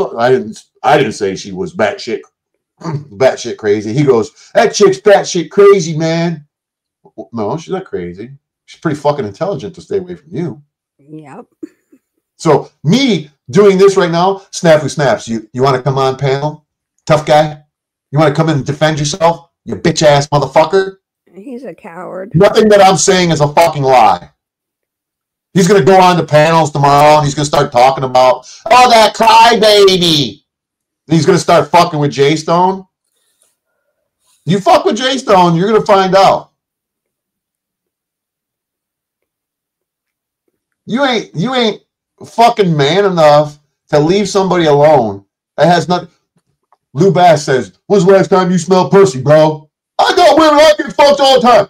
If you're banging chicks after you got your little bitty heart broken by Jay Stone, what do you care about her? What do you care about me talking about it? You got to go and post fucking pictures of her and you together when you went to Florida stalking her? Mm-hmm. You went to Florida and stalked her, dude. She told you, "Don't come here." You did it anyways. And then you essentially forced her to take a picture of you, with you. And she was reluctant to do it because she was afraid that you were going to use it against her. And here you are using that picture against her, just like she said that you were going to do. You're a fucking scumbag, and you can't get a fucking woman on your own with your natural charm and your kindness and your good fucking personality, because you're not a good person, dude. You are not a good person. Just like the rest of the people that are aligned with you in the fucking retardation nation. You're not good people. Nope. I digress and I yield. Funny how I say it. Well, just to clarify, Snaps, you did not have a relationship with her. That girl didn't want to have nothing to do with you in that aspect, and she made it clear to you. So you telling me all this bull crap about she played me, she didn't play you. She was very honest with you, and you had it in your head that you guys had something going on because of your sickness or whatever, but you didn't have nothing. You wanted something, and she wanted nothing other than a friendship. And because of that, you betrayed her. Yeah, she didn't betray nothing. He betrayed her. Yeah, he betrayed her. And I mean, all these years, when me and you first started talking, we'd talk on the phone, you'd be crying, I don't know, I can't handle it. I mean, I swear, Lee, for months, every time we talked on the phone, I don't know, I can't take it. You know, I want to take myself out. I can't handle this. And he was, oh my gosh. And I'd say, no, you'll be okay. Oh, he was a mess for God, at least I'd say at least 6 to 8 months and longer than that. Oh, he's still a mess. He's still fucking living in the fucking J-Stone world. Oh my God. He's still posting pictures about the poor girl. Calling her a fucking Jezebel, saying that she's a fucking traitor, or not a traitor, but she's not. Shall I pull it up? Shall I pull up his shit? Yeah, why not? Let's pull it. Let's pull up his fucking his Strike Team Go channel. Strike Team Go. I'm gonna strike team my ass. Strike Team, him and fucking 2 other retards. Him and Planet X are the strike team with sock accounts. All right. Let's see. Where is this fucking? He might have hit it again. It looks like he might have hit it again. No, here it is. He hit it just recently because of me. He might go in there and he might go in there and he might have put the pictures down because I'm talking. Oh, no, wait. Where did it go? He put the pictures down like a bitch. No, good thing he took them down. He took them down. He probably took them down just now. He didn't want you putting him up. He didn't want me to show him being a fucking stalker. He puts all kinds of shit on here. On his Strike Team Go. Yeah. He had it on there for a minute. For like 2 months they were on there. He took them down. That was all in your sick head. He took them down, so there's no point in even trying to share it. He took them down. You little gerbil, you Snaps. It's fucking all in weasel. your head. Fucking weasel. I couldn't imagine. That's creepy. I got the picture in my phone, or the screenshot of it. I could share it from my phone, but I'd have to email it to myself and pull it up. There's no point. But he's still living in J Stone's fucking graces. I was in love with her. You just don't understand. Well, sometimes love is only one-sided, bruh. Mm-hmm. And you know what?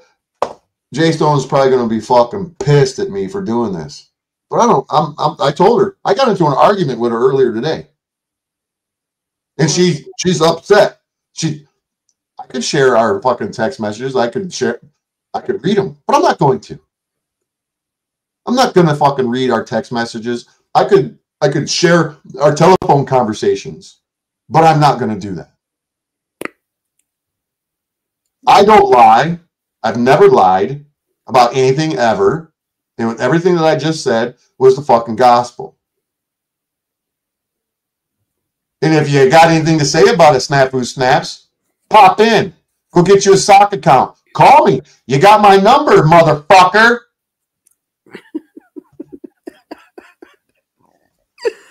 Oh, my goodness. But you won't, because you're a fucking coward. And you'll say, I'm going to record this and I'm going to be crybaby to Detective Cleveland and call the prosecutors. Oh, another thing I want to fucking mention. I'm going to get to this fucking confidential informant shit in a minute. But one thing I got to mention, well, I should probably wait for the confidential informant aspect of it. But yeah, let's wait for it. Child predator. He is a child predator. He's a female predator. He's a human predator. Jay Stone's children were underage, and he was fucking with them on Facebook, harassing them. Yep. And her kids had to they all deleted all of their fucking Facebook shit because of him.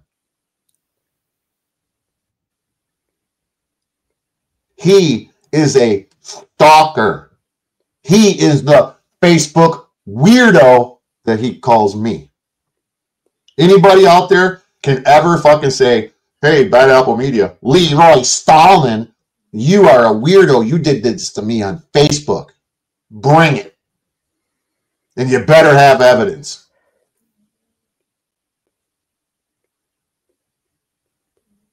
I'm sick of you, Matthew. You are the fucking devil in disguise. You ain't a fisher of good men. You're a fisher of demons. The only people who are aligned with you are demons, minions of the devil. Because if there were good people associated with you, they would recognize your evil ways and they would separate themselves from you like the wheat and tear you love to talk about. Yep. You're reprobate, Snafu Snaps. And you know what reprobate is. And you are reprobate. It took me a while to find out, what kind of person he truly was. I had no idea. But I'm obsessed with him. Dirty Laundry, OTW, Powder Dusty, Cynthia, all you demonic motherfuckers want to say that I'm obsessed with him. You, Snafu Snaps, want to claim that I'm obsessed with you. You stalked me. You came to my channel. You have harassed me. What did he tell you about harassing me, Lena? Oh, he called me up laughing and saying, oh yeah, I was over on he would call you Road to Prison. I was over on Road to Prison's channel messing with them. He always calls me. I'm Bad Apple Media now, but he still calls me Road to Prison. Yeah. He said, I was messing with them. I'm like, why are you messing with them? Oh, because I thought we weren't going to talk about you, weren't going to bring your name up because we didn't want to piss you off. I said, why are you going on his channel? I thought we were leaving him alone. Oh no, it's optics, man. It's optics. You don't understand. It's optics. And yeah, he was going after you hard. He's been doing it for 3 fucking years. And now he finally got what he wanted out of me, a reaction that was a knee-jerk reaction. I've told my children, I've told my friends, I've told Snafu Snaps himself probably 1,000 fucking times that I was going to come to Arizona and kick his ass if he didn't knock his bullshit off. And that was when we were pals, because I've been trying to correct his behavior. Kind of like Paulie Boy has claimed he's done. Paulie Boy chews him out and says, oh yeah, you're a fucking Snafu Snaps, you're not a journalist, you're a fucking idiot, you're a stalker, you're this, whatever the fuck he says. But Paulie Boy lets him back in. OTW lets him back in. OTW was calling him a fucking liar today, and tomorrow they're going to be sucking each other's fucking balls. Oh, it's the same as what's her face, Cynthia would What's say. Up, Cynthia? Cynthia? I'm never going on OTW's channel again, and here she is, right up his ass. Well, she wants to be famous. She needs clout. She wants to be known. Oh, she's known in the strip. You know how wild that is? That wild, man, that's wild. That's so wild that she wants to be a part of everything all the time. That's just wild. What you say it? Well, that's the way she pronounces or enunciates the word wild. Every letter. Wild. She did a video about a YouTuber taking out 2 YouTubers in Vegas during a live stream. Yeah. And I had somehow, some way that fucking video was put into my news feed. Or not my news feed, but my videos, like, you know, just here's the videos that so YouTube targets individuals with, you know, specific videos that they know that may trigger their you know, interest. So I watched it and I was like, holy fuck, this broad did this video in early June. And she supports Snafu Snaps and acts as if he is truly a victim of mine. Yeah. But all the fucking retardation nation wants to point a finger at me and say that I'm playing victim. I am Snafu Snap's victim, whether anybody realizes it or not. I'm not whining and crying about being his victim. I'm whining and crying about having a fucking tether on my ankle. You were wearing them sexy clothes, Bad Apple Media. What do you expect a fucking man to do who runs around with a boner for you? You wear them sexy clothes and show them A-cup titties. And you put on that smile and you talk all sexy, Bad Apple Media. What do you expect Snafu Snaps to do?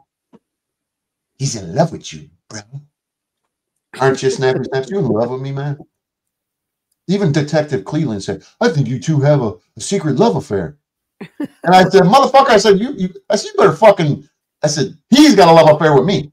Just like all these guys claim that I'm obsessed with him. Mm-hmm. I was minding my own business up until fucking April fucking 30th. Nobody knew who I was. Nobody wants me around in the Panelverse. Well, how do you get rid of me? How do you get rid of me? Get rid of him. Get rid of him. Stop it. Oh, do I have to pay you $666 to get you to do that, OTW? Do I got to give you some shekels to get you to stand for the truth? They need their shekels.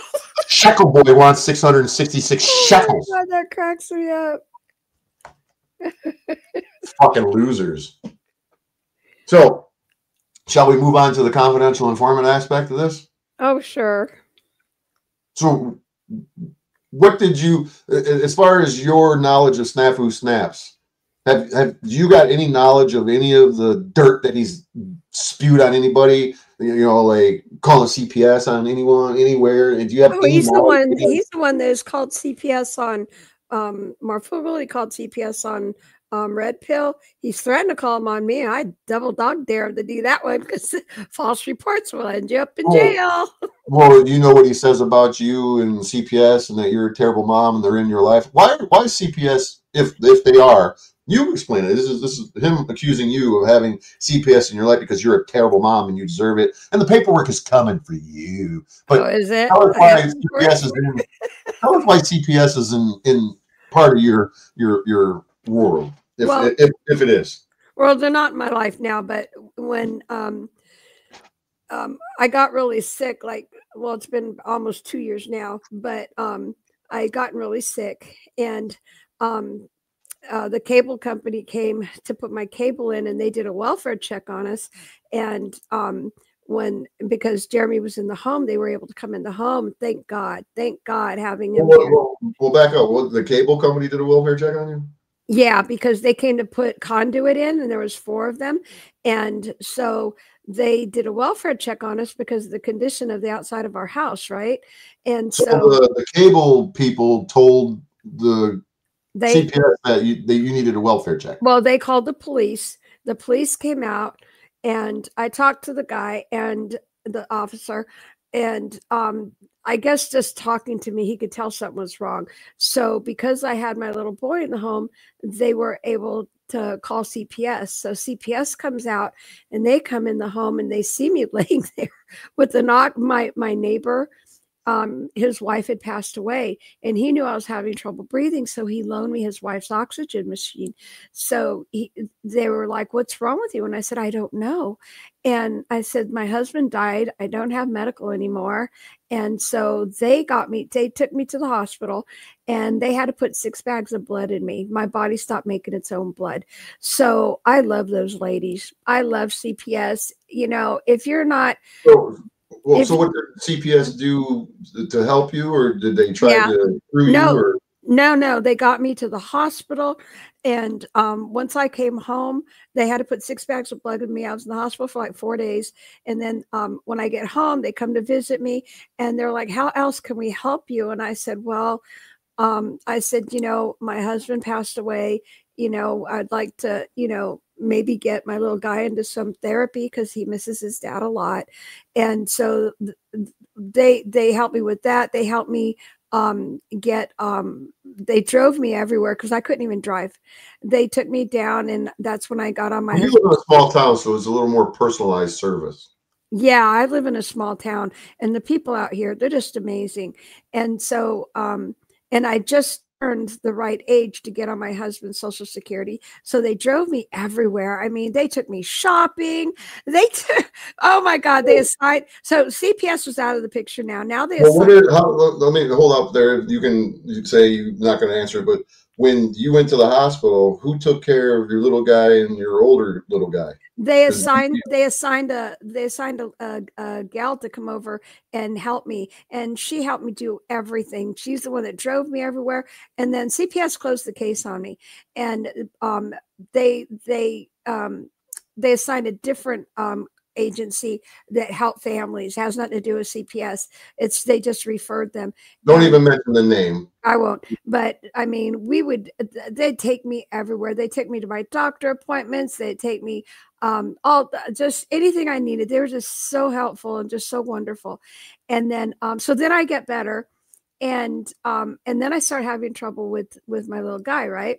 I got him in therapy. I mean, just everything was just going so good, but he starts acting out, and I'm like, the Snaps is like, because he knows my relationship with CPS. He knows that they can help me.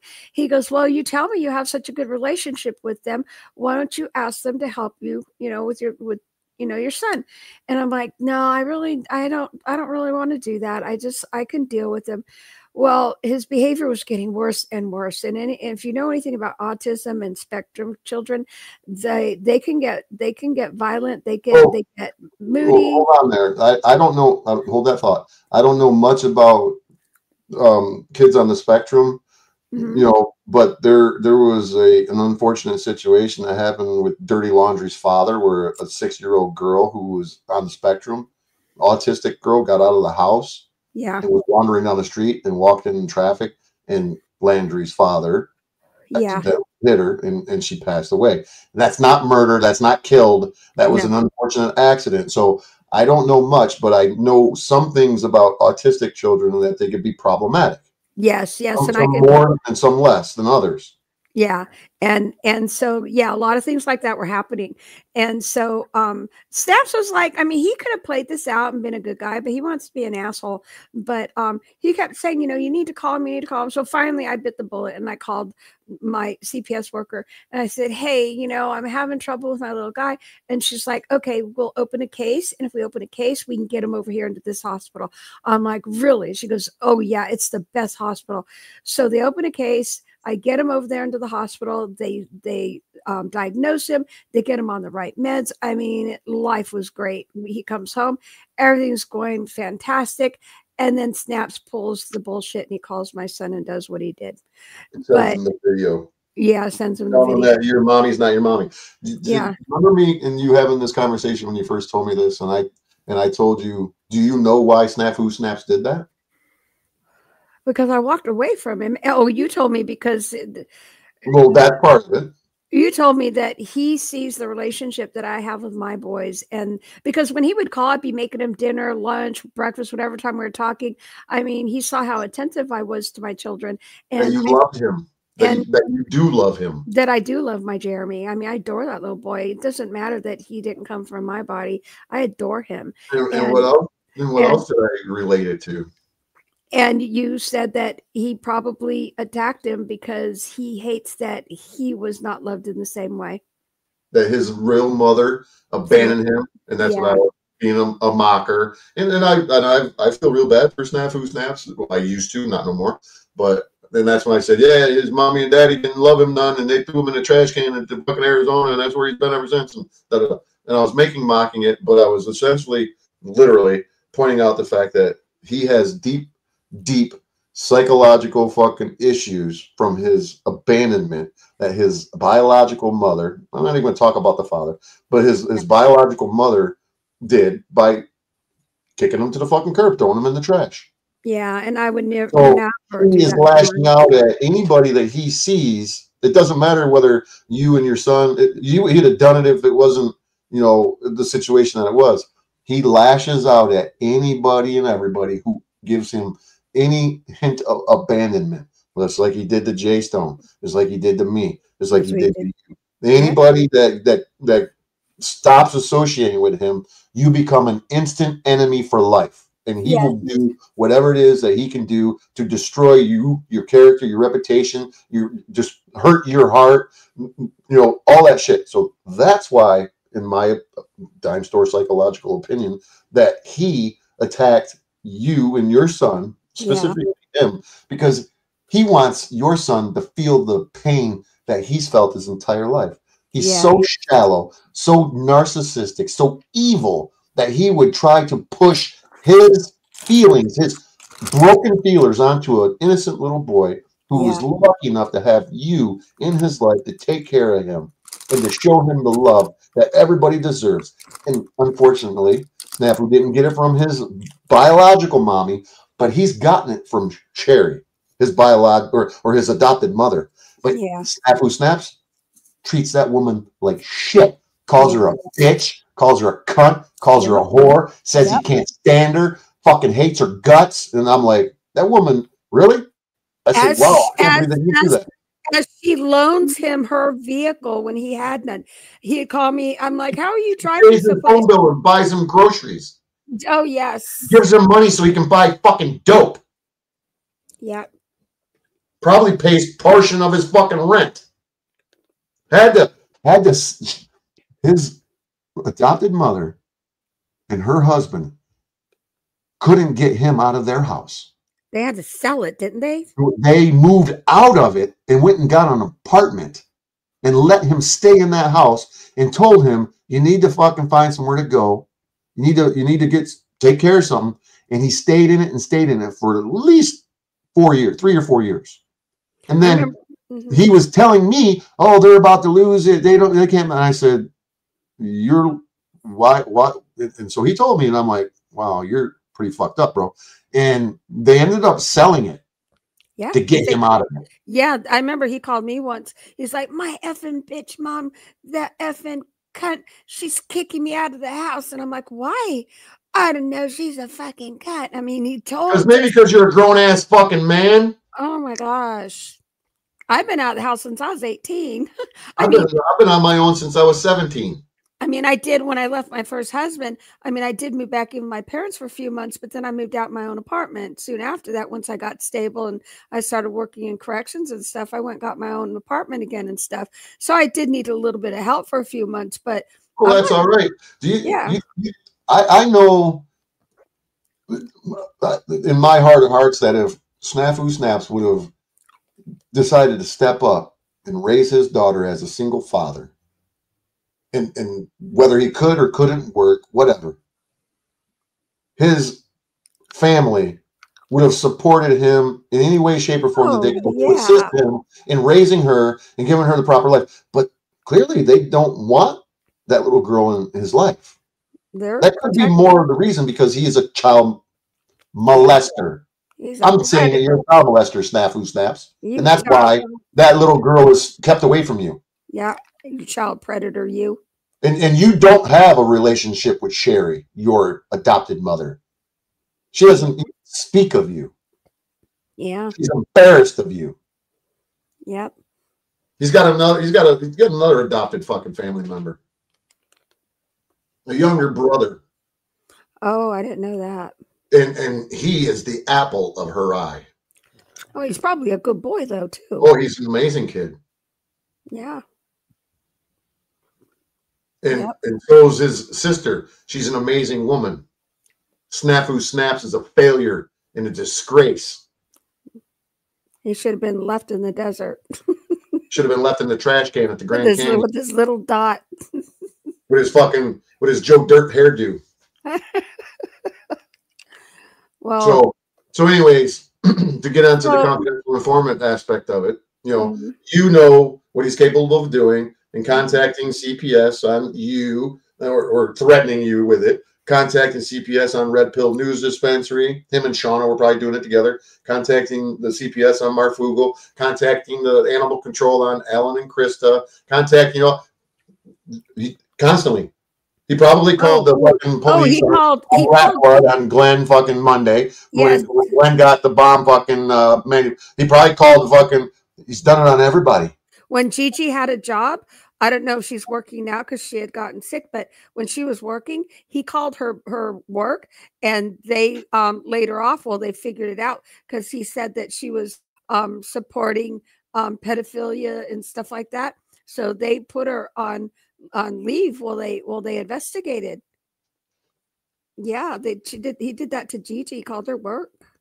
Well, this is not a shock. So I'm not shocked that he called the police on me in all reality, but at the same time, how could you claim that you're in fear and you're scared of me when you run around the internet dropping my full fucking name? Whatever, I've doxed myself on Marfoogle with 3,000 fucking people watching. Oh, and I have to say one more thing really quick. Sure. I have a great relationship with the CPS workers. I adore them. I love them. There's no case open for us right now. But if I had to call them again for help, you damn straight I'll call them because they are the most wonderful people. If you are not doing drugs, you are not drinking and hurting your children and doing the wrong thing, they are, I mean, they will come in and they will still help you. I've seen them buy people homes. I've seen them buy them clothes for their children, food, vehicles. I've seen the most amazing stuff out here. Maybe not so much in the cities. I don't know. Yeah, I was just going to say that's a small town thing. Yeah, the budgets are a little bit smaller, not so much in the city, but out here, I've seen these people do the most amazing things. They're wonderful, and I have a great relationship with them. And I mean, I've become friends with them. And you told them that somebody may try and play some shenanigans. Oh yeah, I called them up. I don't see them every day. As a matter of fact, I haven't talked to them in months. But if I he tries to portray that they're in your life all the time because you're a bad parent. No, you need them to keep you in check, and that you're going to lose them, and he's going to call an assistant doing that. That's what he says. You don't know it because you don't watch his optics. When I first when they first came into my life, yeah, I saw them often because they just came into my life. But then once, I got blood back in my body and I started getting healthy again, then they closed the case and then we reopened it with my little guy. And then they weren't. And then he comes along and fucks it all up. Yeah, he does that. With your little dude. Yeah. So, so your little dude has had, issues and then had to go to the hospital because of what he's heard and said that's been said to him. 3 times since what Snap's done. 3 times he's had to go back. And it's not for issues that he had before. It's new issues. It's because of what he said. Created. It's specifically planting that seed in the little dude's head. Yeah, it's specifically what he said. And so once I got him into the hospital and he started getting treatment for all that, they're no longer in the picture anymore. So no, they're not in my life all the time, but they were in the very beginning. But now that our life is rolling on and everything, they're not. So they've told you that let this fucker. They're waiting. They're waiting. I told them everything, and they said, he can go to jail for filing a false report. And I said, well, it is what it is.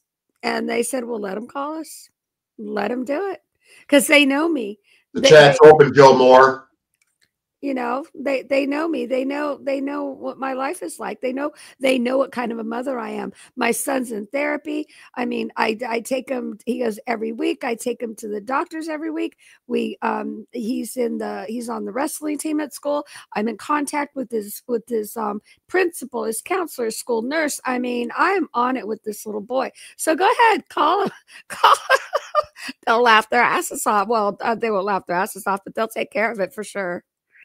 Sure. The thing is that if everybody was to band together who had legitimate negative experiences with this fucking fool and they all to go to their local authorities and to file a complaint about him and to say, I want you to communicate with the Gilbert, Arizona Police Department, and I want him fucking charged for doing what he's doing, because in Arizona, what he's doing while his ass is planted on the soil of the state of Arizona, he is committing crimes. Yes. Endless crimes. They don't stop, but they can't prosecute him if there's no complaining witnesses. I'm being prosecuted here because he is a complaining witness.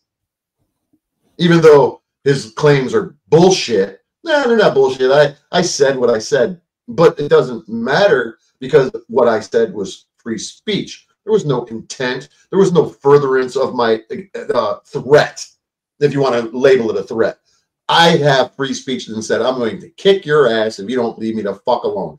Did I book an airplane? Did I fill my truck up with gasoline and pack a bag? Did I get a Greyhound? Did I do anything to come to Arizona to kick his ass? Absolutely not. Was he in any imminent threat at the moment? Absolutely not. Hence, therefore, zero crime, First Amendment protected speech. End the conversation. Yep. So, having said what you said, go ahead and fuck around, Snafu Snaps, and call the CPS on Lena. Do it, dickhead. Call him, my devil dog dare you. Better yet, file a lawsuit against me, Snaps, for file a lawsuit on me. I say that you're a child molester. I say that you're a murderer. For defamation of character. If I'm lying, file one. And you didn't do what I said you did to my son, file. You don't have the fucking money to file it in the fucking courts, asshole. Who's going to represent you, asshole? Even if he did. No lawyer is ever going to take this fucking clown's case. Let's go. Let's do it. Let's do Discovery Snaps. Let's let everyone see what we got. Discovery is a beautiful thing. Yes, it is. He's going to find out what Discovery is going to do for him here in Michigan. But you know what? I'll say this later on here. I'm gonna cut this out at 5 hours. Yeah. So I got 40 minutes to talk about this confidential informant shit. Okay, because Snaps is dangerous. Everybody, no, he's very you're dangerous. I'm dangerous. Oh, Snaps is very dangerous. You're very dangerous, Lena. I don't know why you keep denying it. because I got the gift of gab.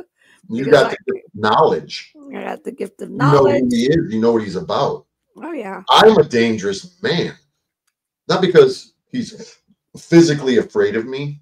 It's because he's using me as a stepping stone to give himself credibility within the retardation nation. He couldn't get to Marfoogle or Dex, the Digital Experience J. Yeah. And their veterans charity fraud activity. So the next best thing is to go after the guy that wouldn't give him Snafu Snaps.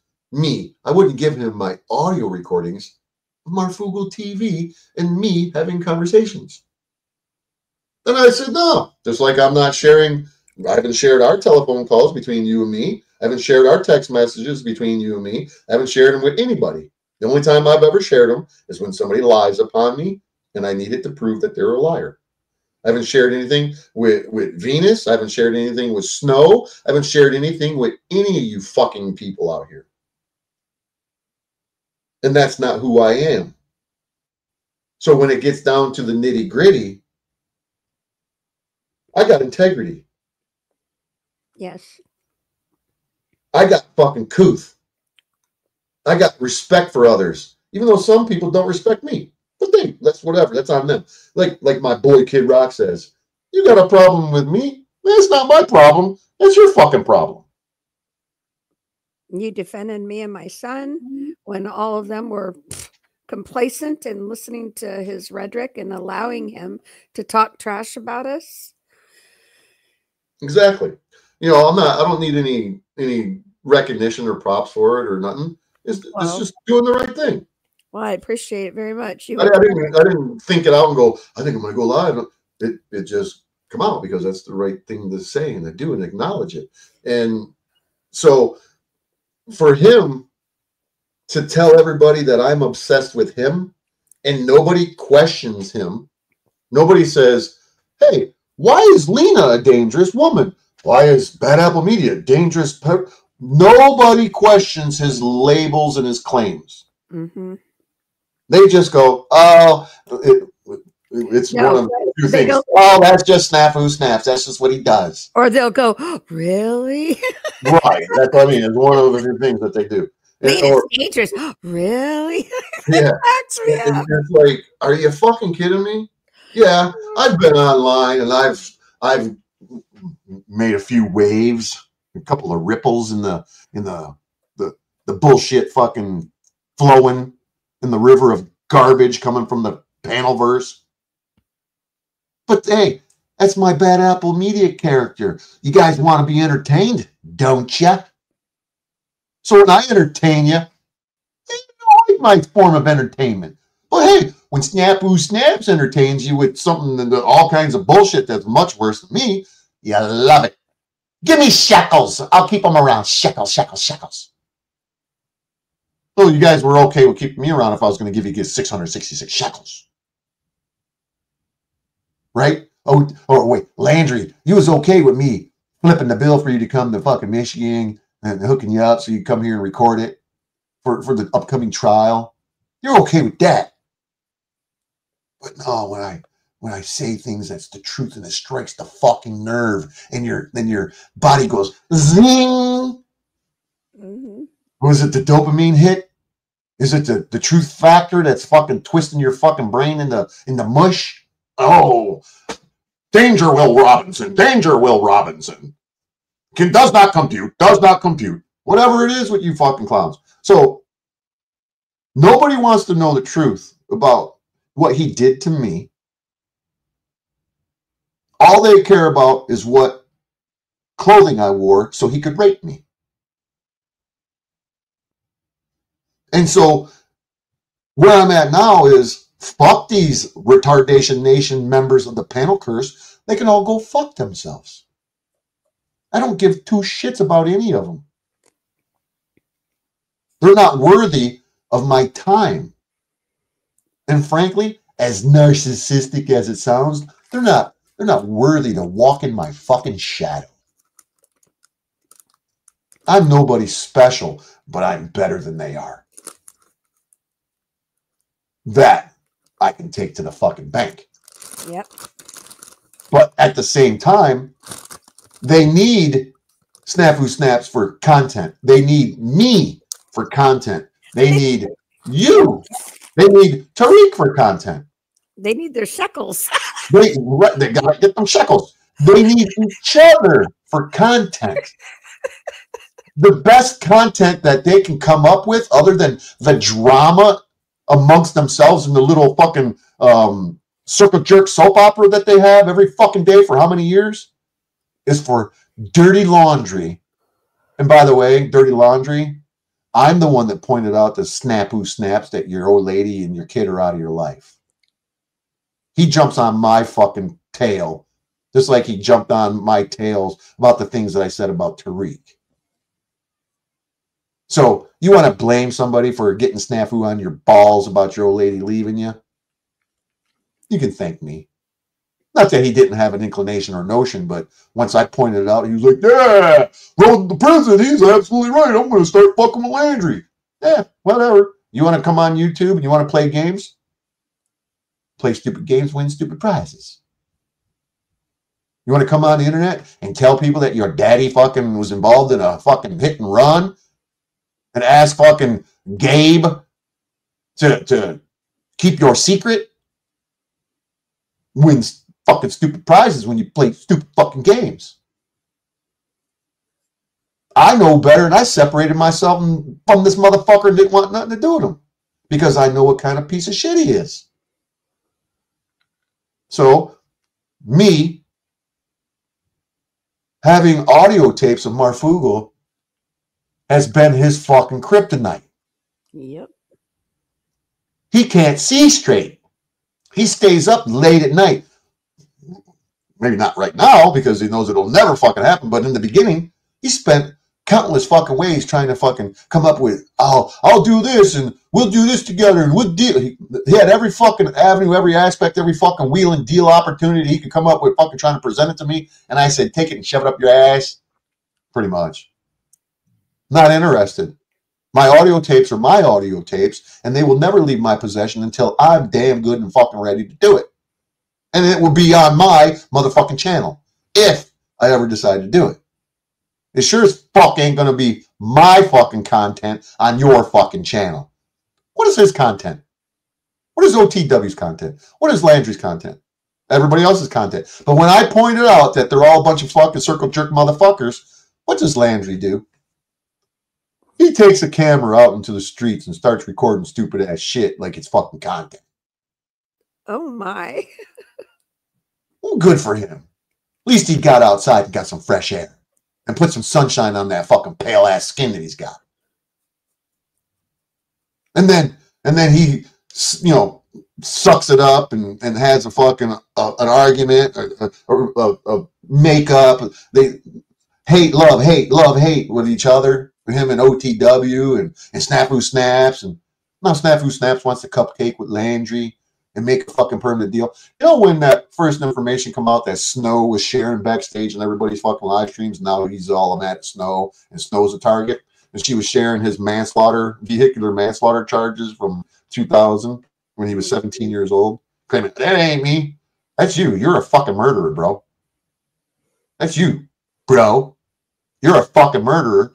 And you thought that the record was fucking wiped clean because you were underage. Well, sometimes that shit slips through the fucking cracks. Mm-hmm. And I'm going to fucking get the entire file on that. You can goddamn guarantee it. And so Landry goes around running the fucking streets thinking that, and then Snafu Snaps wants to fucking be his butt buddy, and Landry lets him on fucking panel. Fucking hangs out with them. They're all fucking pals. You name it. They're all fucking butt buddies. And then OTW, he gets butt hurt because I fucking call him and Landry out and say you're a bunch of fucking hypocrites, scumbag, you're fucking this or that. Just spitting the truth. Mm-hmm. OTW gets so fucking butt hurt. He changed up his whole fucking shit. How long will it last? I don't know. He's not going to get people to pay him $15 fucking to share a fucking video on his channel. No. That's how stupid he is. I wouldn't pay $1 to get a video. Well, you know what I'm going to do? I'm going to do the same thing. I'm going to offer everybody to come onto my channel, and I'll be the mediator between your drama because I'm pretty neutral to the panel curse. Mm-hmm. I'm not involved in it. I'm an outsider who was drug into this shit, and I don't really want to be here. But if I'm here, I might as well make my time useful. So if anybody's gotten this far, you weirdos in the panel curse, you want to hash out your little high school fucking drama fucking arguments, you come on over here and I'll do exactly what fucking OTW is doing for free. You want to donate for me taking my time to do it for you? Donate. You know what I'll do with those donations? I'll do positive things with it. I'll go and donate it to homeless. I'll go buy a bunch of fucking food and go and give it out to homeless. I'll do positive things with it. You guys suggest to me what I'll do with it. I don't need the money. I make good money doing what I do for a living. Yes, you do. And when I get any donations, I'll make it stretch. I won't need it to pay my phone bill. I won't need it to get on a train to go find some more content. I won't need it to do anything. So any of you that want to hash out your fucking stupid ass arguments, I won't call them stupid. I'll take it serious when you bring your beefs to my channel. I'll do it for free. You want to stop paying Dusty? You want to stop paying OTW? Come over here. You can do it for free.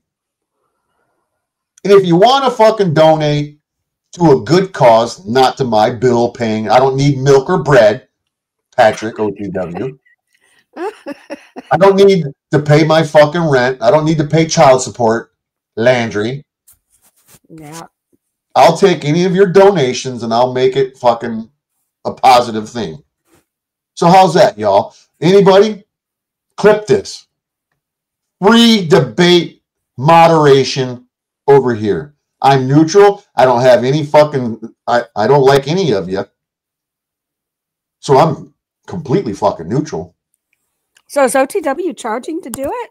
Oh, he changed up his format. I could pull it up and show you what he did, but I ain't gonna promote the fucking goofball, the fucking toothless wonder of Canada, a Quebecan fucking French piece of shit. Because Illuminati Tommy was doing it for free too. That's where he got the idea. Maybe me and Illuminati can do it together, but you know he might be a little biased. I don't know. But well, that's where OTW learned to do it because he was doing it. Well, he might have learned it from fucking Powder Crackhead too. But anyways, I'll do it here for free. But anyways, enough of the drama verse fucking offer to mediate, moderate, to be the go between. You come here and do it for free. I won't have no saying it. I don't give two fucks about the arguments between all of you guys. It got nothing to do with me. My beef is with Snafu Snaps. And his bullshit. So anyways, what Snafu Snaps did to me is he used his journalism skills to trigger me, to get me to commit a crime. My crime? What is it that you say that I did? The criminal behavior? The dangerous man, that upper media? What is it that he exactly did? Do you know, Lena? Can you tell me what I did, the dangerous man? What crime did I commit? You wouldn't give him your audio tapes. Ding, ding, ding, ding. What's the alternative charge that I got for that? Did you say you could have beat him up? That's it. Misuse of an electronic device. Why did he want the audio tapes? So he could target Marfoogle. He could target somebody else because at the time, you know, he couldn't access free a tool on the internet, a background service, where, you know, he was asking Pauly Boy, you want to join my crusade in cyber stalking people? I'm going to share a secret tool with you, Pauly Boy. Look at it. It's in your email right now. It's a tool where we can look people up and we don't have to use the free version. We can get even deeper if we paid some money and we can put the money together. We can get it and we can look up people's mama's mama. If that ain't open admission of cyber stalking, just to fucking cyber stalk, what the fuck is? Yeah. So he triggered me with his shock journalism, if you want to call it triggered. It really wasn't triggered. I was just saying the same thing that I've always said to him, is I was going to kick his fucking ass if he didn't stop doing something stupid. Mm-hmm. I probably got 6 other times of me saying that I was going to kick his ass. For the past 3 years of him fucking coming to my channel and harassing me.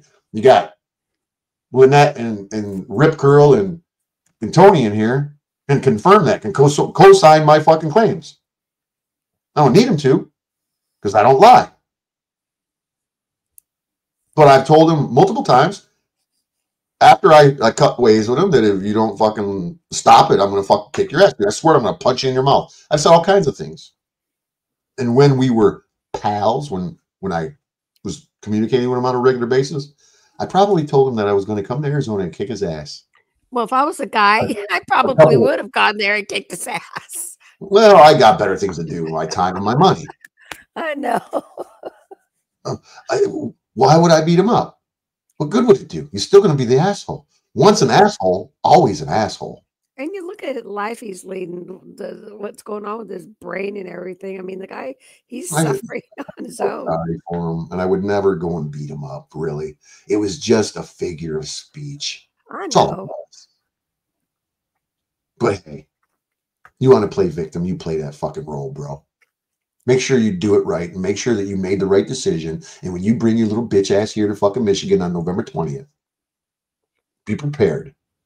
Because I'm telling you right now, the Macomb County Sheriff's Department don't give a fuck about jail. You're going to You're jail. going to get a ride from the airport in the backseat of a fucking sheriff's deputy car. You're going to jail. You're going to jail. You're going to get a couple of handcuffs, or excuse me, you got a couple of bracelets with a chain in between it. You're going to be wearing a blue fucking outfit. with fucking brown sandals when you come into court to testify against me for saying, Your Honor, he told me he was going to beat me up. And then when you come to court and you're sitting on that stand, and my no good rotten attorney who doesn't have no experience in trials throws Nerf balls at you, you can just block them and deflect them and say, I ain't answering that. I ain't answering that. What's that got to do with it? You come in there and you run your fucking Peter Puffer like you think you can do. Peter Puffer. And when you get asked about this fucking manslaughter, fucking vehicular manslaughter, you get asked about the child predator optics, your child molesting, you get all the questions that you really ain't going to want to answer. You're going to be crying like a little bitch. It's like Kid Rock said in Joe Dirt. You're going to be looking for some French fries and a wham burger.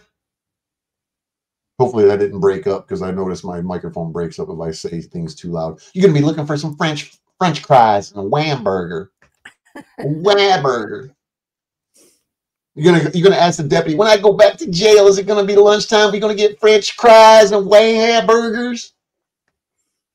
So I want this fucking clown to come here so bad. But I got a sneaky feeling that he's going to fucking bail. I wouldn't doubt it. I want the panel curse to grill him on it. What's up, Snaps? You going to jail? Or you going to jail? You going to go to Michigan and testify against him and put the man in jail, that dangerous man? I would love for them to do it. I'm not asking them to do it. They can do it all on their own free will because I don't want anybody to contact him on my behalf.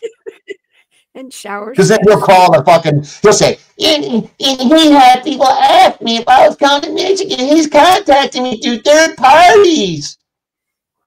No. If anybody communicates with you, they're just listening to me going, yeah, that's a good question to ask him. Maybe I should have. But they won't.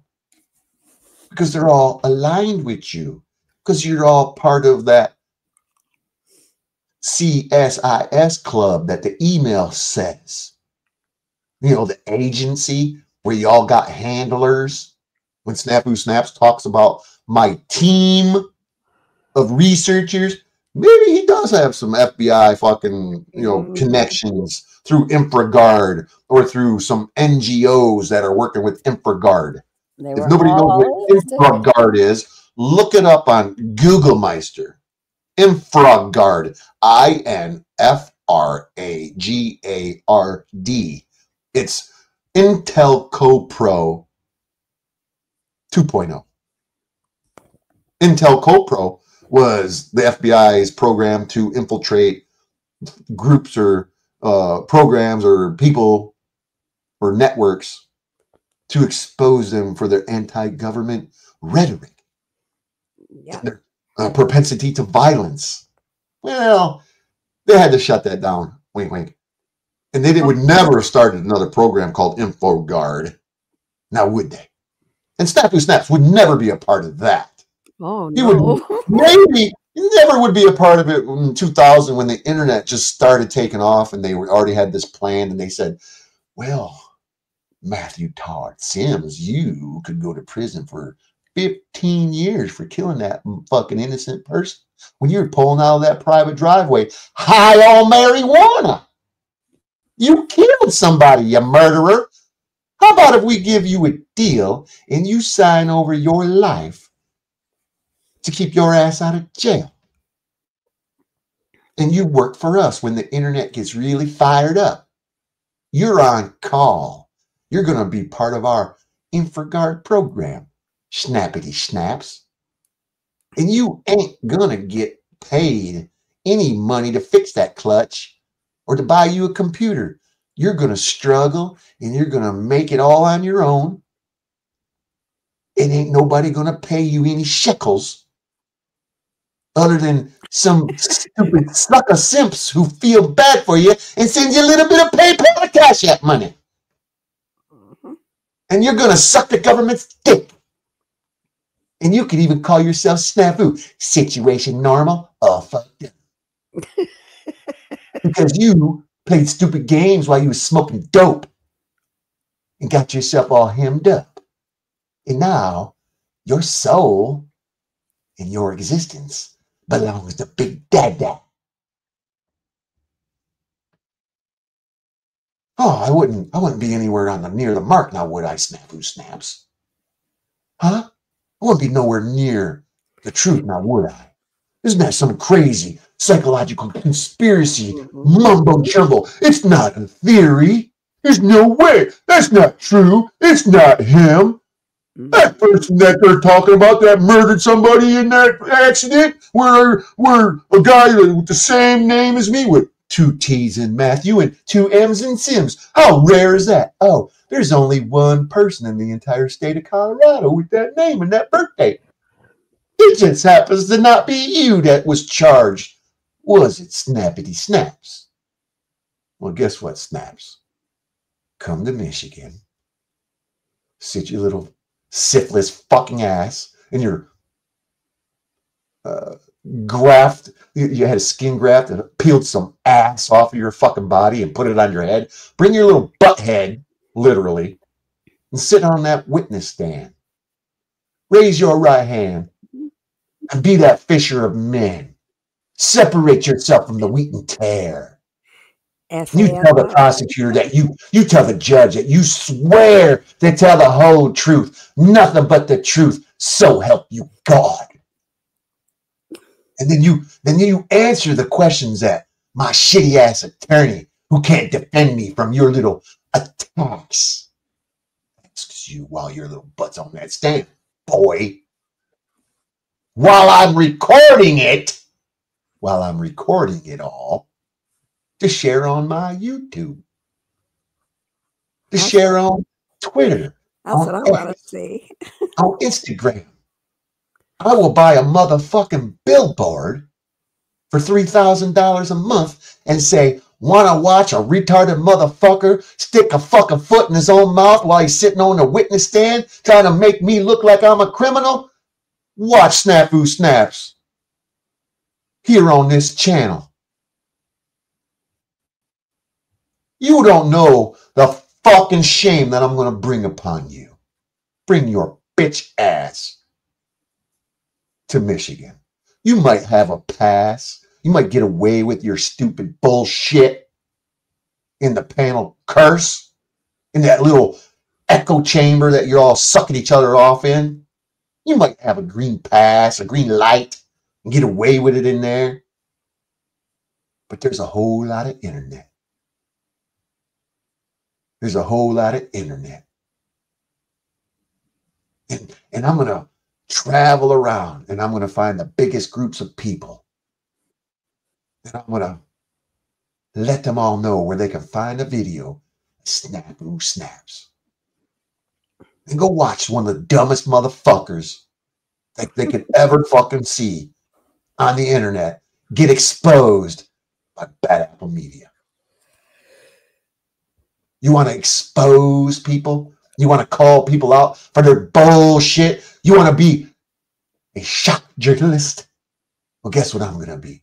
I'm going to see if I can't find my way into the shock journalism world you taught me about. Where I'm going to get people triggered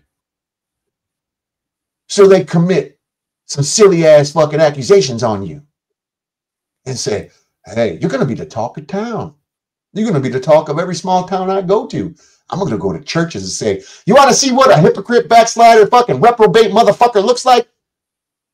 You want to see what kind of person who claims that they're a Christian and a man of God, a fisher of men? What kind of work they do for the good Lord above? Here you go. Watch this. What do y'all think about this? Judge not, yet ye be judged. Who's the fucking wheat and who's the motherfucking tare?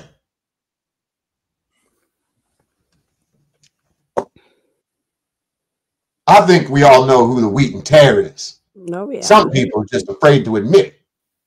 Some people just doesn't want to understand it. Some people just wants to reject it. Some people want to continue to pay attention only because there's shekels involved. And for the love of money is the root of all evil. Yeah. Right? Snappity snaps. Right, Lena? Yep. To know the truth will set you free.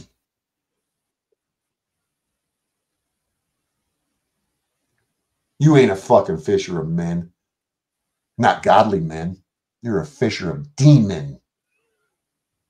Demons. Demons. There's no good in you, Snafu Snaps. You're evil to your core. What you're doing to me, I can handle it all day long. I'm going to slap you around like a redheaded stepchild. Well, my lawyer is going to slap you around like a redheaded stepchild. Correction. My lawyer is going to slap you around like a redheaded adopted fucking no good for nothing trash can baby. And you're going to fucking cry like a little girl and tell the prosecutor, you got to protect me from this. He's going to sit on the stand and yell, I object. And then the judge is going to say, Mr. Sims, you're not in a position to object to anything. You are a witness. You're to answer the question, Mr. Sims. I direct you to answer the question. And if you don't answer it, contempt of court. 30 days in the hole. 30 days in the hole. You're going to find out. I've been telling you, you should know. You of all people, Matthew, should have thought twice, maybe 3 or 4 times before you did what you did to me. Unless it was all just a little fucking game to play with me to give yourself some credibility so you could distract everybody from what Lena did by abandoning your bitch ass and cut you to the curb because it was the big talk of the fucking internet before you decided to get me involved in your little fucking optics, you jackass zebra. You were the fucking talk of the town, weren't you, Lena? Lena, are you muted? No. You were the talk of the town, though, right? Oh, yeah. After you threw his ass to the curb because of his pedo optics. Yep. Everybody wanted to talk to you. Everybody wanted to hear from you. Everybody wanted to know what happened, right? Oh, yeah. And then he had to distract them from that, didn't he? So he devised a little fucking manipulation fucking tactic. His optics were high. His tactics were low blows. He had to come and fuck with me and harass me and get me to commit a crime through triggering me through that shock journalism tactics. And here we have it. $6,000 later. And you know what I'm going to do to you, Snafu Snaps, one way or the other? I'm going to sue you. I'm going to sue you. And when I win, I'm taking my Mustang. Because that's the only thing that you have that has any value. And I might come in and take an iPad. Or maybe some furniture that you got. I'll bring in the bailiffs. And I'll go shopping. You might not know how the law works, Snafu Snaps, because you're a fucking criminal and you were only on the inside of the fucking joint. I'm capable of crushing you in a fucking court. Civil and criminal. And I'm going to take that fucking Mustang from you. And you better not try to take it out of your name right now. You better not try to take it out of your name. You better not try to hide anything like you did your Snafu Crew Strike Team fucking channel. Like the coward that you are. The only reason you brought that back to life is because my dear friend here, Lena and Tariq, struck your bitch ass and got it taken down. One of the strikes you got is because you doxed Lena. Right?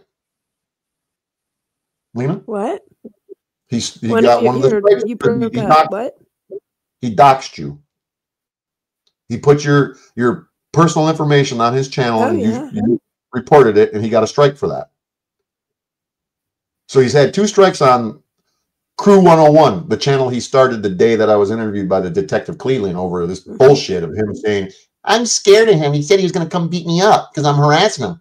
But he forgot to tell Detective Cleveland that he harasses and stalks me, conveniently. So that channel got taken down, so you had to bring strike team, Snafu crew strike team up. You had to bring it back to life because you didn't have no alternative.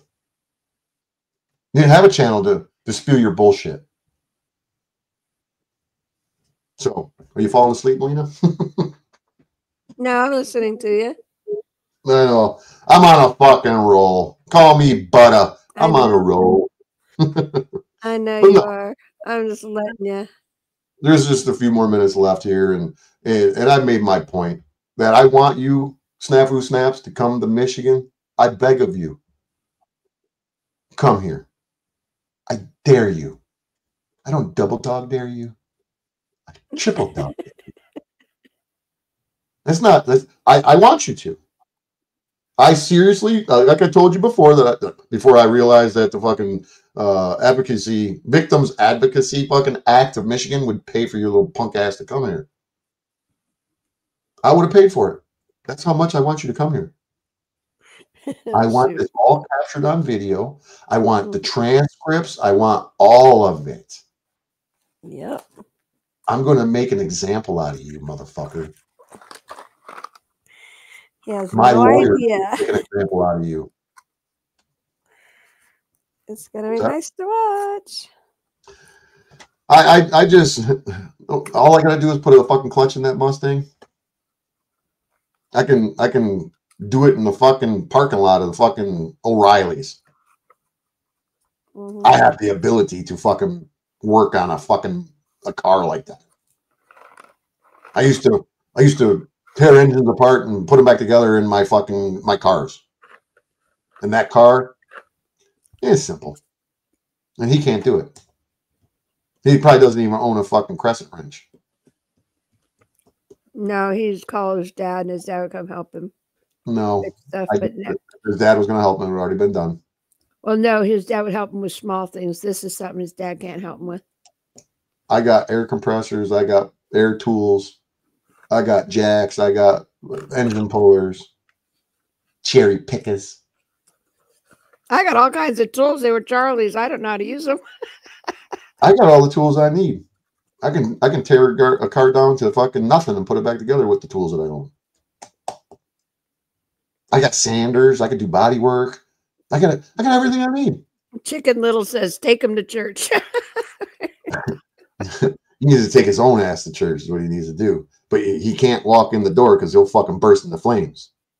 Yes, he will. Fire will start. Smoke will be coming out every time he steps. Fucking burn a church down. It'd be like when I was in prison, everybody was innocent, right? Mm-hmm. I went to prison. Yeah, I voluntarily, willingly participated in a transaction.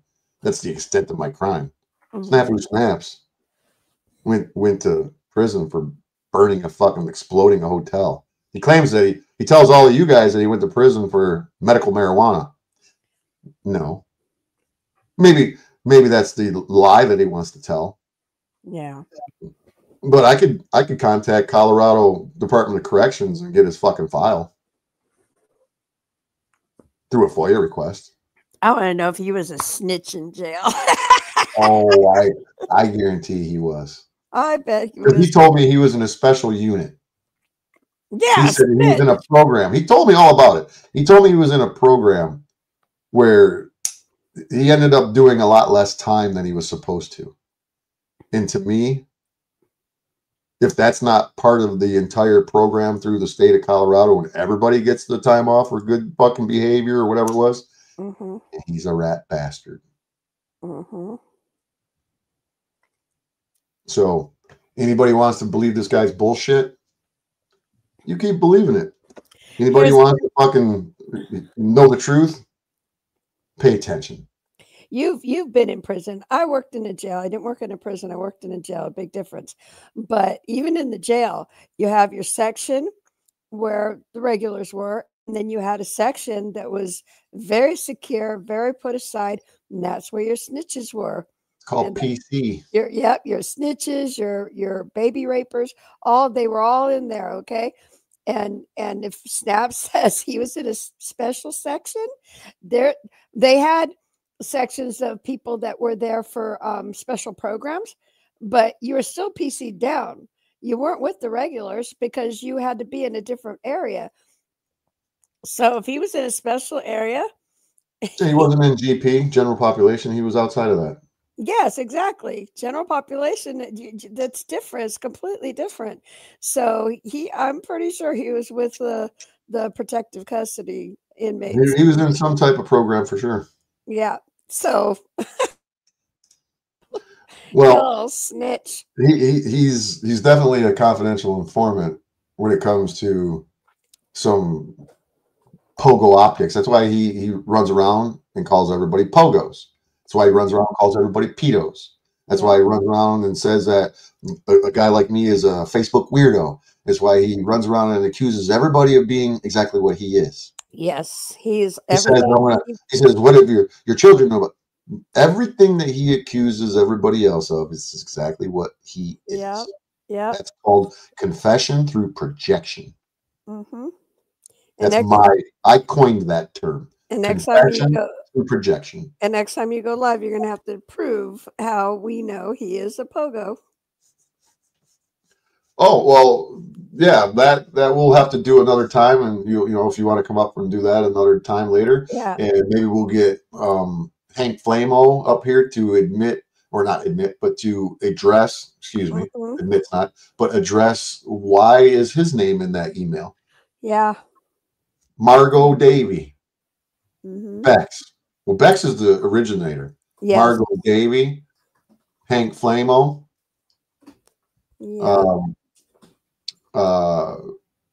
Scarab Performance. Mm-hmm. Who else was in it? There's like 10 or 12 names. No, there was about 7. Was there hold on, I can pull it up right now. And they said, well, they probably got confused or whatever, because at the time she sent it, I think she didn't realize that me and Snaps had just split. So, and I think when she sent it, we hadn't split. I think we were still. Oh, yeah. Here we go. Go ahead. I got it. I think at the time she sent it, I think that me and Snaps were still working together, but then. Or she assumed that you were aware of that. You knew he was a pogo. Yeah, I think she thought I knew, and so she included me. Right. So here's the people that are in it. Here's a little tidbit for you all. A little teaser. Mm-hmm. Bex is the original composer of the email. She has the handler. Snafu Snaps, Paul Unslaved, Rose 777, Hanko Flamo, you, LCJC, yep. Margot Davy, the NPC show. Mm-hmm. Not Gabe, that dumb fuck, the other NPC show. The Book of Daniel, which is, I believe, the NPC show. And Scarab Performance. Mm-hmm. And Chicago Diesel Works. Joey Jones. 96. Joey Jones, 96. Mm-hmm. So that's 1, 2 with Bex. That's 1, 2, 3, 4, 5, 6, 7, 8, 9, 10, 11. 11 people. Yeah. And we all have heard the rumors about Rose 777 and that she's a big fucking hub for sketch shit. Paul Enslaved sure seems to skate on a lot of charges. Mm-hmm. You know, I'd like to see his record. The transcripts, the court hearings on video. Well, it explains why him and Snaps are, they get in fights and then they make up, fights, make up. I mean, it makes a lot of sense. Because they're not, I hate even saying the word again, because now it reminds me of that dumb fuck. Yeah. To reiterate, the panel curse, the Retardation Nation members, they're not to bring it outside into real life, but the panel curse members are allowed to drag somebody like me or you or Tariq into the panelverse and try to beat us up. Yeah. However, they can come outside of the panel curse into the real world for me or someone like me, but they are not allowed to do it to themselves. And that's my theory. Yes. And in the Pogo channels, they're just made to distract.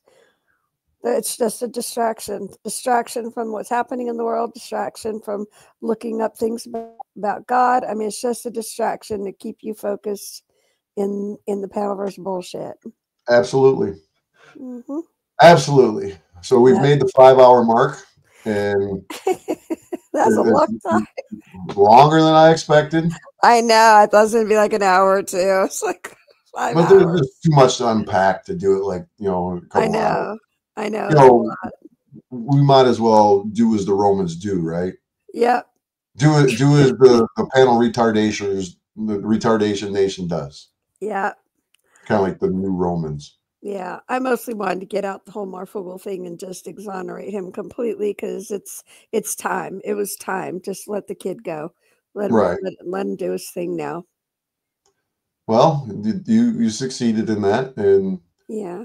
Whether Adam or Dex will ever catch wind of this, at least you did it for yourself. And yeah. Well, I hope somebody gives it to him and clips it and says, "Here, maybe I'll just send it to Dex in a text message, because I told you the other day that I was texting with him, because I'm a Foogle-tard. Yeah, give him a little. Yeah, and I had to say some really straightforward stuff. I read the messages to you. I read said some really straightforward stuff to him, and he felt compelled and triggered to respond to me. Yeah. And so, nonetheless, I'll send it to him, and I'll send him a message and say, Lena spoke about Adam and him inadvertently, by proxy, and you might want to listen to it. I'll maybe even give him a timestamp. Yeah. And let them know none of those videos will ever be seen again. Well, not the ones in your possession. Somebody else has me. You can't stop that. But yeah. Well, unless I copyright them. But yeah. Right. So I appreciate you coming up here. And it was nice. I know it was a little longer than expected. Yeah. Well, it took a while for us to get to know each other, because they had me scared to death of you, and you thinking that I'm, you don't know what to think about me, really. So, I mean, you were just going after everybody because you were angry. And now that we've talked several times and kind of cleared the air and talked with Running with Scissors and cleared the air with that, I mean, everything made sense. Everything fell together. And it's like, who's really the bad guy here? Well, what do you think? Well, it's not you. Well, that's all I can hear you say. It's not you. I'm not looking for anybody to blow smoke up my. Well, back. I really think that back in the day, had somebody picked up a phone and gave you a phone call and said, "Hey, let's talk, Lee," I think you and her could have worked it out without all the bullshit. But nobody wanted to do that. They just wanted to label you as this horrible person. Well, that's the easiest thing to do, to distract from your own wrongdoings and the scumbaggery that you are and involved with, is to accuse the others of doing exactly what you're doing. And I just happen to be the guy that they chose to fuck with. Yeah. Yeah, I was the idiot that believed everything they said. Yeah, hindsight's 20/20, and none of us could, predict or understand or comprehend the motivation behind something that a guy like him would fucking do, Mm-hmm. And until you walk a mile in somebody's shoes, you can't say you should have known better. Yeah. I've said some, pretty harsh things to you about your involvement, and there's no need to rehash it. And you know how I feel about it, and I don't hold a grudge against you. I understand, the entire picture and the ability of that man to manipulate people. Yeah. So, I mean, hearing me and Running with Scissors talk, I mean, you were able to hear us both and be like, oh, wait, Lena didn't know about that. And she really wasn't lying. And okay, now, I mean, you're able to put it in perspective to what I knew, what I didn't know, what I was blind to. I mean, you were able to see that, okay, she's not lying. She's not part of them. It's, she's different than they are. And, you can kind of see everything for what it really is, and I had a misconception of you, and when you've got Snaps and WV and JP Trucker, and they're all telling me the same stories. I mean, I mean, I had it was coming in all directions, and I'm bad like, apple bad, bad apple bad, bad yes, apple bad. Why would they lie to me? Why? No, because they're all in the fucking InfoGuard program. Yep. That's their fucking mantra. Yeah.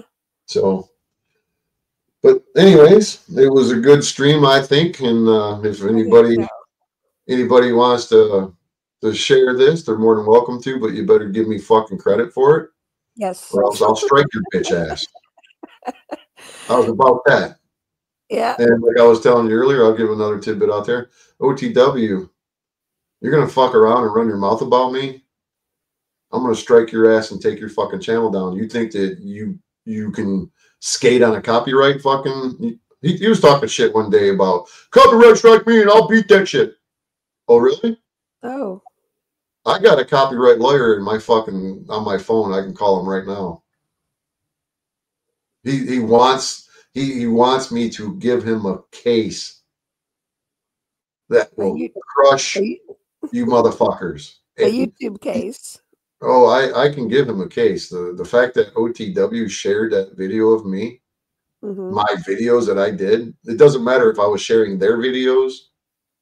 They didn't copyright strike me. And I'm not going to give too much details on here how I can. Yeah. They can copyright strike me all day long, and I'll do what OTW says. I'll beat it. When I file a copyright strike on you through my copyright connection, my ability to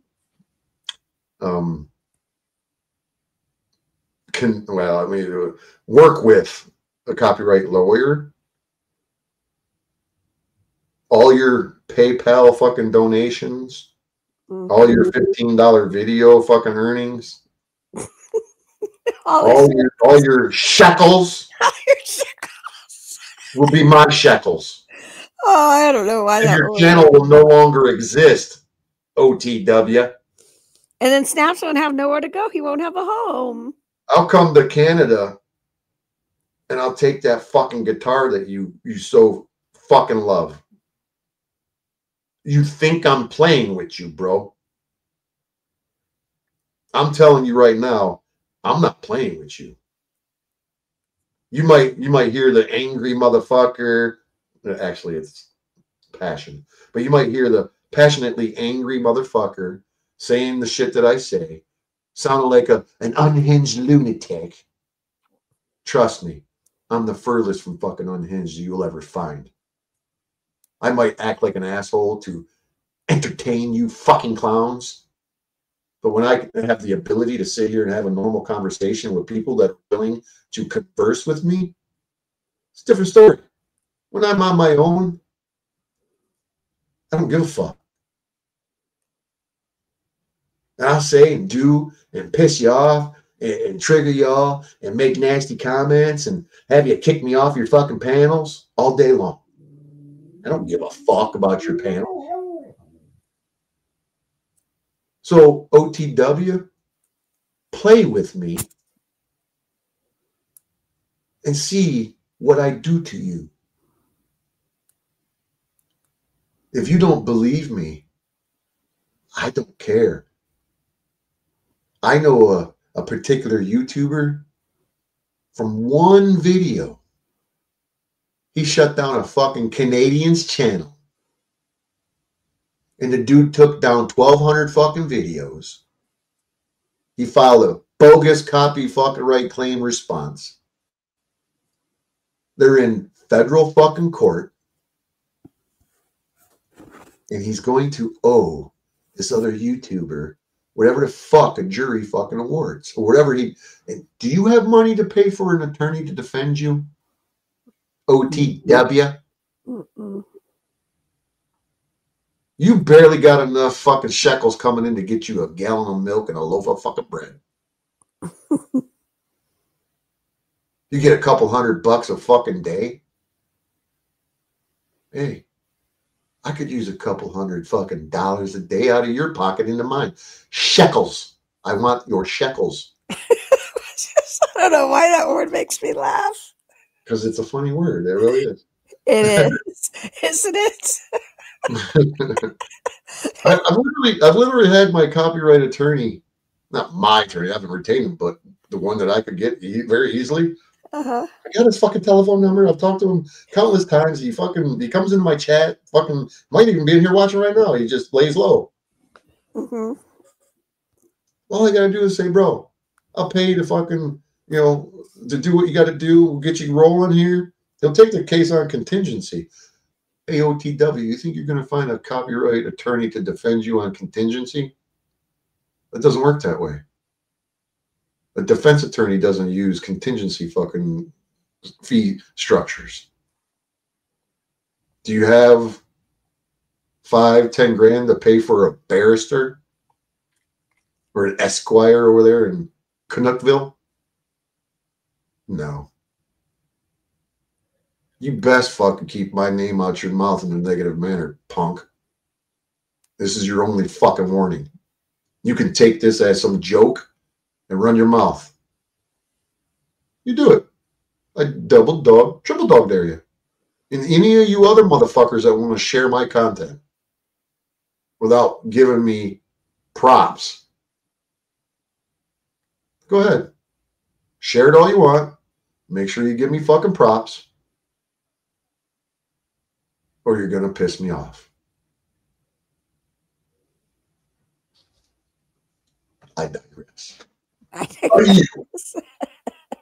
Well, thanks for having me up. It was a very enlightening evening. Well, morning. I'm glad that we could enlighten each other. So I appreciate you. Take care of them boys. And I will. Go feed my chickens. I know. I got to feed them in a couple hours. Well, you should probably go do it now. They'll wake up and go, oh, we got food already. No, we had to go lock them up last night because it was going to get into low 30s. And oh my God, they were running everywhere from us. They wouldn't go inside. It was like crazy. But we got them in, and it's supposed to get down to like 29 tomorrow night. You're a chicken wrangler. Yeah, what you mean? You should have seen us out there. It's hilarious. You should make videos for that. And I might tomorrow. I might do a video because oh my goodness, it's hilarious.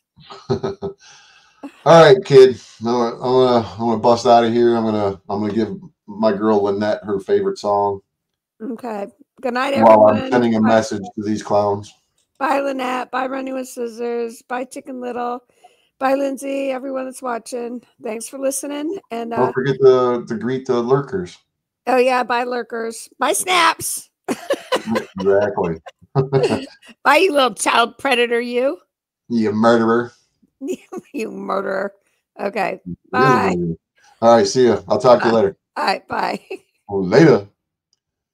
All right, ladies and gentlemen. Ladies and gentlemen, there you have it. I hope that you enjoyed that episode of Fat Apple Media. And if you all want to know more about that email between the Pogo channels, pay attention because I'll be talking about it soon enough. And if Hank has the courage to come up here to deal with it, I'm very interested in hearing what Hank has to say. And any of you other channels that I mentioned in that little piece there, Paulie Boy, Rose 777, Margot Davy, Joey Jones, Chicago Diesel Works, the NPC Show, the Book of Daniel, might be the same one, Scarab Performance. Bring your punk asses up here and let's talk about it. Let's see what you got to say. I bet you I'll get another email and OTW will be on there. Landry will be on there. Cynthia will be on there. Yolanda would be on there. All you motherfucking traitors got the government in control of you with your pogo, go-go, and po-po optics. Government owned, government operated, privately owned, privately operated. Privately owned, government operated. So until the next time we engage each other here on Bad Apple Media, and you sit and listen to me whine and cry, go tell everybody tomorrow, Snafu snaps, that I was whining and crying. You big old pussy, you murderer, you child molester. Matthew Todd Sims, you murderer, you child molester. You don't like what I'm saying about you, boy? Sue me. Bring a civil suit on me. Call law enforcement, tell them I'm breaking the law by saying that you're a child molester and a murderer. Pussy. Okay. Anyways, enough of your sorry ass. Everybody in the chat, all you sorry ass lurkers, take it easy, take it slim. It's been real, it's been fun, it's been real fun. So catch y'all on the flip side.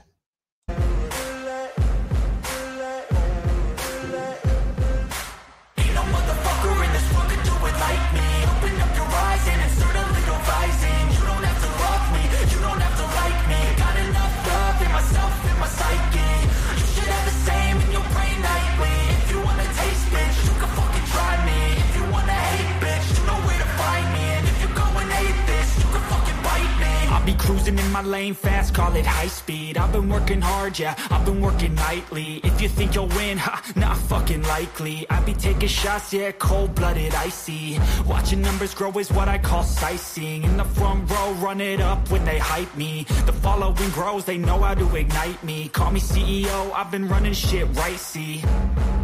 And I ain't playing games, I create my own lane, making pleasure out of pain, turning losses into gains. I'm the boss, I'm making change. I've been rocking this exchange, popping off and risking things. Gonna make a fucking name, I just wanna be famous.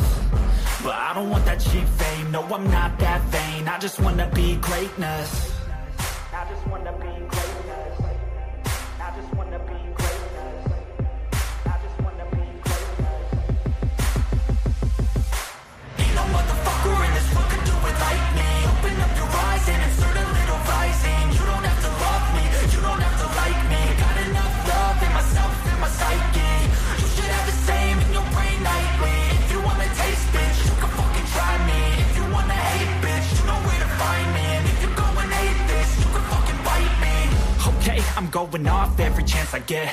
I don't really take a loss, well, I'll admit. That's why I'll make it to the top, yeah, I commit. And no, I'm never getting lost, I get after it. Investing in my own stock, cause it's faster than any crypto hits go, let me spend. Everything that you see is something I invent. And it's only a percent. I'm gonna take shots. If I miss all, forget it. I'll take a fat loss just to learn all that's in it. I'm taking snapshots, learning how to fall and get it. I'm getting back up, always stand tall, don't sweat it. I never back up, I don't miss a thing or regret it. I'm always learning, you could call me academic. I'm always working, never been apathetic. That energy is like a poison, needs some antiseptic.